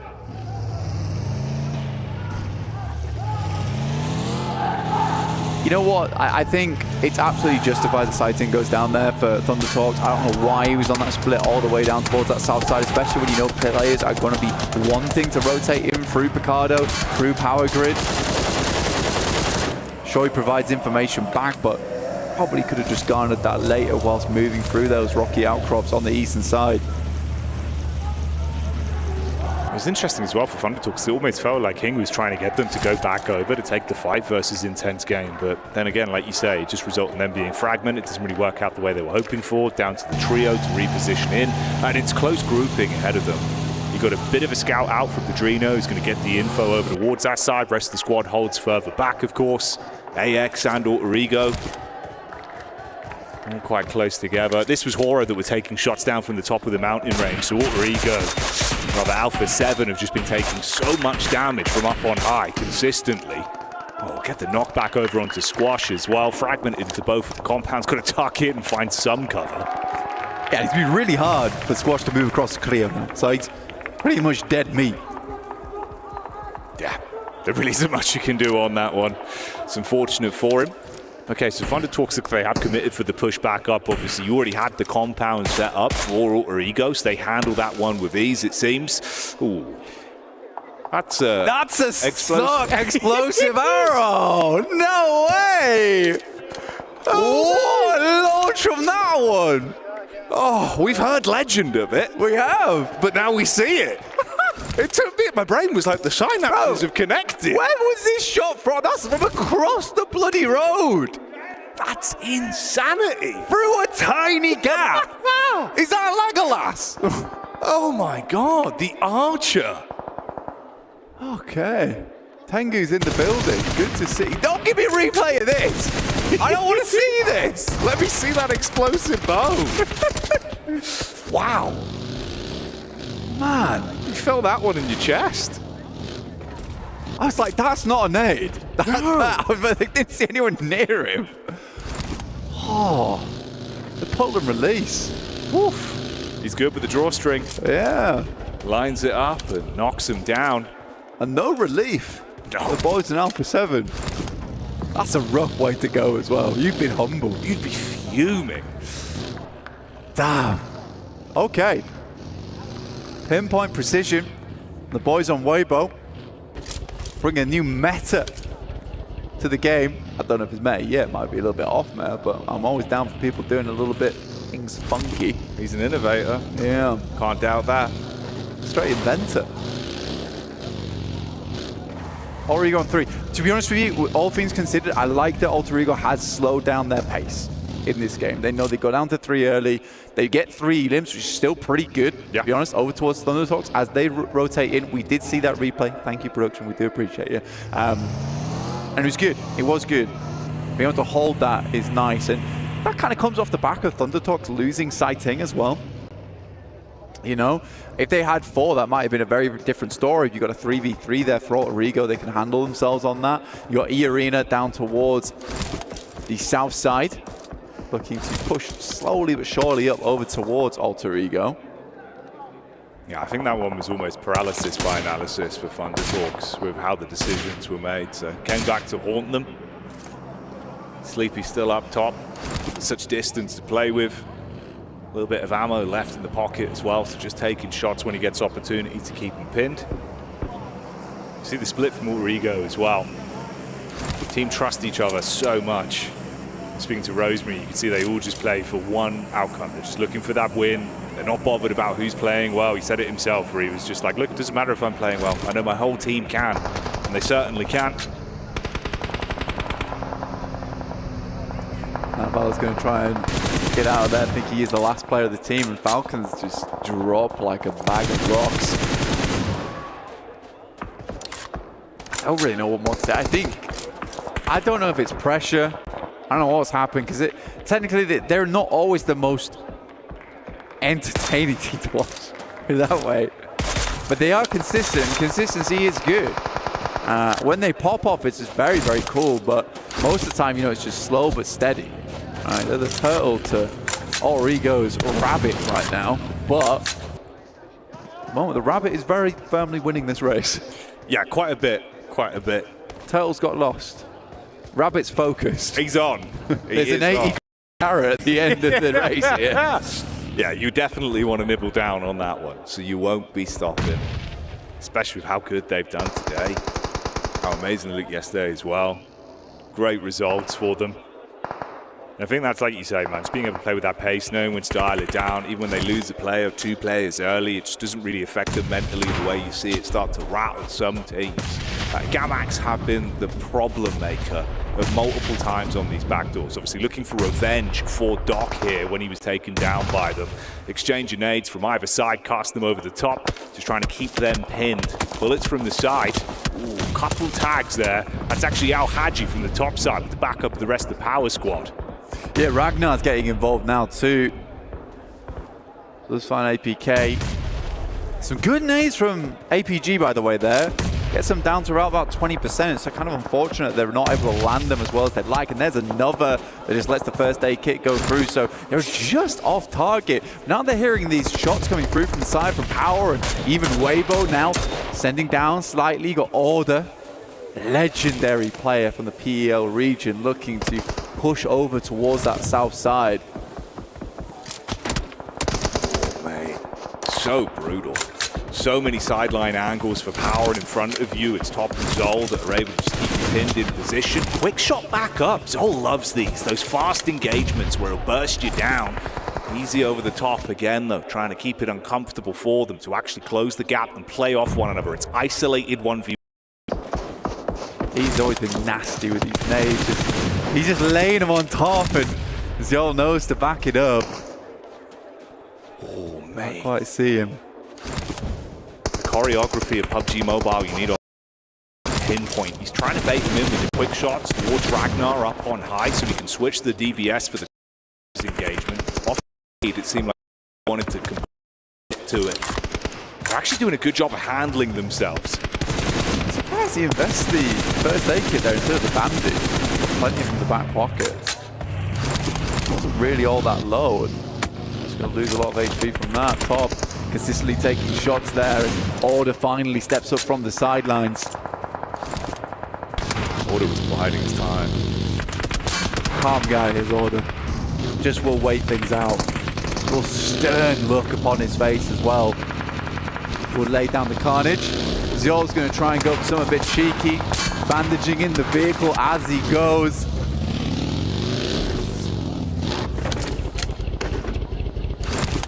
Gets himself at least into some safety for now.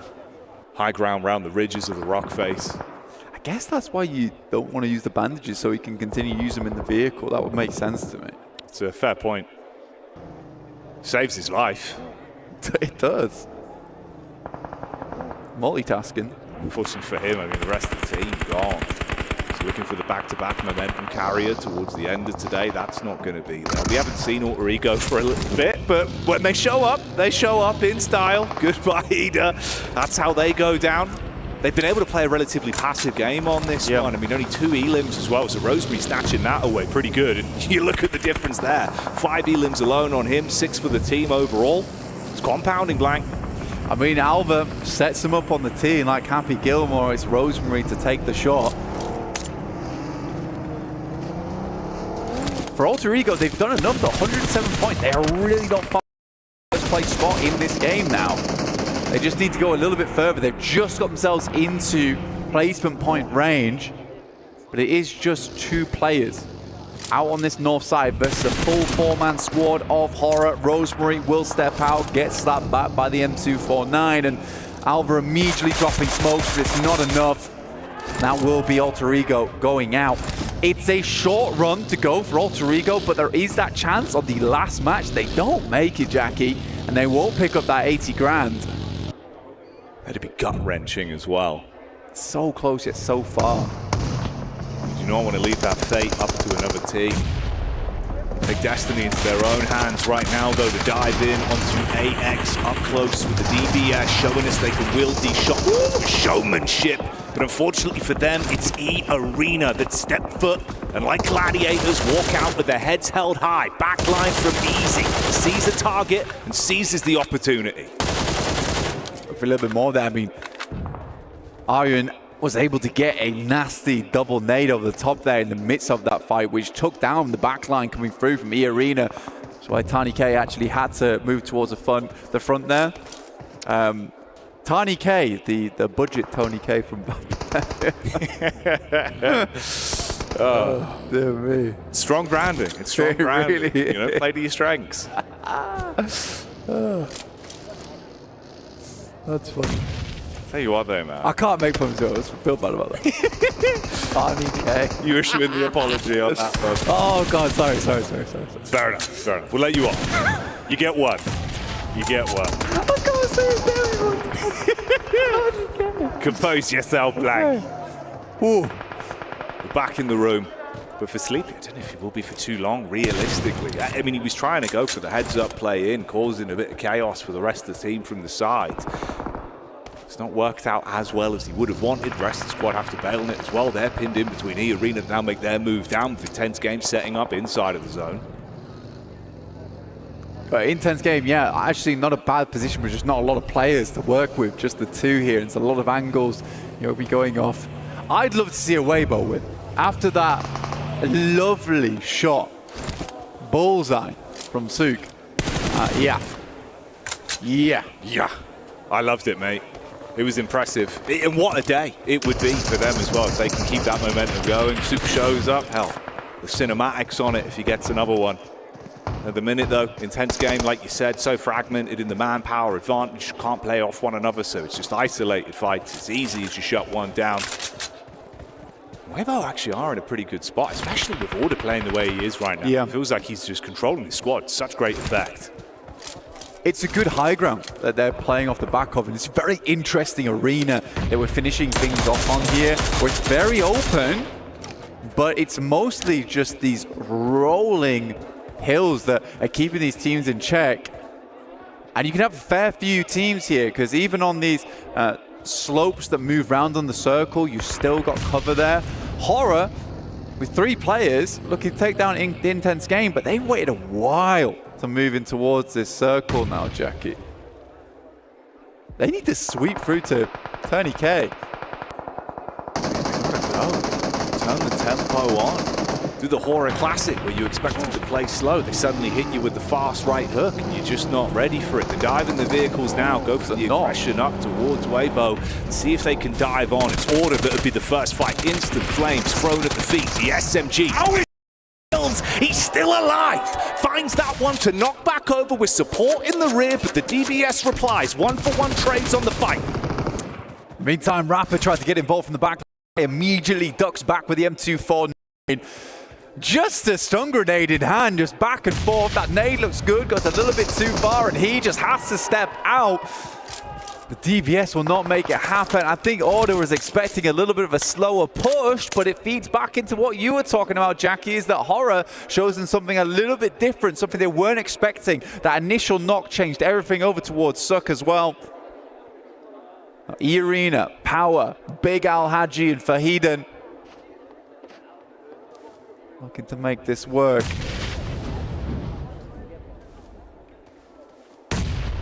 Slower pace rolling over the battlefield now.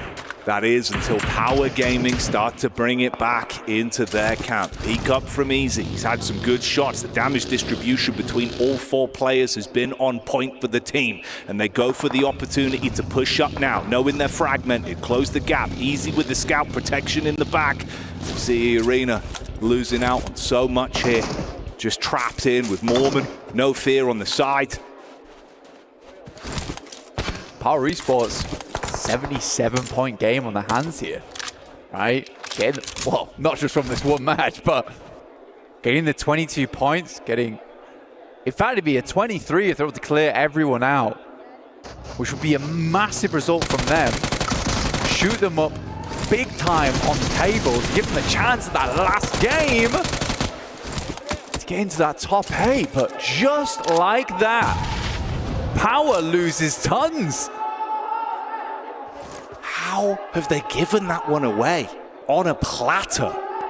The push up into the 1v2, looking to play off one another, just couldn't commit to it. They go down, now left in a position where that big advantage you had, like you say, to clean house, make out like bandits, it gets harder now. And Horror thrive in these kind of positions as well. Sky and No Fear, they've had some great heads-up calls so far. Last circle. Right now, I'd say Power has more control over the circle. We'll see if they can get this done. A win is going to be enormous for them in terms of their point scoring, right? They go down here. Last game becomes hard. Ragnar starts things out nicely.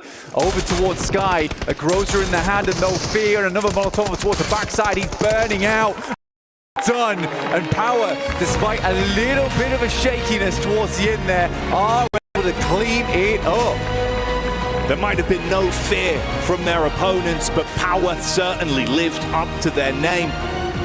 Kept it clean at the end, and that's what you'll remember. Walking away with a chicken dinner on that one. Absolute massive amount of points there. We'll see how far that does send them up the rankings. But Easy calming the team down.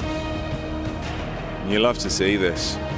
Some teams, like we said before, especially now with one last game to go, building up that anticipation. The fact that if you let all of your energy and adrenaline spike too early, it could throw you off. Intense conversation between them. Trying to break down what went wrong and reset it. Sometimes just unpacking the bag and then going in fresh again. Little wink at the camera as well. You love to see it. Easy has always been a pretty good member of the team, honestly. When Al-Haji did fall back a little bit, it was always Easy stepping up. But we're going to take a step back in the meantime, head over to a break, back with the desk, 7, Max and Netura real soon.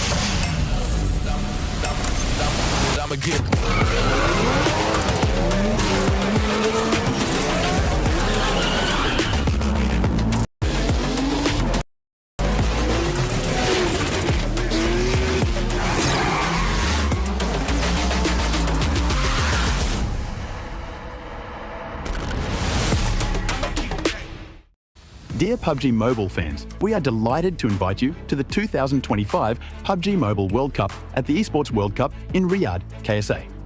This exciting event will take place from July 25th to August 3rd at the Boulevard City.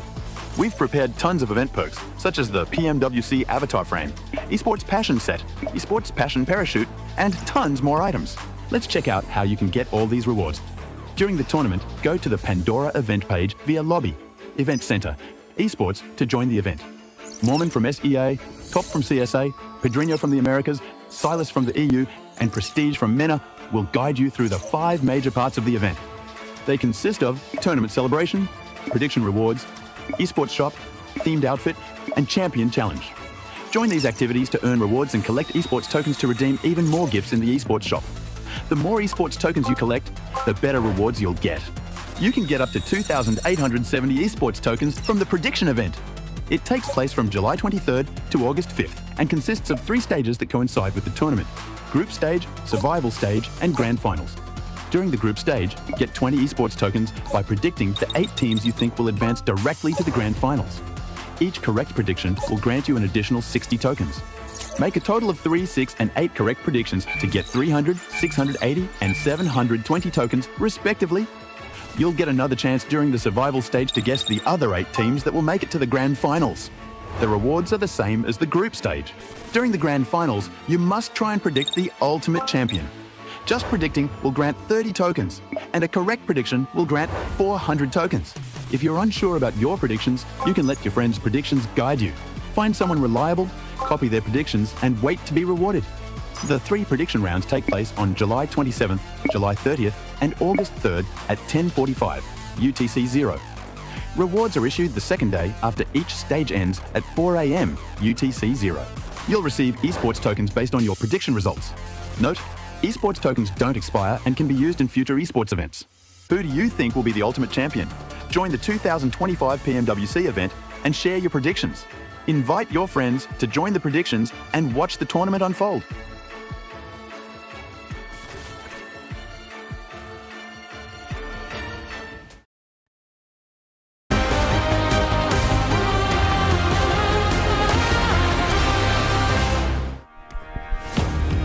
Power with the win there in the first Miramar of the final day for group stages.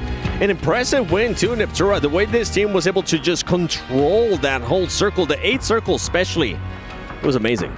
It was amazing. I think they took many notes from the previous game with that basically was the exact split over on the east side, and it worked so well for them. Able to take just so much of that ridge of the zone of everything. Little bit iffy of a push going over towards EA, a little bit, but you know what? They got a big win, and they're looking very good now. Mormon, easy 1v2 right there. They just give 2 1v1s in a row, so that was very easy for Irina to secure, so very happy with those 2 eliminations going over to the side of SEA, allowing them to jump up actually in 3rd place when it comes to these match rankings, but 21 points for Power, actually getting 2 wins today.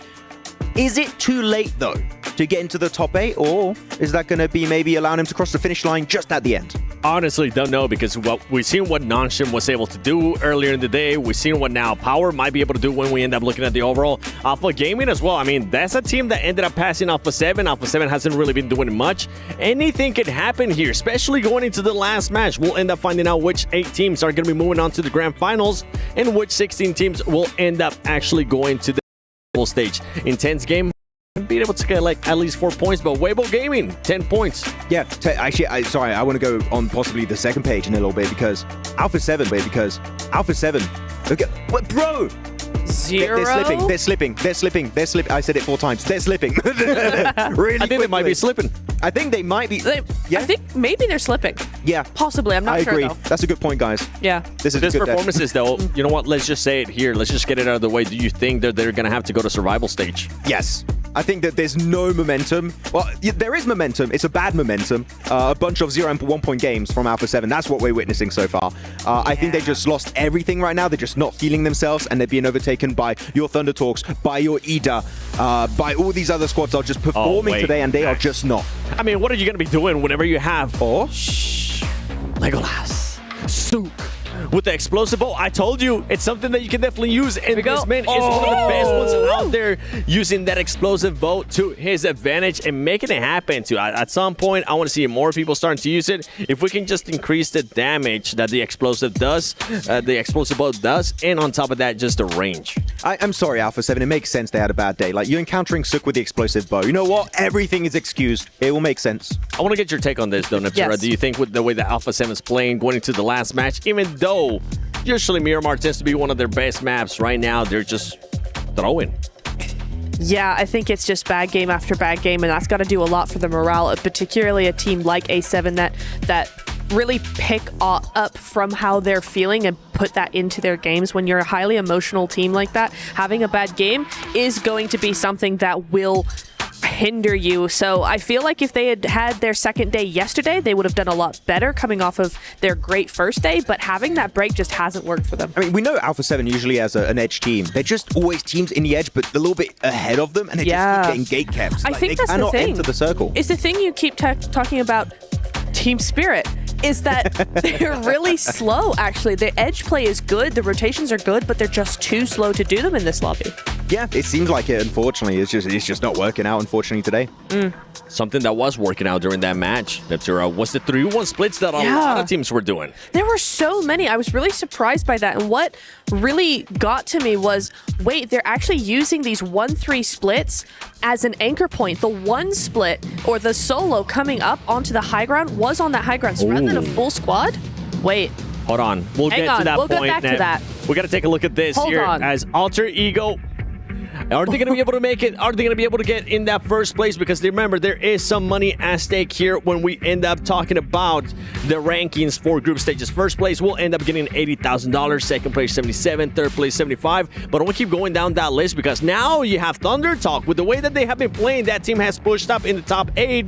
Yangon Galacticos gets pushed out. They're going to be going to none other than Survival Stage and Weibo Gaming. Look at them, how close they are. It's going to come. I honestly don't know who is going to be that A team. Alpha 7 Esports with just 70 points. Max, you were talking about it. They are slipping. Look, I said at the start of the day, I was like, I don't expect it to happen, but it could, you know, it's a possibility. Worst case scenario here for all the Brazilian fans out there here for PUBG Mobile Esports, and they've been having a really, really bad time, unfortunately. Going on to this third page.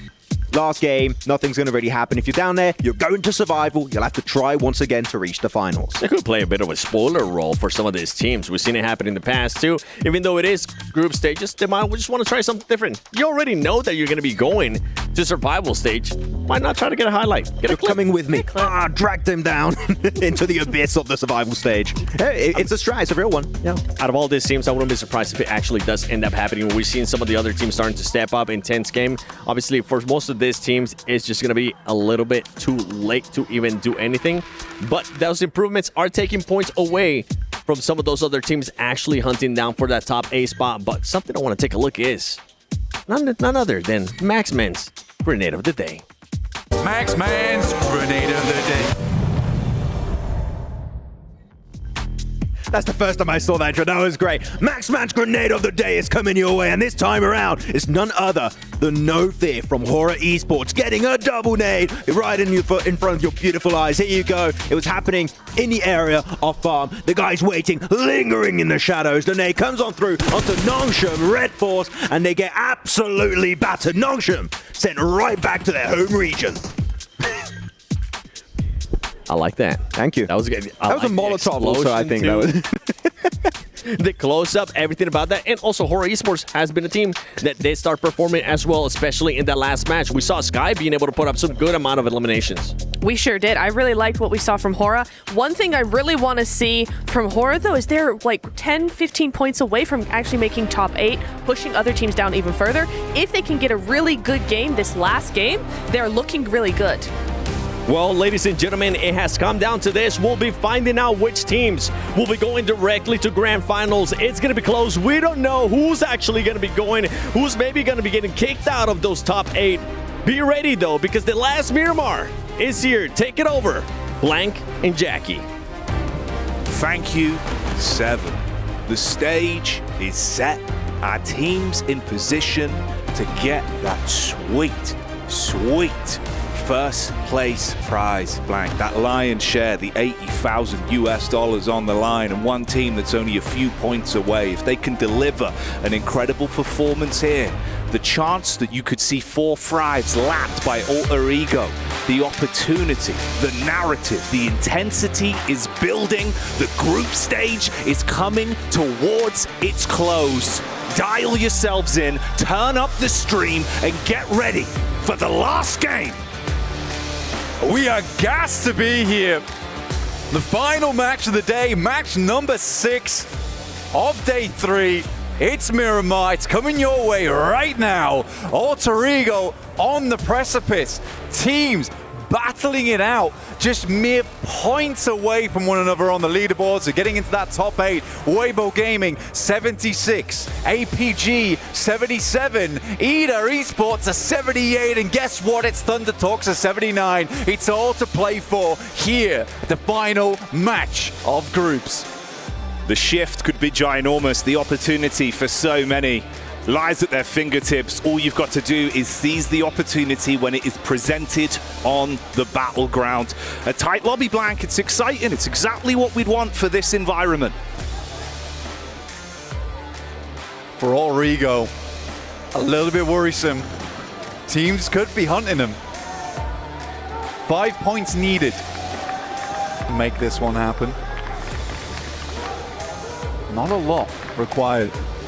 The devious lick of single-handedly targeting them just to steal that additional prize money, the rub salt in the wound, surely you don't take that risk. Surely not, right?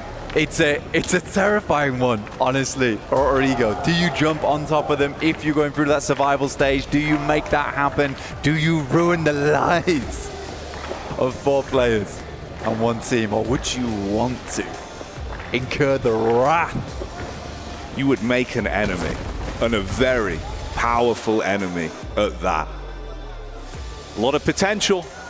If they go down early, though, you better hope you wipe the entire squad, because as we've seen, they've been able to reset and pick up the pieces, even with duos. The talent on that roster has been here in full force, but just keep it in the back of your mind. So we're looking at 108 to 111. So yeah, 4 points. 4 points is what they need to overtake.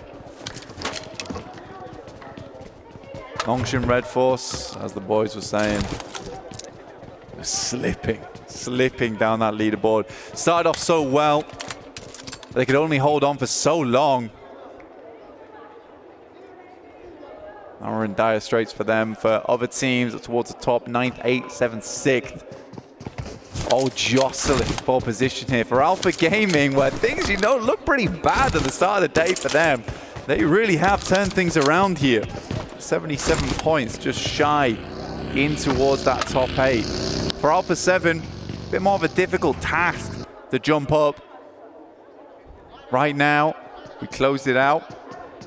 The Thunder Talks, Ida, and APG moving through, with Weibo Gaming and Alpha 7 not quite making it. There is still a chance, though, for Nongshin Red Force. They started off well, and they close out the day well.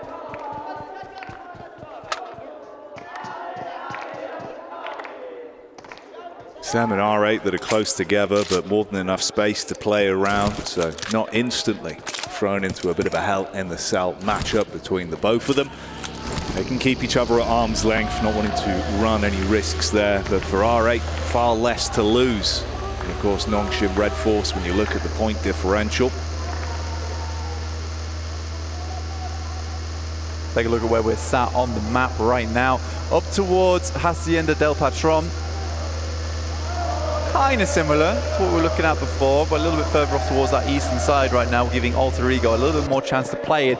Luckily for them, not a single player lost at the start of the game here, so it starts off fairly smooth for them. Thunder Talks down towards their south side though, and there has been some scrapes, some arguments between that team, but it's Nongshin Red Force to find Damar to start things off. The shoe's on the other foot right now, but Biddy immediately knocked. And this could be problematic. Like we said, their fate's in their own hands right now, so you want to reset from this. Quick vision on the jump up. Oh, trying to go for the play as the bullets are shot back towards his face. Both of them feeling relatively uncomfortable. You overcommit into the drop, instantly hit by the buckshot, and you'd be taken down. Prime on the nades as well with a quick follow-up, so if you do peek off the back of it, you'd be hit by the secondary. Clearing them off the angles, clears the corner, but Nongshin Red Force is afraid to move up into this one, letting their teammate bleed out. In the meantime, Prestige will find one, and R8 making it happen for Nongshin Red Force. The dream dying in front of their eyes. They're going to try and revive things right here, right now. Quick response back from Tizzy on the dive in, the shutdown Prestige. And they do save themselves the misery that they would have been feeling.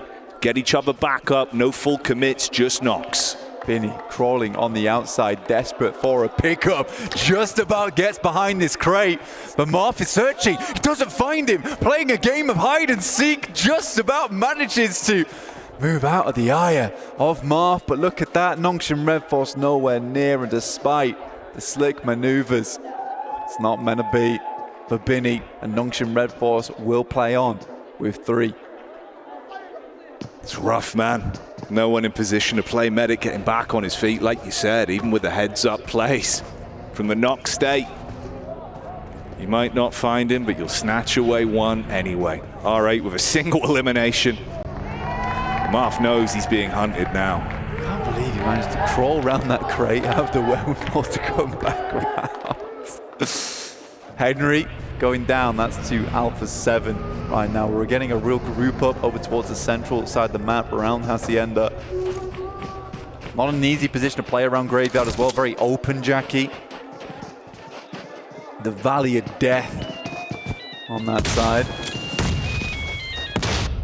Sticky sent in over towards Marv. There's no quarter here. Nongshim Red Force want to put the final nail in the coffin to the team that really ruined their chances last match.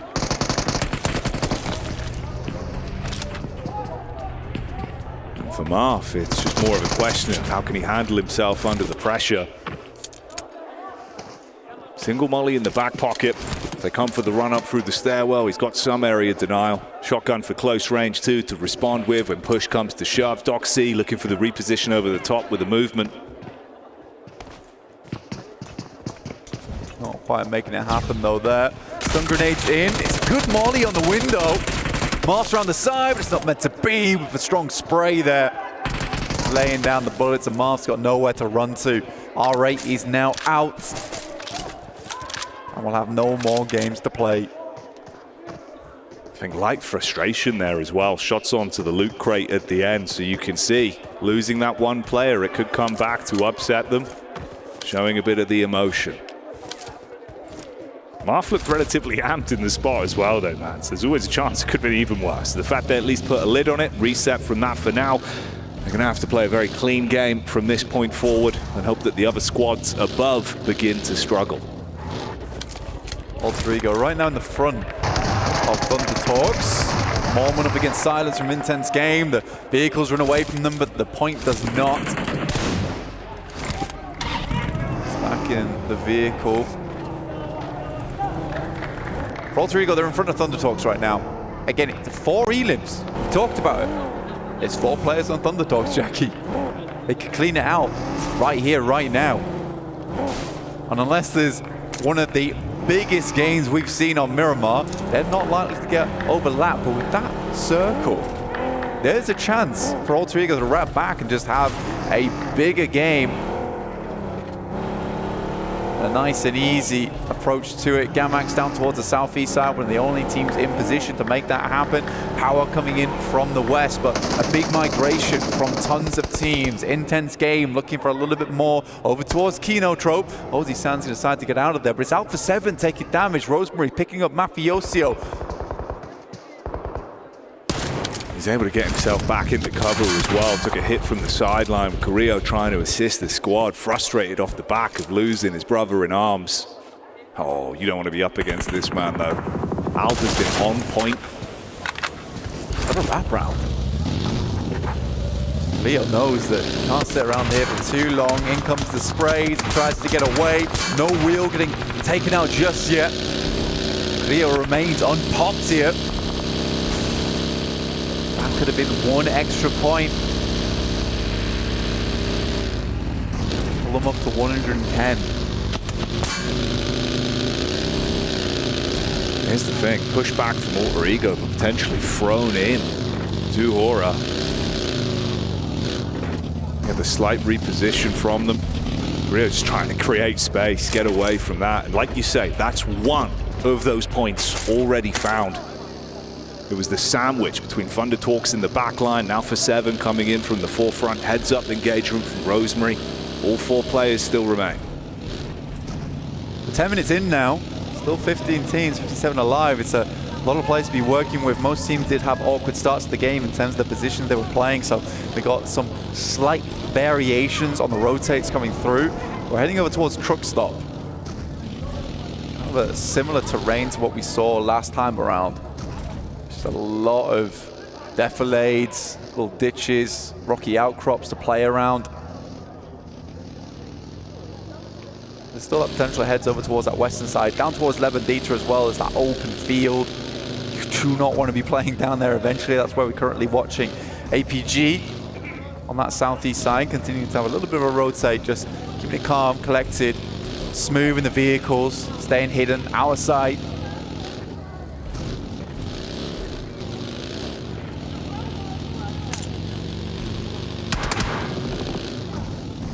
Ida taking a little bit of chip damage from the sideline there as they make their move up towards Alpha 7. AX just behind, and of course that last duo just coming in over the ridge side. It's a reposition with Nongshim Red Force coming down.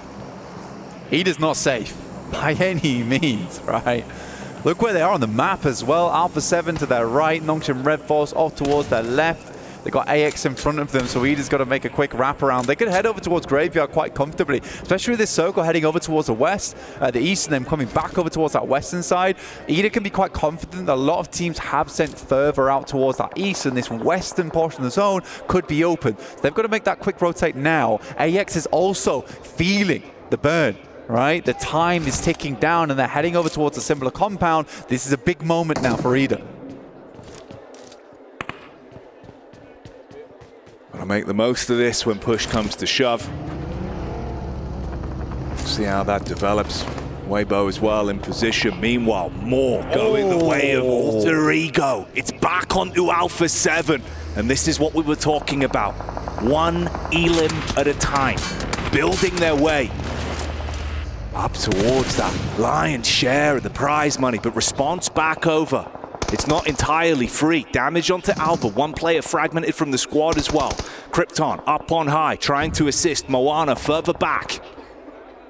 And Krypton actually went down there. And it's not a good play to have go down in this situation. I think for Krypton, maybe a little bit overzealous. You need to provide that information back to the team, and going down up on that hilltop, it's hard to get your buddy back up again. In the meantime, Horror starts to move over the top. Senses the nade, sees it go through.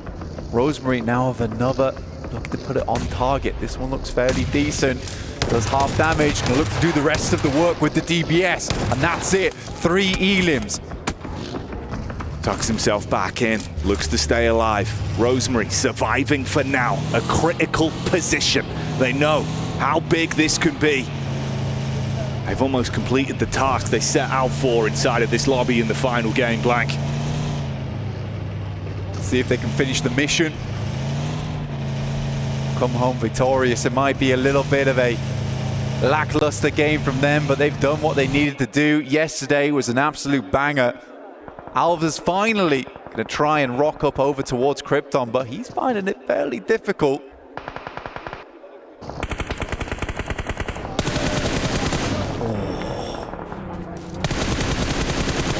Darking down for Eda. Just Rita and Eren now. And this is the team that really wants to hold on to position. Weibo Gaming, the team chasing over towards Eda. This could be a great nade though, down towards them. Instantly orders backing it off, but they will lose Suck. Oh, quick peek up as well. Goes both ways though. You got protection in the rear, the shot's over the side, keeping pinned back in so he can't commit to it fully. Fantastic work though, dropping Weibo down. I think that's it. That's it right there, over towards the arena. Alter Ego take first place and the 80 grand. Fourth Rise cannot catch up to them. Came into it knowing what they had to achieve. And with those 4 eliminations being found within the first 15 minutes, they guaranteed themselves that. It's just a matter of how far can they go now. They've shown us some stalwart gameplay consistently throughout the entire group stage. But they know their heads can lie easy at least from this point. For Weibo, 3 plays alive. Eda just needs to live this one out. Eren has the angle over towards AJ. Sandwich between 2 PEL teams.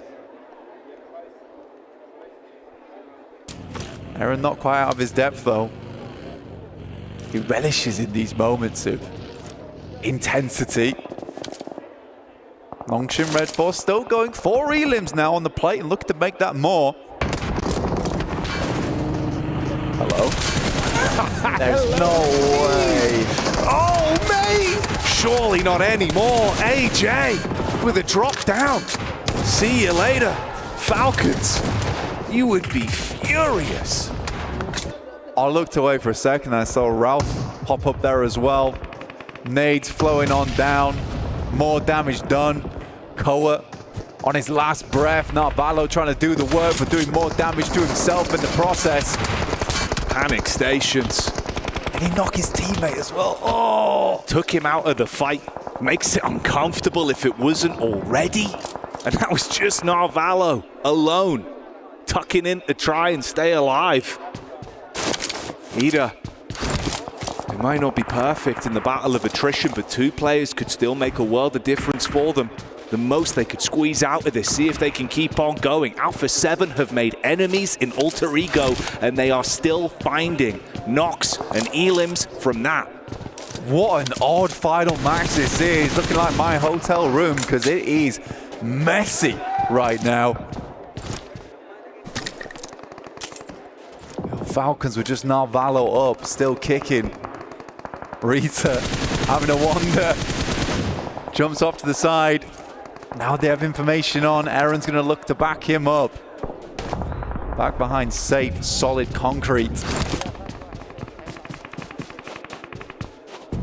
Such awkward sight lines as well, so the fact he's revealed himself, it works out better for them. Meanwhile, down towards the bottom side, compound between the two of them. It's Nongqing Red Force, of course, went down to 3 players early. They're going to try and build some points from this one, but they're not being given any blessings whatsoever.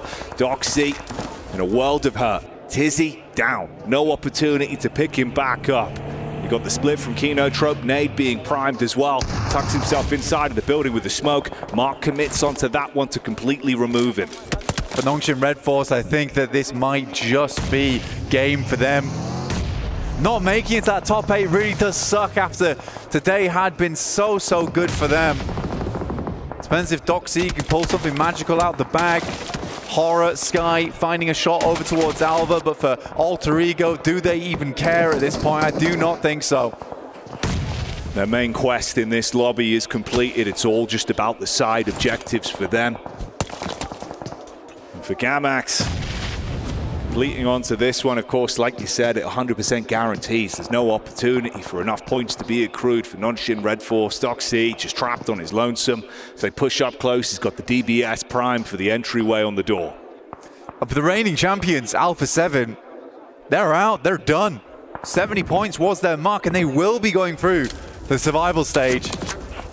Have to show some more heat over there, because not joining the 8 others over towards that finals. It's Weibo Gaming, Nongqing Red Force, which honestly at this point in time, the chance is looking very slim at them making into that top 8. But Weibo chasing over towards APG.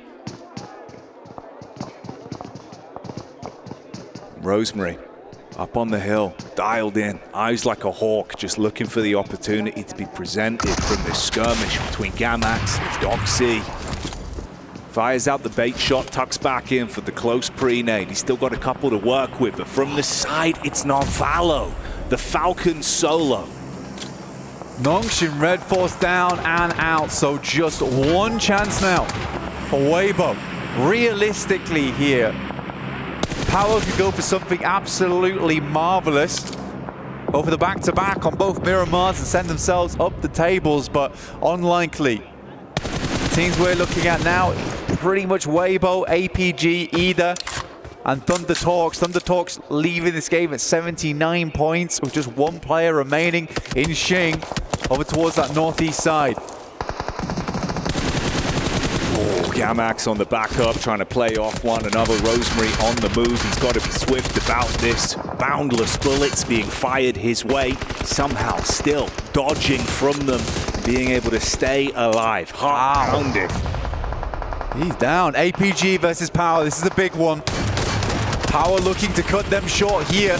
Open up a path up towards the top 8 already. One down in the front lines. Yol's able to find easy. They are not making this one easy. For Power, and Gamax again constantly chiming in on these important engagements. Yeah, there's no breaks. Everyone just throwing themselves into the fight right now, making it uncomfortable for these teams. Oh man, bullets from the side. Top gets the shot onto Ragnar. Power, if they wanted an opportunity, it is getting ripped away from them. And of course, who else but Alpha?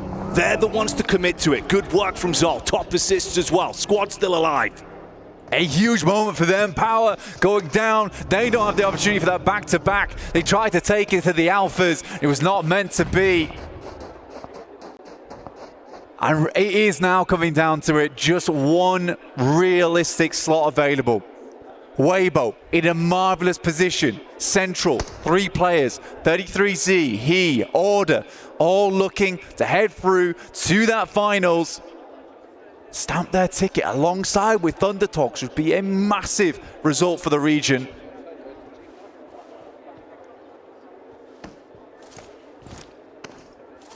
They can play passive from it. Great cover, good position to be in. Information from either side as well from the rotation in. Alpha Gaming give it a wide berth with the 2-2 split. Doc breaks off from the squad. We're back up this time. Zol and Top make their move in slowly as well. Scouting out on this one. APG continue to move up. The journey's not done yet and they know it. Either might be behind them in the rankings, but those 2 players, they're cemented in. I don't want to leave this game too early. Alva, Moana, still pushing through. They lost Rosemary in the midst of it all.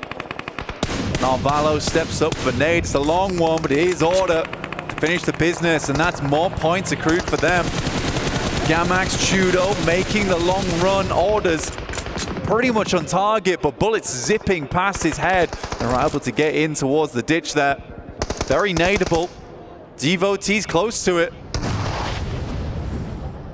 Into the shallows.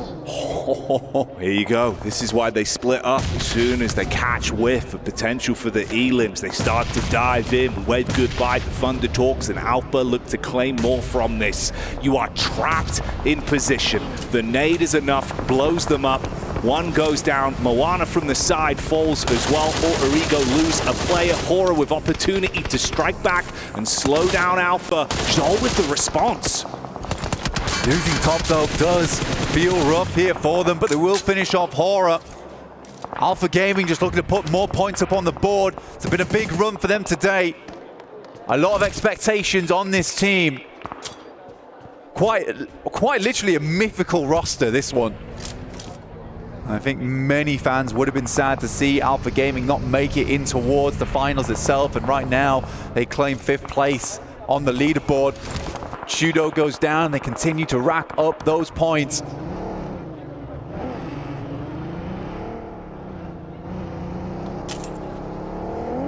For Weibo, they continue to sit pretty. Happy in their positioning. Order with a shot into the back line on Narvalo. He was harassing towards Alter Ego as well, so Ida got the information from that, and they're so close together. They know about these angles. They've had to break off from one another once again. Moana and Alva that remain. I think in the midst of all this, Jackie, you do have Regnum Kaya sitting here.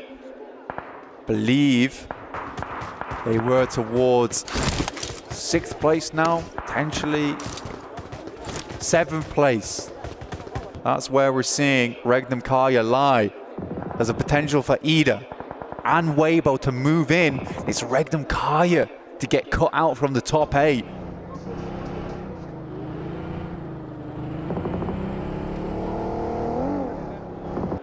For Gamax, of course, hunkered down for so long, no real room to move. It's the split from AX that would find them on the push-up.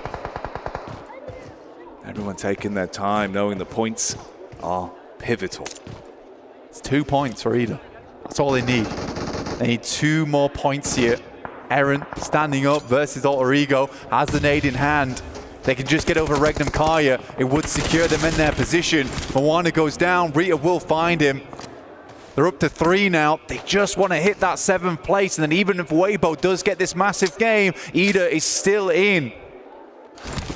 An up-and-coming Turkish team taking out one of the Turkish Titans will be a storyline and a half. They're looking good for it right now. Smart plays, but look at this. The dive in, intense game. Looking to turn up the heat, but the response back is critically clean. Instantly engages with the shotgun from the side, down 2. You got the nades running in from the top. He just needs to get it on target, and that's enough. That should push them over into 7th. There it is. Anita just about make it. They hung on over towards the concrete and the girders. And they were solid as steel in that position for such a long time as just a 2. Doc steps out a little bit too far, and Order will lay down the gavel. This is his courtroom, and he is claiming respect again and again with the stabs in the back. He has been so smooth. The aim on point, the gun skill being shown. Quick setup off the info from his team as well. They get the read back over. It's the late push up from the solo from Gamax, trapped in position. Nades from either side. Just a couple more points here for them. 33Z will find Arthur, dropping up to 5 elims. I think they've made it on placement points alone. I think that is Regnum Kaya now out. 9th place. Weibo making it in off the back of this. A real fortification in both mind and spirit to get through. Join Thunder Talks in that finals. What a result for PEL. An intense game. They thought they were going to crash in, rip away the dreams from Ida. It did not go that way. They were the Sandman on that one, and you're put to sleep from the sidelines of AX. Living on borrowed time in this one, but from the setup and consistency we have seen, it's Weibo that are looking to close it. Order has been popping off. Last 2 squads remain free on either side. I mean, Weibo will get a good chunk of change off the back of this one as well. If they can finish this out, it will be a nice result for the special invite and AX as well if they're able to finish off with a chicken dinner. And again, we talked about this team starting slow on day 1, coming into day 3 and feeling a little bit sluggish as well. Finishing off on a chicken dinner will reignite that team. Give them the motivation, that little bit of inspiration to play on in that survivals. Find success. You got to take it into your own hands now, though. Show us what you're made of. Ooh! Nitro down into the back line. The blow on Order hits heavy. Ordnance in front of him as well as he's trying to reposition on the knock. You're able to peek in from the side, convert onto that one fully. So the pressure starting to build now for Weibo. AX in a good spot on the push-up. 33Z, he up to the plate. Devo T on this sideline. This off angle has been absolutely sublime. Running out of bullets. The resources running low. S12K in the hands, just spraying it at range and makes it happen. The shells hit eventually, but he is down. And somebody's got to stand up. Got the wrap in from the side as well. 33Z, last man in a position to try and snatch this away and take it home for Weibo off the back of what's been a big game for them, but it's a 1v2 would need to be a clutch. No opportunity to play off. He's out of position, tuck in behind the car, bullets around the corner. He gets one. The DBS rattles off on the edge. He's trying to straight into this as well. The drop down below the car. He's ready for it on the peak, and it's enough to steal it. Arian able to get that game going from the end, and AX will finish it off with a chicken dinner. Going into survival stage, feeling strong, but Weibo don't care at all. A wondrous result. Get themselves into the top 8, they're happy. AX is happy. Ida striking off the Turkish Titans in Regnum Kaya and bringing them down to the survival stage. It's Alpha 7. Not able to go through, but more importantly, it is Alter Ego. A ridiculous fare. You're going into that one thinking the difference of a few eliminations, 80 grand on the line for it. They make it work. Not a full start. A great set of games every time we saw them on the stage, and the lobby standings just continued to shift throughout the entire flow of that one. So close in the groupings going into it. But as the dust settles, we know how things are looking. The squad's going to survival, and the teams that get a watch on, waiting, knowing they've achieved victory for themselves. Join us for the breakdown after this. As Blank and Jackie were saying, Alpha 7's not going to be making it straight to grand finals. They're going to be going to survival stage. Alter Ego, Neptura. What a performance by this team. Not the exact same of what we saw out of their day one, but doing just enough to make sure that we're able to get and jump up to that first place. I mean, I think we all wanted to see them double the points, get 160 and do all that, but they didn't need to. They had that first day. Now they were able to just keep it consistent, keep it quieter, but keep that consistency going, get enough points on the board, and they still top the leaderboard. Maybe, probably, right? So it looks like they've done very well for themselves. They're going straight to finals.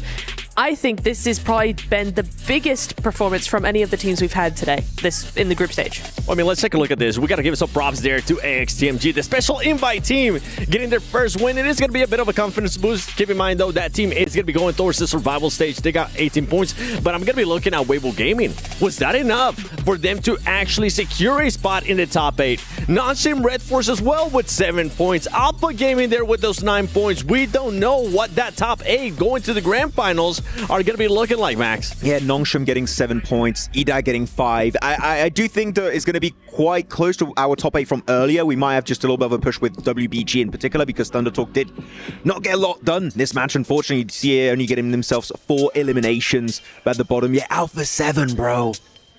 Bro, I got very personal. Bro. I'm very surprised. Like, I'm going to be completely honest.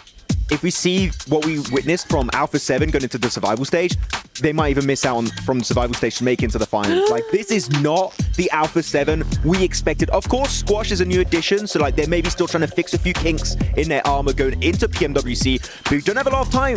Only 2 days worth of action going into survival stage. Alpha 7 need to fix it. You got 1 break day tomorrow. You better be on the ball coming into the next stage. And it's interesting to even think that, right? Because after day 1, with the way that this team was performing, we were not expecting them to come out on day 2 and only get a 15-point day. That is just absolutely ridiculous when it comes down to the defending champions. And for some of the other teams, for APG, I'm keeping that in mind. I'm hoping that they did enough there to go to the grand finals, but we need to start seeing them get the docketing.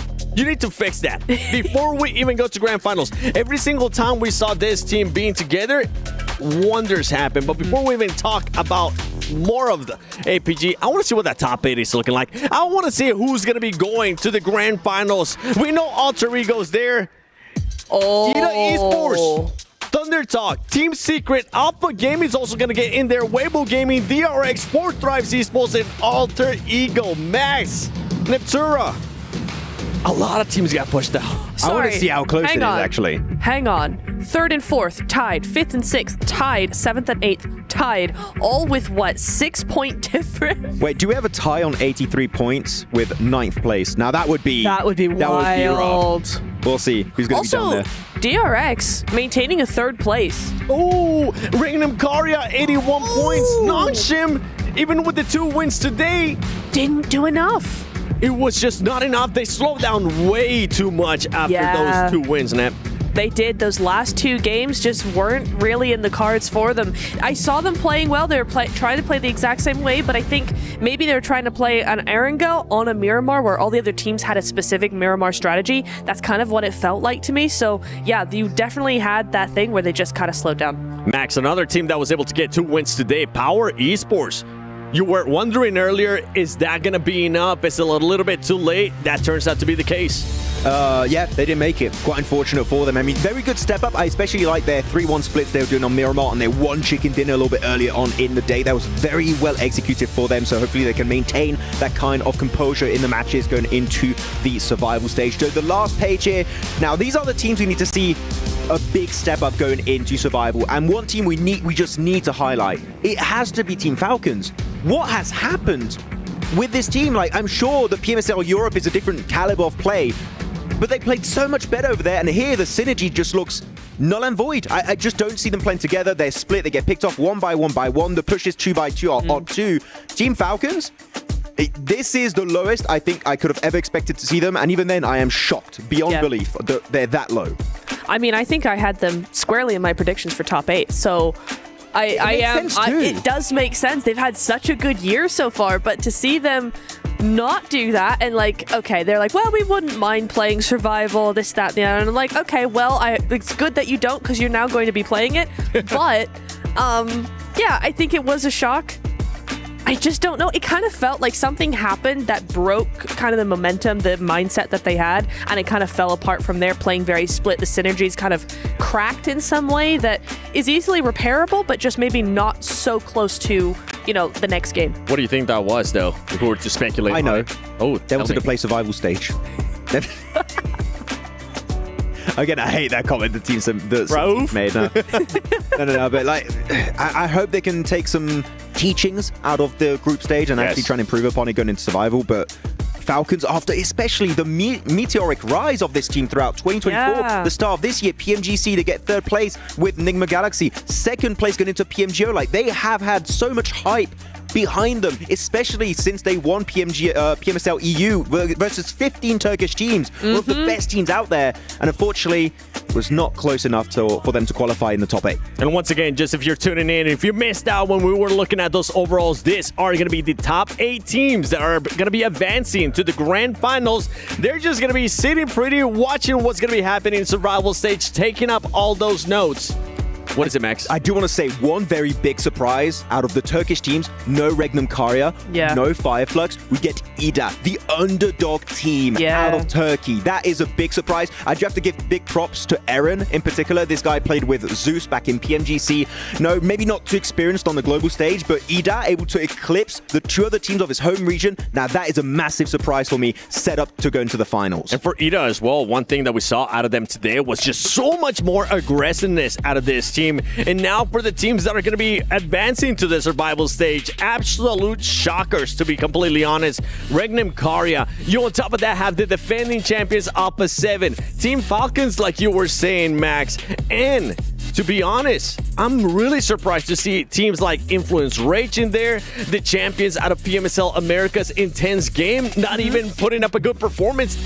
Maybe today we saw some flashes here and there, but besides that, nothing. I'm really surprised that Intense Game were not placed higher than they were, because they have been very consistent today. You saw some really nice splits, some really nice control on the side, you know, one side of zone, something like that. And they're constantly in that top 8, top 7 position. But to only get 45 points, it does show you that you need to be consistent on both days, because one day just is not going to cut it. It came down to the first day. They were just non-existent whatsoever. Kind of along the lines there of what was happening with Power. We saw those teams going to survival stage, Max. We saw the teams also going to grand finals. Out of everything that we've seen, I know you gave me some already that surprised you and whatnot. The Team Secret surprised you at all, being in the top 8, moving on to grand finals, because they were actually, they were such a secretive team. They were so quiet. It was enough to make it to the finals. So, like, big props. They played using the rule sets and turning them into their favor, which is a very smart strat. You know, you secure your spot early on. GG, well played.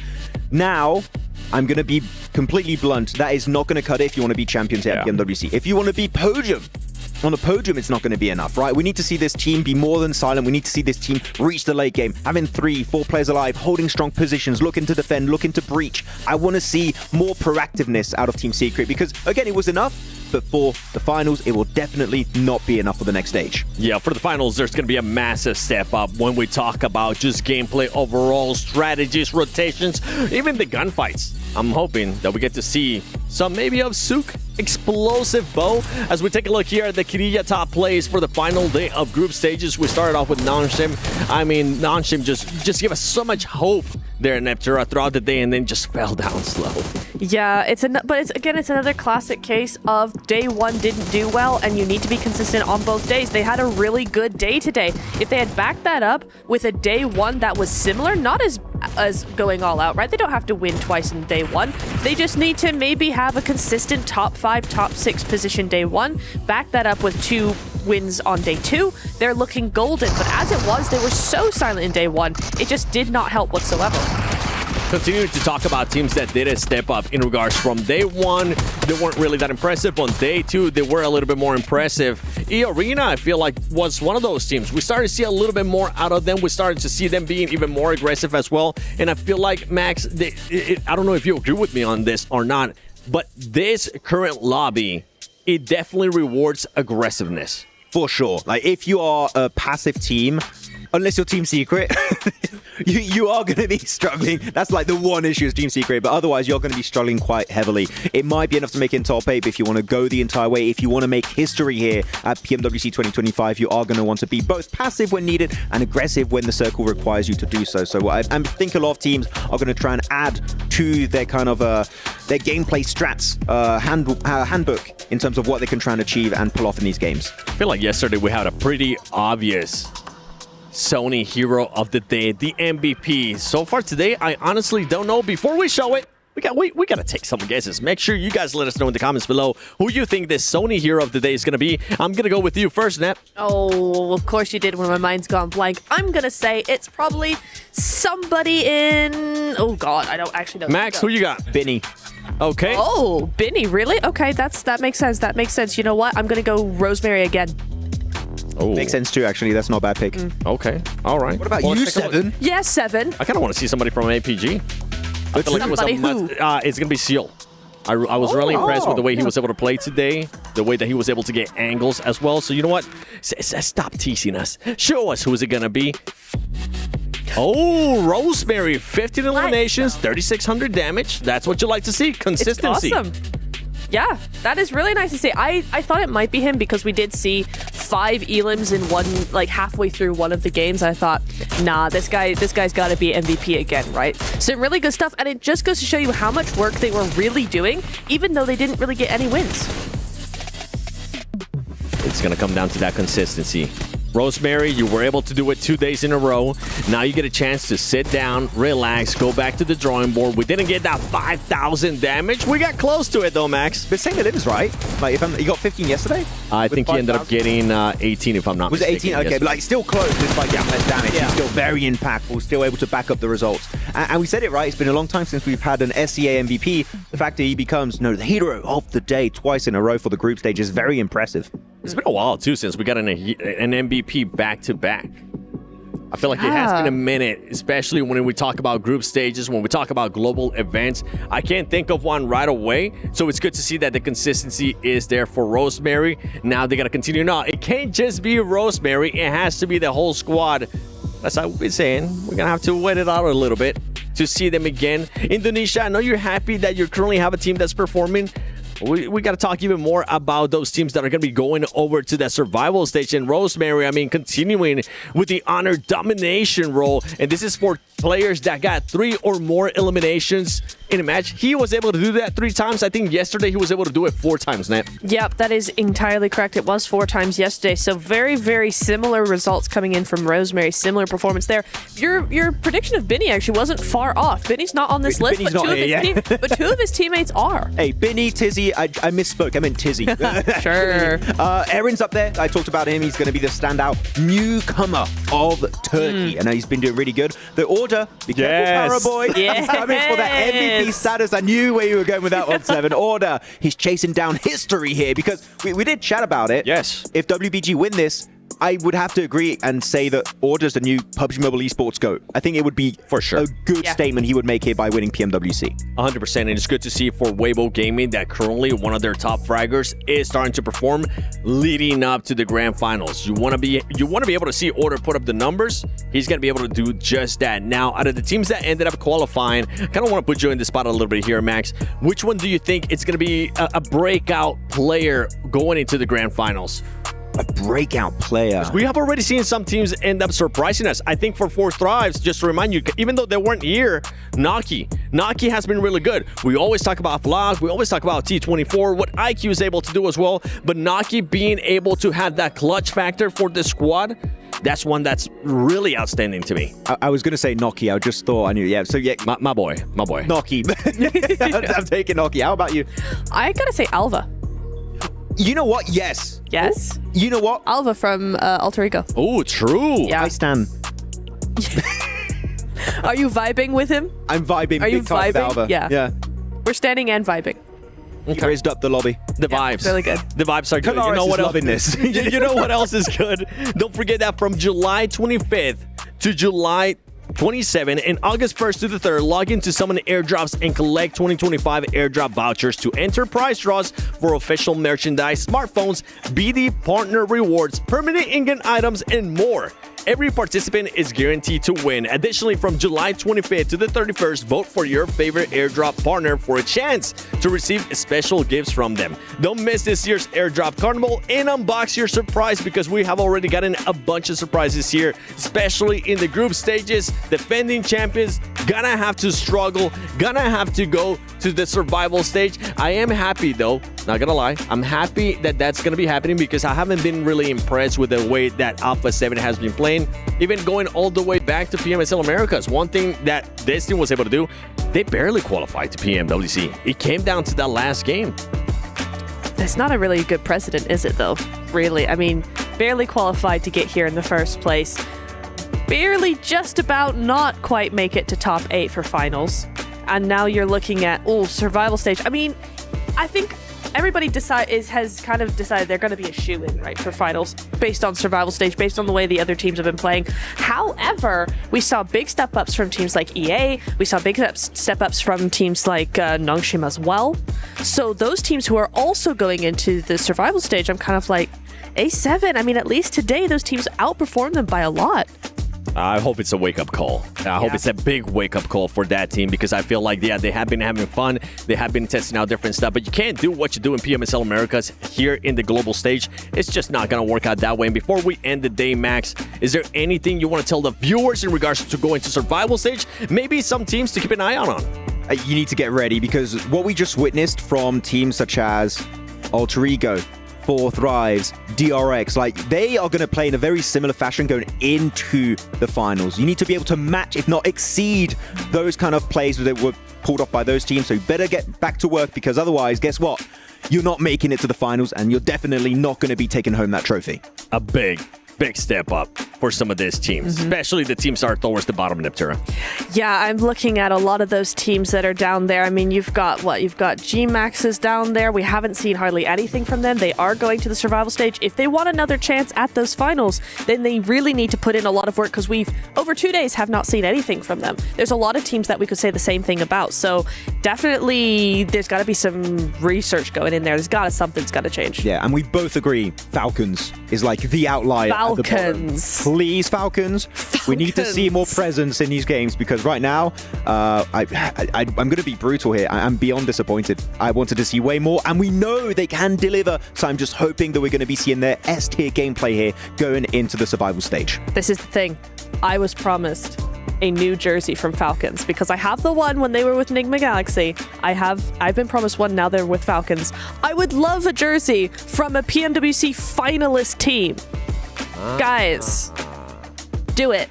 Come on now. I was trying to see where you were going there with that one. I was like, makes sense. Is she just pitching the idea for them to just give her a free jersey? You know what? While you're at it, make sure you give all of us a jersey. But I'm excited. I'm excited to see what's going to be happening in survival stage. I'm excited to see how these teams are going to be progressing. They're going to have a day off, luckily. They're going to be able to go back to the drawing board, do that VOD review, talk to their coaches, talk to their analysts, do everything that they can to set themselves up perfectly to not just succeed in survival stage, to also improve when they go to the grand finals. My name is the 7WG, joined by Netura and Maxman. I do hear, though, that we have an interview with none other than Barney in order from Weibo Gaming. Welcome back to the main stage. You might recognize this man on my left. It is, of course, Order from Weibo Gaming. What a final match for you guys. I kind of want to dive into how you felt during that final game.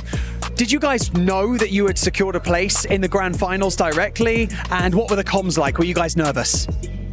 首先就是很精彩的最后一局，就想问你，当时最后一把的时候，你们是已经知道你们成功的晋级了这个总决赛了呢，还是当时可能队内还是可能比较紧张一点的，以及你们当时最后一把的队内的沟通是什么样的？当时就想着先我一个人拉右边去嘛，但是不知道他们是一个买迷队。我们当时场上情况是因为我们签了一个独狼，我们没有记清楚就场上的情况，然后以为是个3打2打1，然后就是出一点失误嘛。然后分数的话，我们都一直是不担心的，我觉得我们都是稳进。I would say that generally we were pretty self-assured in the sense that we knew that we were definitely gonna go into the grand finals early on. But for the final matchup when we were up against the final remaining team, there was a bit of miscommunication. We saw that there were like 3 players alive. We thought it was, us 3 against 2 teams of like 2 players and a single lone wolf. However, it turned out that it was like a full team, so we had a bit of miscalculation there, and we made some misplays. I think that, if we were in a calmer or more focused state of mind, it could have gone the other way.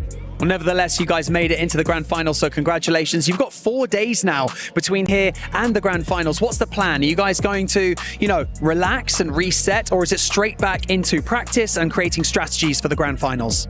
那现在你们成功晋级到这个总决赛，你们有4天的休息时间，你准备这4天功夫大概做些什么事情呢？你们战队是可能更偏向于休息调整，还是可能更加刻苦的训练呢？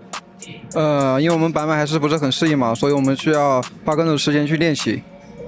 Well, we think that we're not exactly very used to the new patch right now, so we're definitely going to spend this 4 days practicing a lot more.